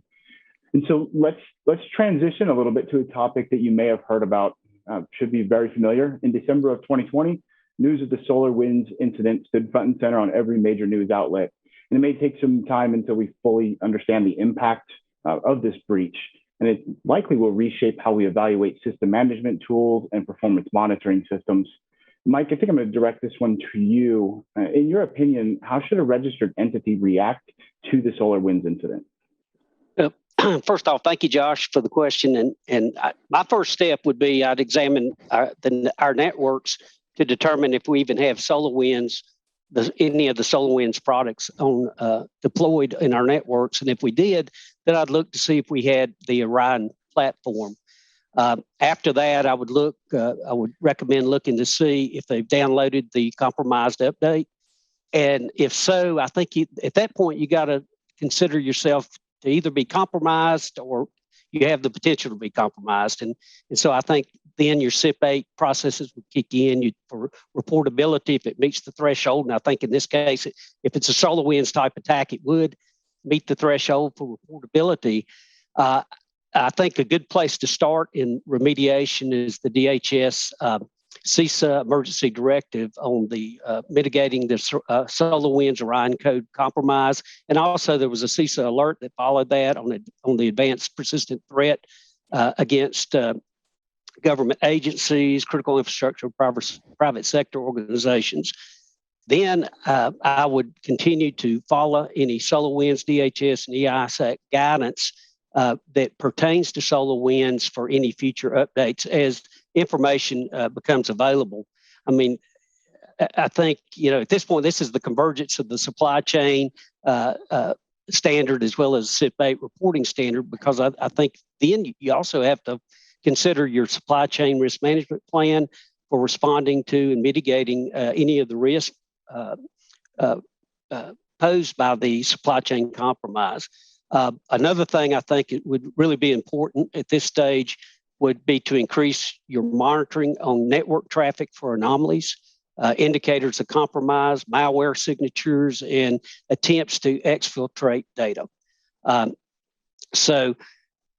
Last but not least, I would I think you'd be holden to stay abreast of any future DHS, CISA, SolarWinds, US CERT, or E-ISAC updates on any guidance feature guidance as more information becomes available, because it's still being trying to figure out what what has been compromised and the extent of compromise. Mike, you made an interesting comment I picked up on, and it's assumed that you've been compromised and take positive steps to mitigate that risk. I really see value in that. A proactive approach by activating your incident response plan that can get ahead of a catastrophic event or serve as an incident exercise. I know I'd rather activate my response plan and have the event turn out to be benign or non-existent rather than waiting until the investigation's finished.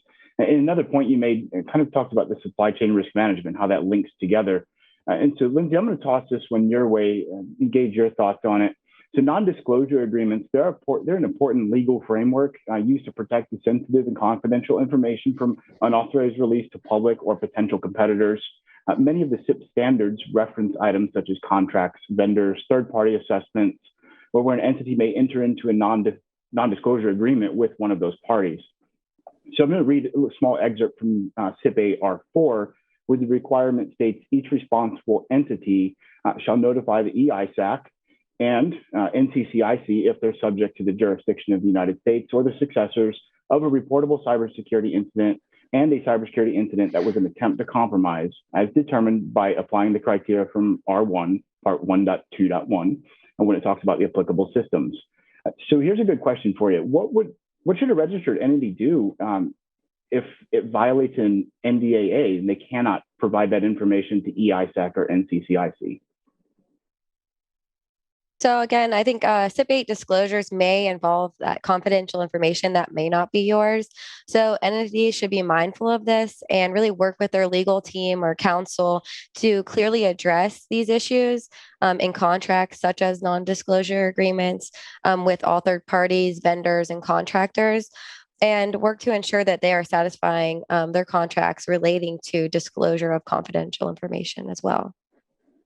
That's a great point. And I believe this is addressed in NERC's Rules of Procedure. If memory serves me right, it's section 314. It references determination of conflict and regulatory precedents. So while I'm not a lawyer yet and cannot interpret on NERC's behalf, I would definitely agree with you. In the event you come across a scenario, it's okay and recommended to consult with your legal staff for further guidance. Okay, so we're running a little bit short on time, but I do have a couple more questions. We're making them a little bit more detailed. As we discussed earlier, the number of cybersecurity attacks continue to increase. Recently, SolarWinds, Celion, Honeywell, and Microsoft have been affected by our cybersecurity attack. Mike, how should a registered entity react if a vendor has communicated a security incident during the procurement process?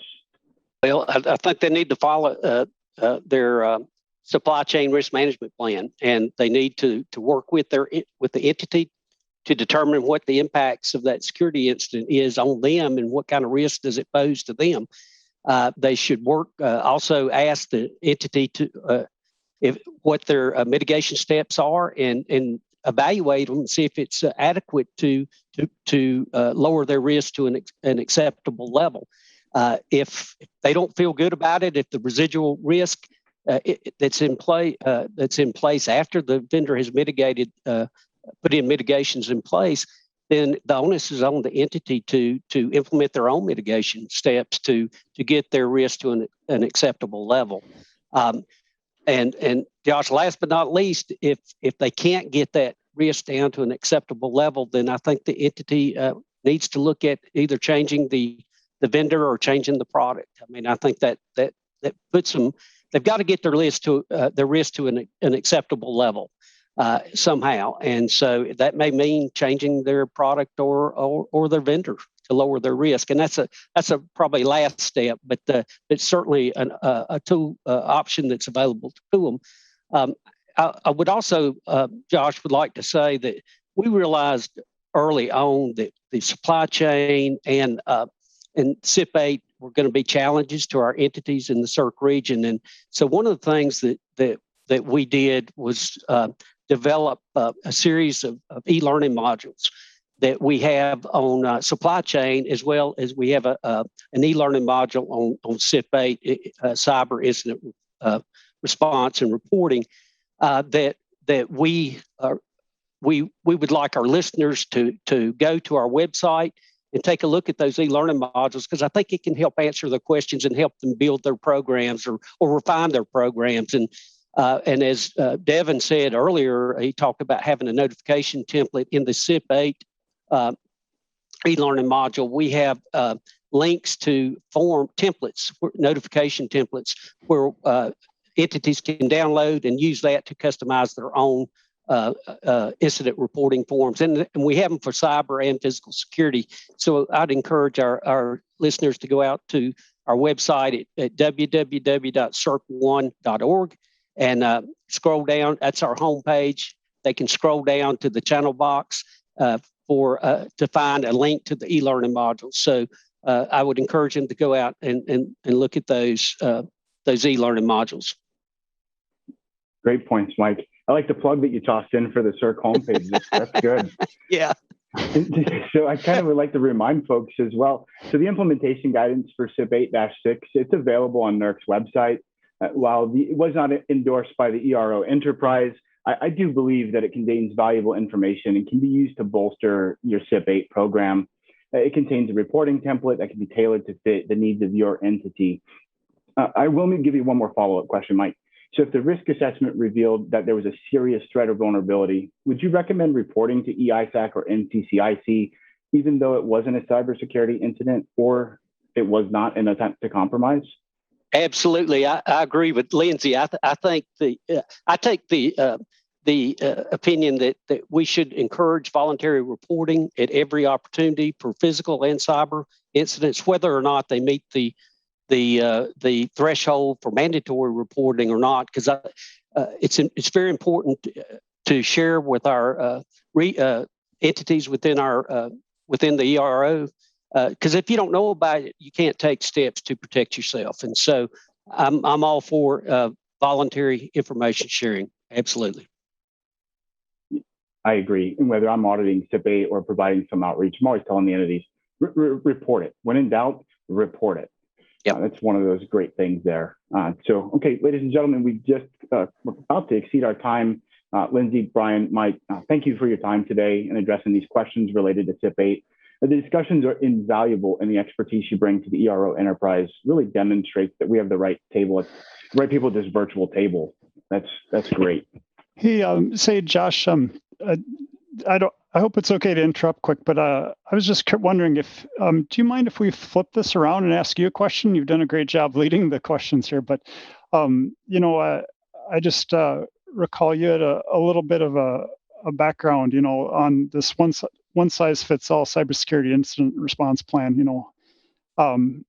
Larger entities with maybe a vast number of resources, they may develop a comprehensive plan.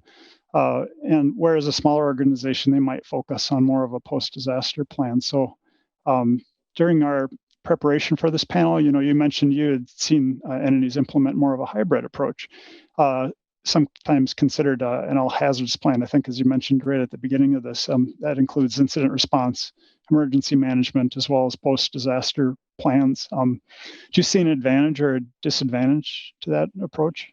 I'm curious. Yeah, I kind of anticipated somebody would ask this question, considering we covered it in depth as we were doing the preparation for it. I do absolutely see an advantage to this approach. When you're putting together a comprehensive plan to ensure that all hazards are identified, that the objectives are clear, and the plan is sustainable over time. That's one of the great things for it. Most importantly, it can be internally consistent. And you may ask, why is that important? Well, if the internal consistency is a method of reliability in which we judge how well these items that are on the test are proposed to measure, and do they produce the same kind of results or a similar result? And I think maybe a more simple way to say this, it reduces conflict with other plans and other activities. We know, I'm sure everybody in the organization, they have that one person who's the jack of all trades, and he kind of knows everything about all of the organization. But when disaster strikes, what direction should he or she go in? And do these plans leave him conflicted, where he has to prioritize things on the fly? By ensuring that all of your plans are internally consistent, it's going to provide that clear guidance to personnel. And when you think of an all-hazard approach, natural disasters, biological hazards, malicious attacks, both cyber and physical, let's think about what we just went through in the last 12 months. The pandemic has thrown a wrench in a lot of cybersecurity incident response plans. And we've had to change the mindset from a physical response to a virtual response. in instances specifically where grid operators were segregated. So let me, a couple final thoughts on that one there. If you align your high impact, low frequency preparedness activities with your regulatory responsibilities, I want to let you know it's okay to go above and beyond the requirements. You won't eliminate all of the risk, but you can really reduce it through the planning, mitigation, and coordination efforts across your organization. And this is a great opportunity as well for an organization to really provide some outreach to those who could be affected. Let's think about it from this perspective. Some entities may already do it, but for those who don't, I want you to think about it. A quarterly newsletter that's distributed to your customers that provide tips and tricks when it comes to how to prepare for a short-term or a long-term outage. Why not take those proactive steps to get information to your customers? That type of activity really fosters a positive relationship between your organization and those you serve. So really the bottom line to that is, as an entity, show them you do more than just keep the lights on. That's kind of the way that I would look at it. So really, thank you for that question, Brian. All right, so ladies and gentlemen, this will conclude the CIP 8 panel discussion. I hope you found it to be valuable and informative. So from me to the Texas RE staff, those in attendance, Lindsay, Brian, and Mike, thank you for allowing us an opportunity to present on this topic. We really look forward to the future partnership and collaboration as a united ERO enterprise. So Matt, I'll toss it back to you, sir. Josh, you wrapped that up very nicely and took any notes I had right off the page. So I appreciate that. I'm pleased to go ahead and introduce our final presentation of the day. Batting cleanup for us is Matthew Duncan, the Director of Intelligence at the Electricity Information Sharing and Analysis Center. Matt, bring us on home. Thanks, Matt, and you have a great name, by the way. You hear me all right? You're good to go, sir. All right. Well, thank you, and good afternoon and good evening, I understand, to everyone. My name is Matt Duncan. I'm the Director of Intelligence at the Electricity Information Sharing and Analysis Center. And today I'm going to give you a quick overview of the threat landscape that we are seeing, talk a little bit about how to report CIP 008 version 6 to the E-ISAC and DHS CISA, and then put a plug in for Grid X6 there at the end. I should note, normally the E-ISAC does not spend much time briefing those in the compliance monitoring and enforcement space. You have an incredibly important job, but because of our code of conduct that we operate under, oftentimes we're a little hesitant to join this community, but not today. This is incredibly important, making sure we get this right. I appreciate what Devin and Mike and Josh, Lindsay, the other Mike, Brian, and Matt have been briefing on CIP 8.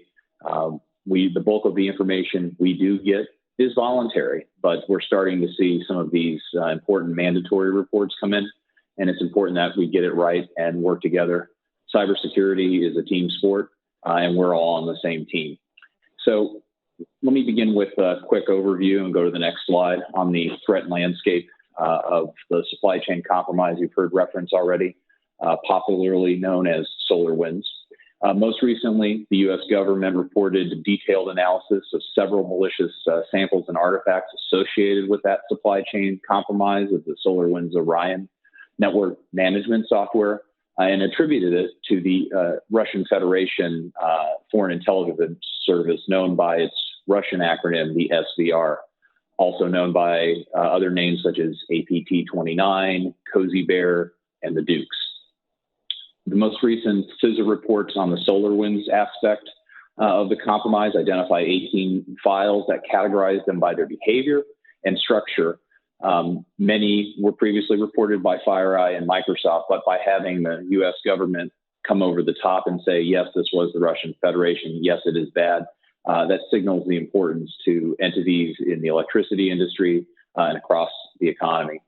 Back on April 15th, when this malware analysis report came out, they noticed that many of these malicious samples and artifacts associated with the SolarWinds compromise, these are the names Goldmax, Cybot, Goldfinder, were intended by the adversary, by the Russians, to deploy and maintain persistence and perform actions on very specific and targeted networks post-compromise. So even though they had gotten caught, They were trying to stay in and conduct their surveillance and reconnaissance, and even evade initial detection during the response.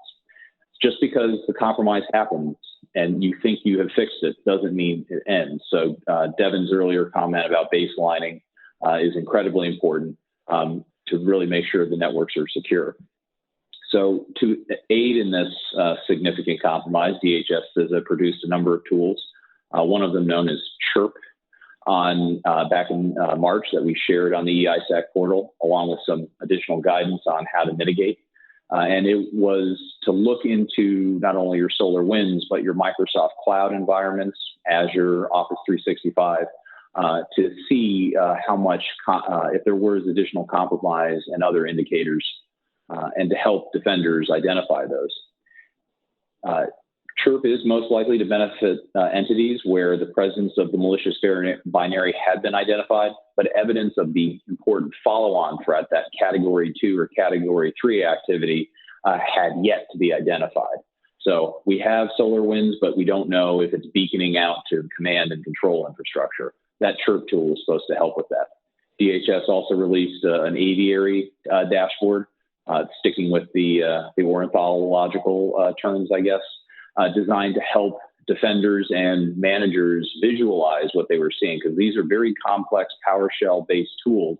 And industry had mentioned that this is something that would be helpful if you could help us visualize this so we can explain to our boss, to our lawyers, to our vendors what we're seeing. So this has been an all-of-industry response. The Electricity Subsector Coordinating Council and the E-ISAC co-led a Tiger team with utilities across the continent to produce resources to aid defenders in their response, as well as host a series of webinars with Microsoft, FireEye Mandiant, CrowdStrike, the U.S. government, and yes, even SolarWinds, to help defenders learn from this incident so that they could be prepared for future incidents. Those resources are available to E-ISAC members and partners on the E-ISAC portal. So if you are not a member or your entity is not a member of the E-ISAC portal, encourage you to go there and look at that. Finally, on this slide, and this is TLP White, this is publicly available information, and we are sharing this for the benefit of the community so folks know how to protect themselves. Some of the things that DHS has pointed out and we endorse related to SolarWinds. Keep your operating system patches up to date. I know that's a hard, laborious process, but once a patch is identified or announced, not only will, in this case, the Russians try to exploit it, but cyber criminals and other hackers may try to leverage those vulnerabilities when they are known. Other things like disable file and printer sharing services. If those services are required, however, use strong passwords or Active Directory authentication to use them.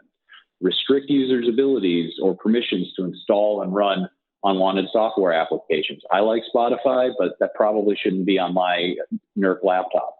Only add users to the local administrators group if required. Enable personal firewall on workstations configured to deny unsolicited connection requests. Again, what is the baseline activity of your network?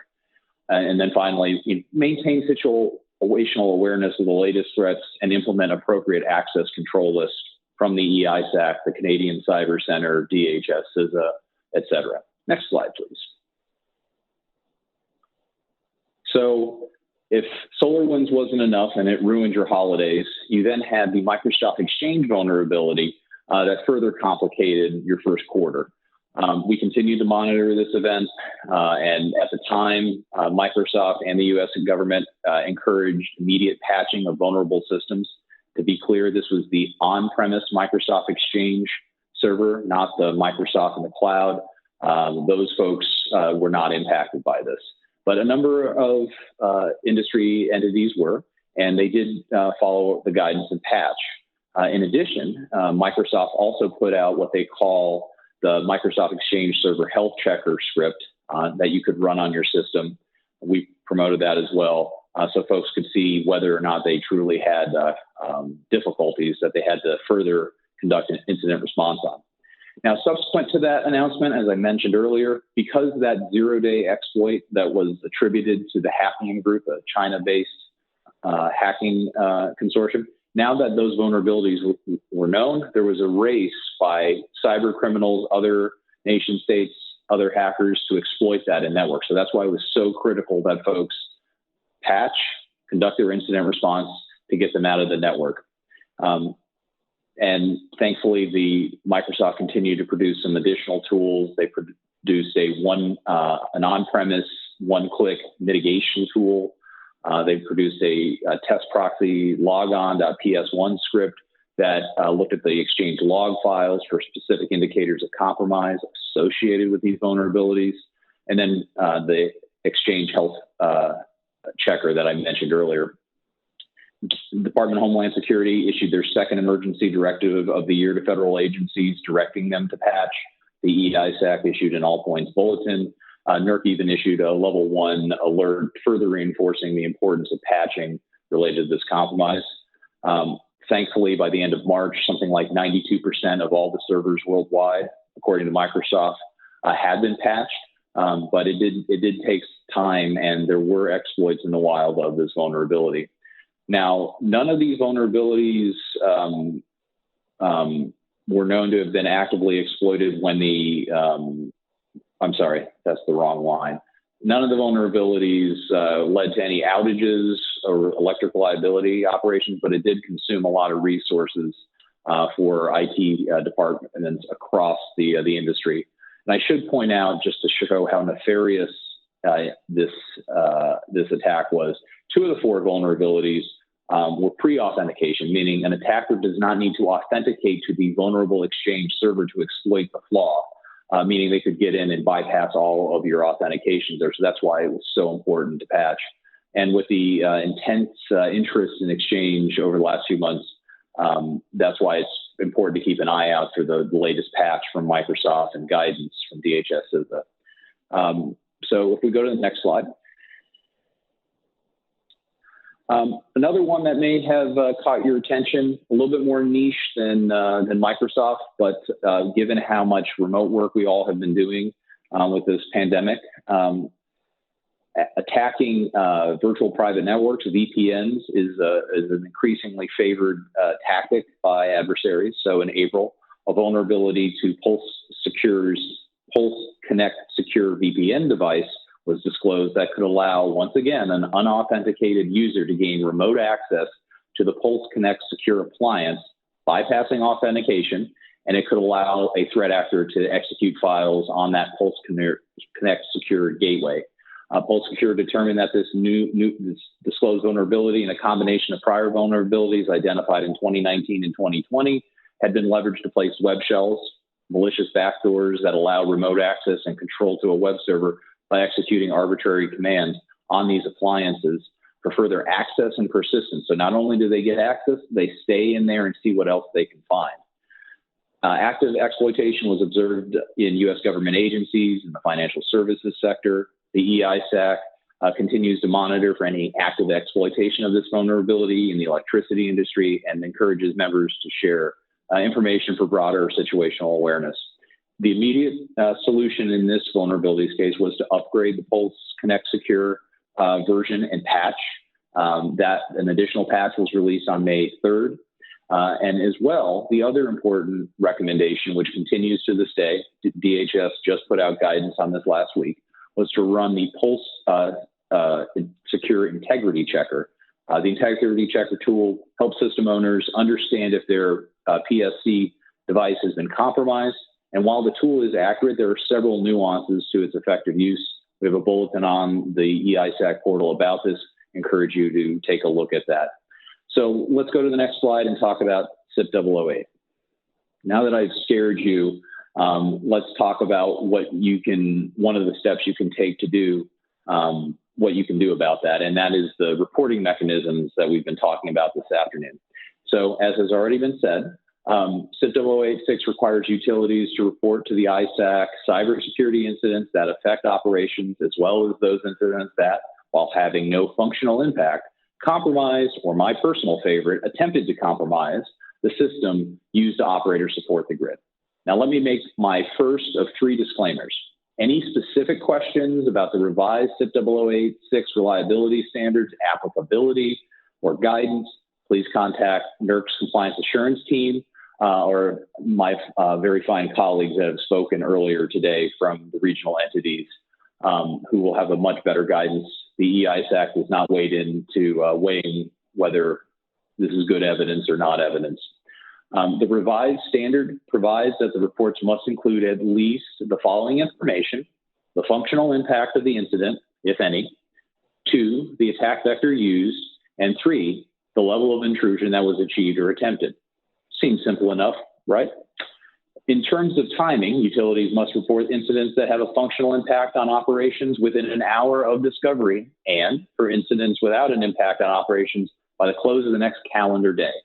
Should the initial report be incomplete, or if new information was subsequently identified, utilities must update the initial report. While it doesn't say this in the standard, and I'm going to say this a couple of times, the E-ISAC humbly asks you to identify any reports you are submitting to the E-ISAC as a CIP 008 report. It's just a best practice. It's not required in the standard, but it will help us appropriately categorize this as a mandatory report. And I imagine it will make your lives easier when you're compiling your audit documentation and evidence. Next slide. So screenshot here of the table, the R4 table. I highlight some of the requirements here because I'm about to show you some of the methods to report CIP 008 to the E-ISAC and DHS CISA. And after that, I'm even going to show you some samples of reports derived from actual CIP 008 reports we have received, appropriately anonymized, to help you in understanding how this has been reported and could be reported. I'm not going to pass judgment on whether these are examples of good reports or this is the best way to report. We want to ensure maximum flexibility in how these reports are sent to us so that we make it as easy as possible on the reporting entities. The next few slides are intended to help your organization submit the required CIP 008 reports to the E-ISAC and DHS based on the standard. But because the standard has provided significant flexibility on how to do this, we at the E-ISAC have tried to make it as flexible as possible and don't have a one-size-fits-all. So I'll start with 4.2 and the requirements to provide the initial notification to us and DHS. Next slide. All right, so to report CIP 008 to the ISAC, you can email operations@eisac.com. You can call our 24/7 by 365 watch operations at 202-790-6000. You can post a bulletin to the E-ISAC portal. If you are a member, if you post that, I warn you that unless you configure it to just E-ISAC staff, anybody that has access to the portal may be able to see it. So be very careful and only check the E-ISAC button if you don't want it to go more broadly. If you do want to share, the electricity industry has a great culture of sharing information and mutual assistance. That's fine too. We're not going to judge. We also realize that you have requirements from other agencies, from Big NERC, so we will also accept their forms too. So if you have an EOP4 from the reliability standards, we will accept that. But again, if you say this is a CIP 08 report and you hit the 3 functional elements, that'll make our lives easier. You can also submit a copy of what is now known as of 2 days ago, the DOE 417, formerly known as the OE 417. We will accept that as well. And then finally, seems to be the path of least resistance that a few reporting utilities have already submitted. You can submit the PDF of the DHS CISA incident reporting form and just submit a copy of that to the E-ISAC in an email. That way you only have to fill out one form. So as I said before, while it doesn't say this in the standard, we do ask if you identify this as a CIP 08 report as a best practice to help us categorize it. And while we have heard that some entities suggest having a one report link, like CISA, for instance, only does have one link that you could click on to submit the report, we do not feel that it's appropriate at this time, given that it's not included in the standard. And, you know, I urge entities not to overthink how to report. A simple email, assuming you still have email access, with the required information in Part 4.1, in my personal opinion, is the easiest way to submit a report other than sending the DHS CISA PDF. I say easiest because if you're experiencing a reportable cybersecurity incident or think you have an attempt to compromise, you probably have more urgent priorities at the moment than filling out a complicated form. So keep it simple. From an E-ISAC perspective, we'll take this information, submit it, and ingest it into our overall analysis of the threat landscape. And depending on the situation, we may actually reach out to you and offer assistance and to get additional information to see if we need to alert the rest of industry. This is one of the main functions of the E-ISAC, trend analysis and alerting, because if you've been targeted, likely another utility has been targeted, and we want to work to keep the lights on and reliable. So help us do that. So let me say this again, the E-ISAC has no role in compliance beyond receiving this report, and anything you voluntarily share with us outside of the mandatory report and mandatory information, we will be kept confidential in line with the E-ISAC Code of Conduct. So can't necessarily protect the mandatory information, the 3 elements that you submit, but if we call you and you give us more information after that, that will be protected. We're here to help you and the broader industry keep the lights on in North America, and we take this very seriously. Next slide. So going back to our favorite R4 table, let me highlight the 4.1 requirements here because I'm about to show you some of the samples we've received. Again, not passing judgment. My disclaimer that the CIP questions about applicability guidance, please contact NERC Compliance Assurance or your respective regional entity staff.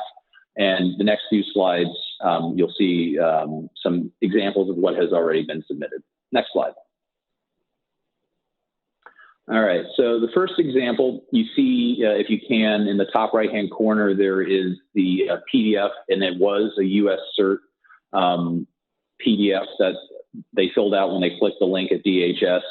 Their form isn't fully aligned, and it won't say like 4.1.1, 4.1.2. So it would be useful for you to use the word functional impact, attack vector, level of intrusion.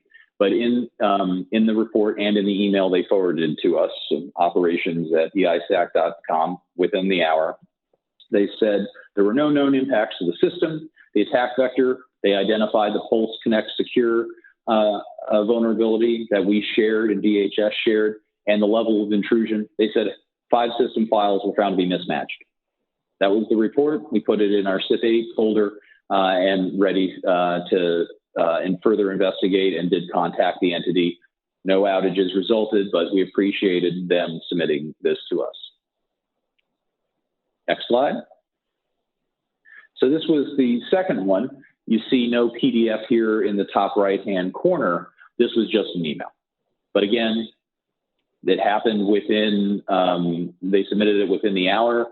They said their functional impact, they had none. And they confirmed that there was potential through analysis of their OT network logs and the performance they were experiencing. Going back to what Brian was talking, this looks suspicious, right? The attack vector, malicious software, was introduced via trusted patch source. The investigation is ongoing. It's an initial report. They don't have very much, but this is what they shared with us, and we appreciated it. We followed up with them. But again, just because you have a trusted business relationship doesn't necessarily mean the integrity of their network is 100% all the time. That's why it's important to have your own baselining. Finally, from this email, the level of intrusion, there were no IOCs on the DMZ location of the ECOMs that the attempt was detected, or OTNet. So weird behavior, didn't see a whole lot, but hey, we wanted to submit this out of an abundance of caution under the new CIP reporting standard. So you can see a variety. I'm sure we'll have more to report on next year. I know I'm running up on time, so if I go to the next slide, please. Finally, just you heard about the requirement in R2 Part 2.1 this is just my third disclaimer. Ask the regions or the compliance assurance team if you have questions. Last slide. Or next slide. Yeah, there we go. The Grid X6 is going to occur November 16th. As you heard about in R2 2.1, this is a great opportunity to test plans. It's You can actually practice submitting a SIP 8 report, whether it's an email, a phone call, a DOE 417, or a CISA report. You can submit it to our test portal. You can email the exercise operations inbox. You know, you're going to fight. You're going to train the way you're supposed to fight.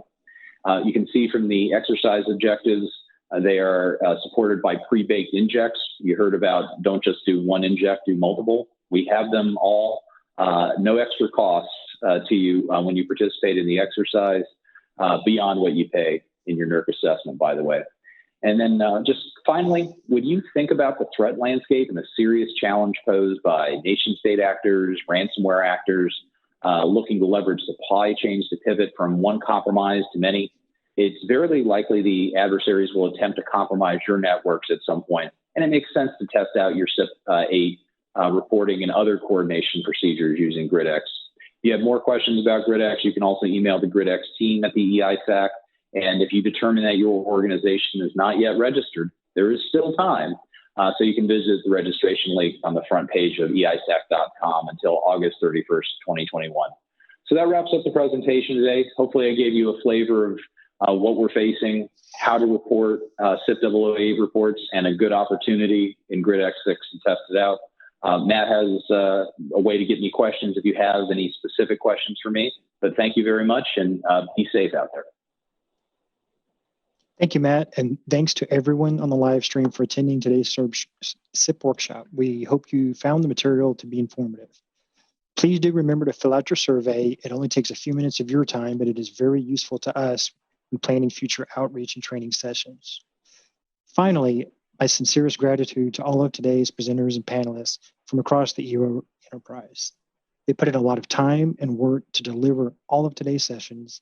So if you enjoyed them and/or learned something, let them know you appreciated their efforts. Thanks and enjoy the rest of your day.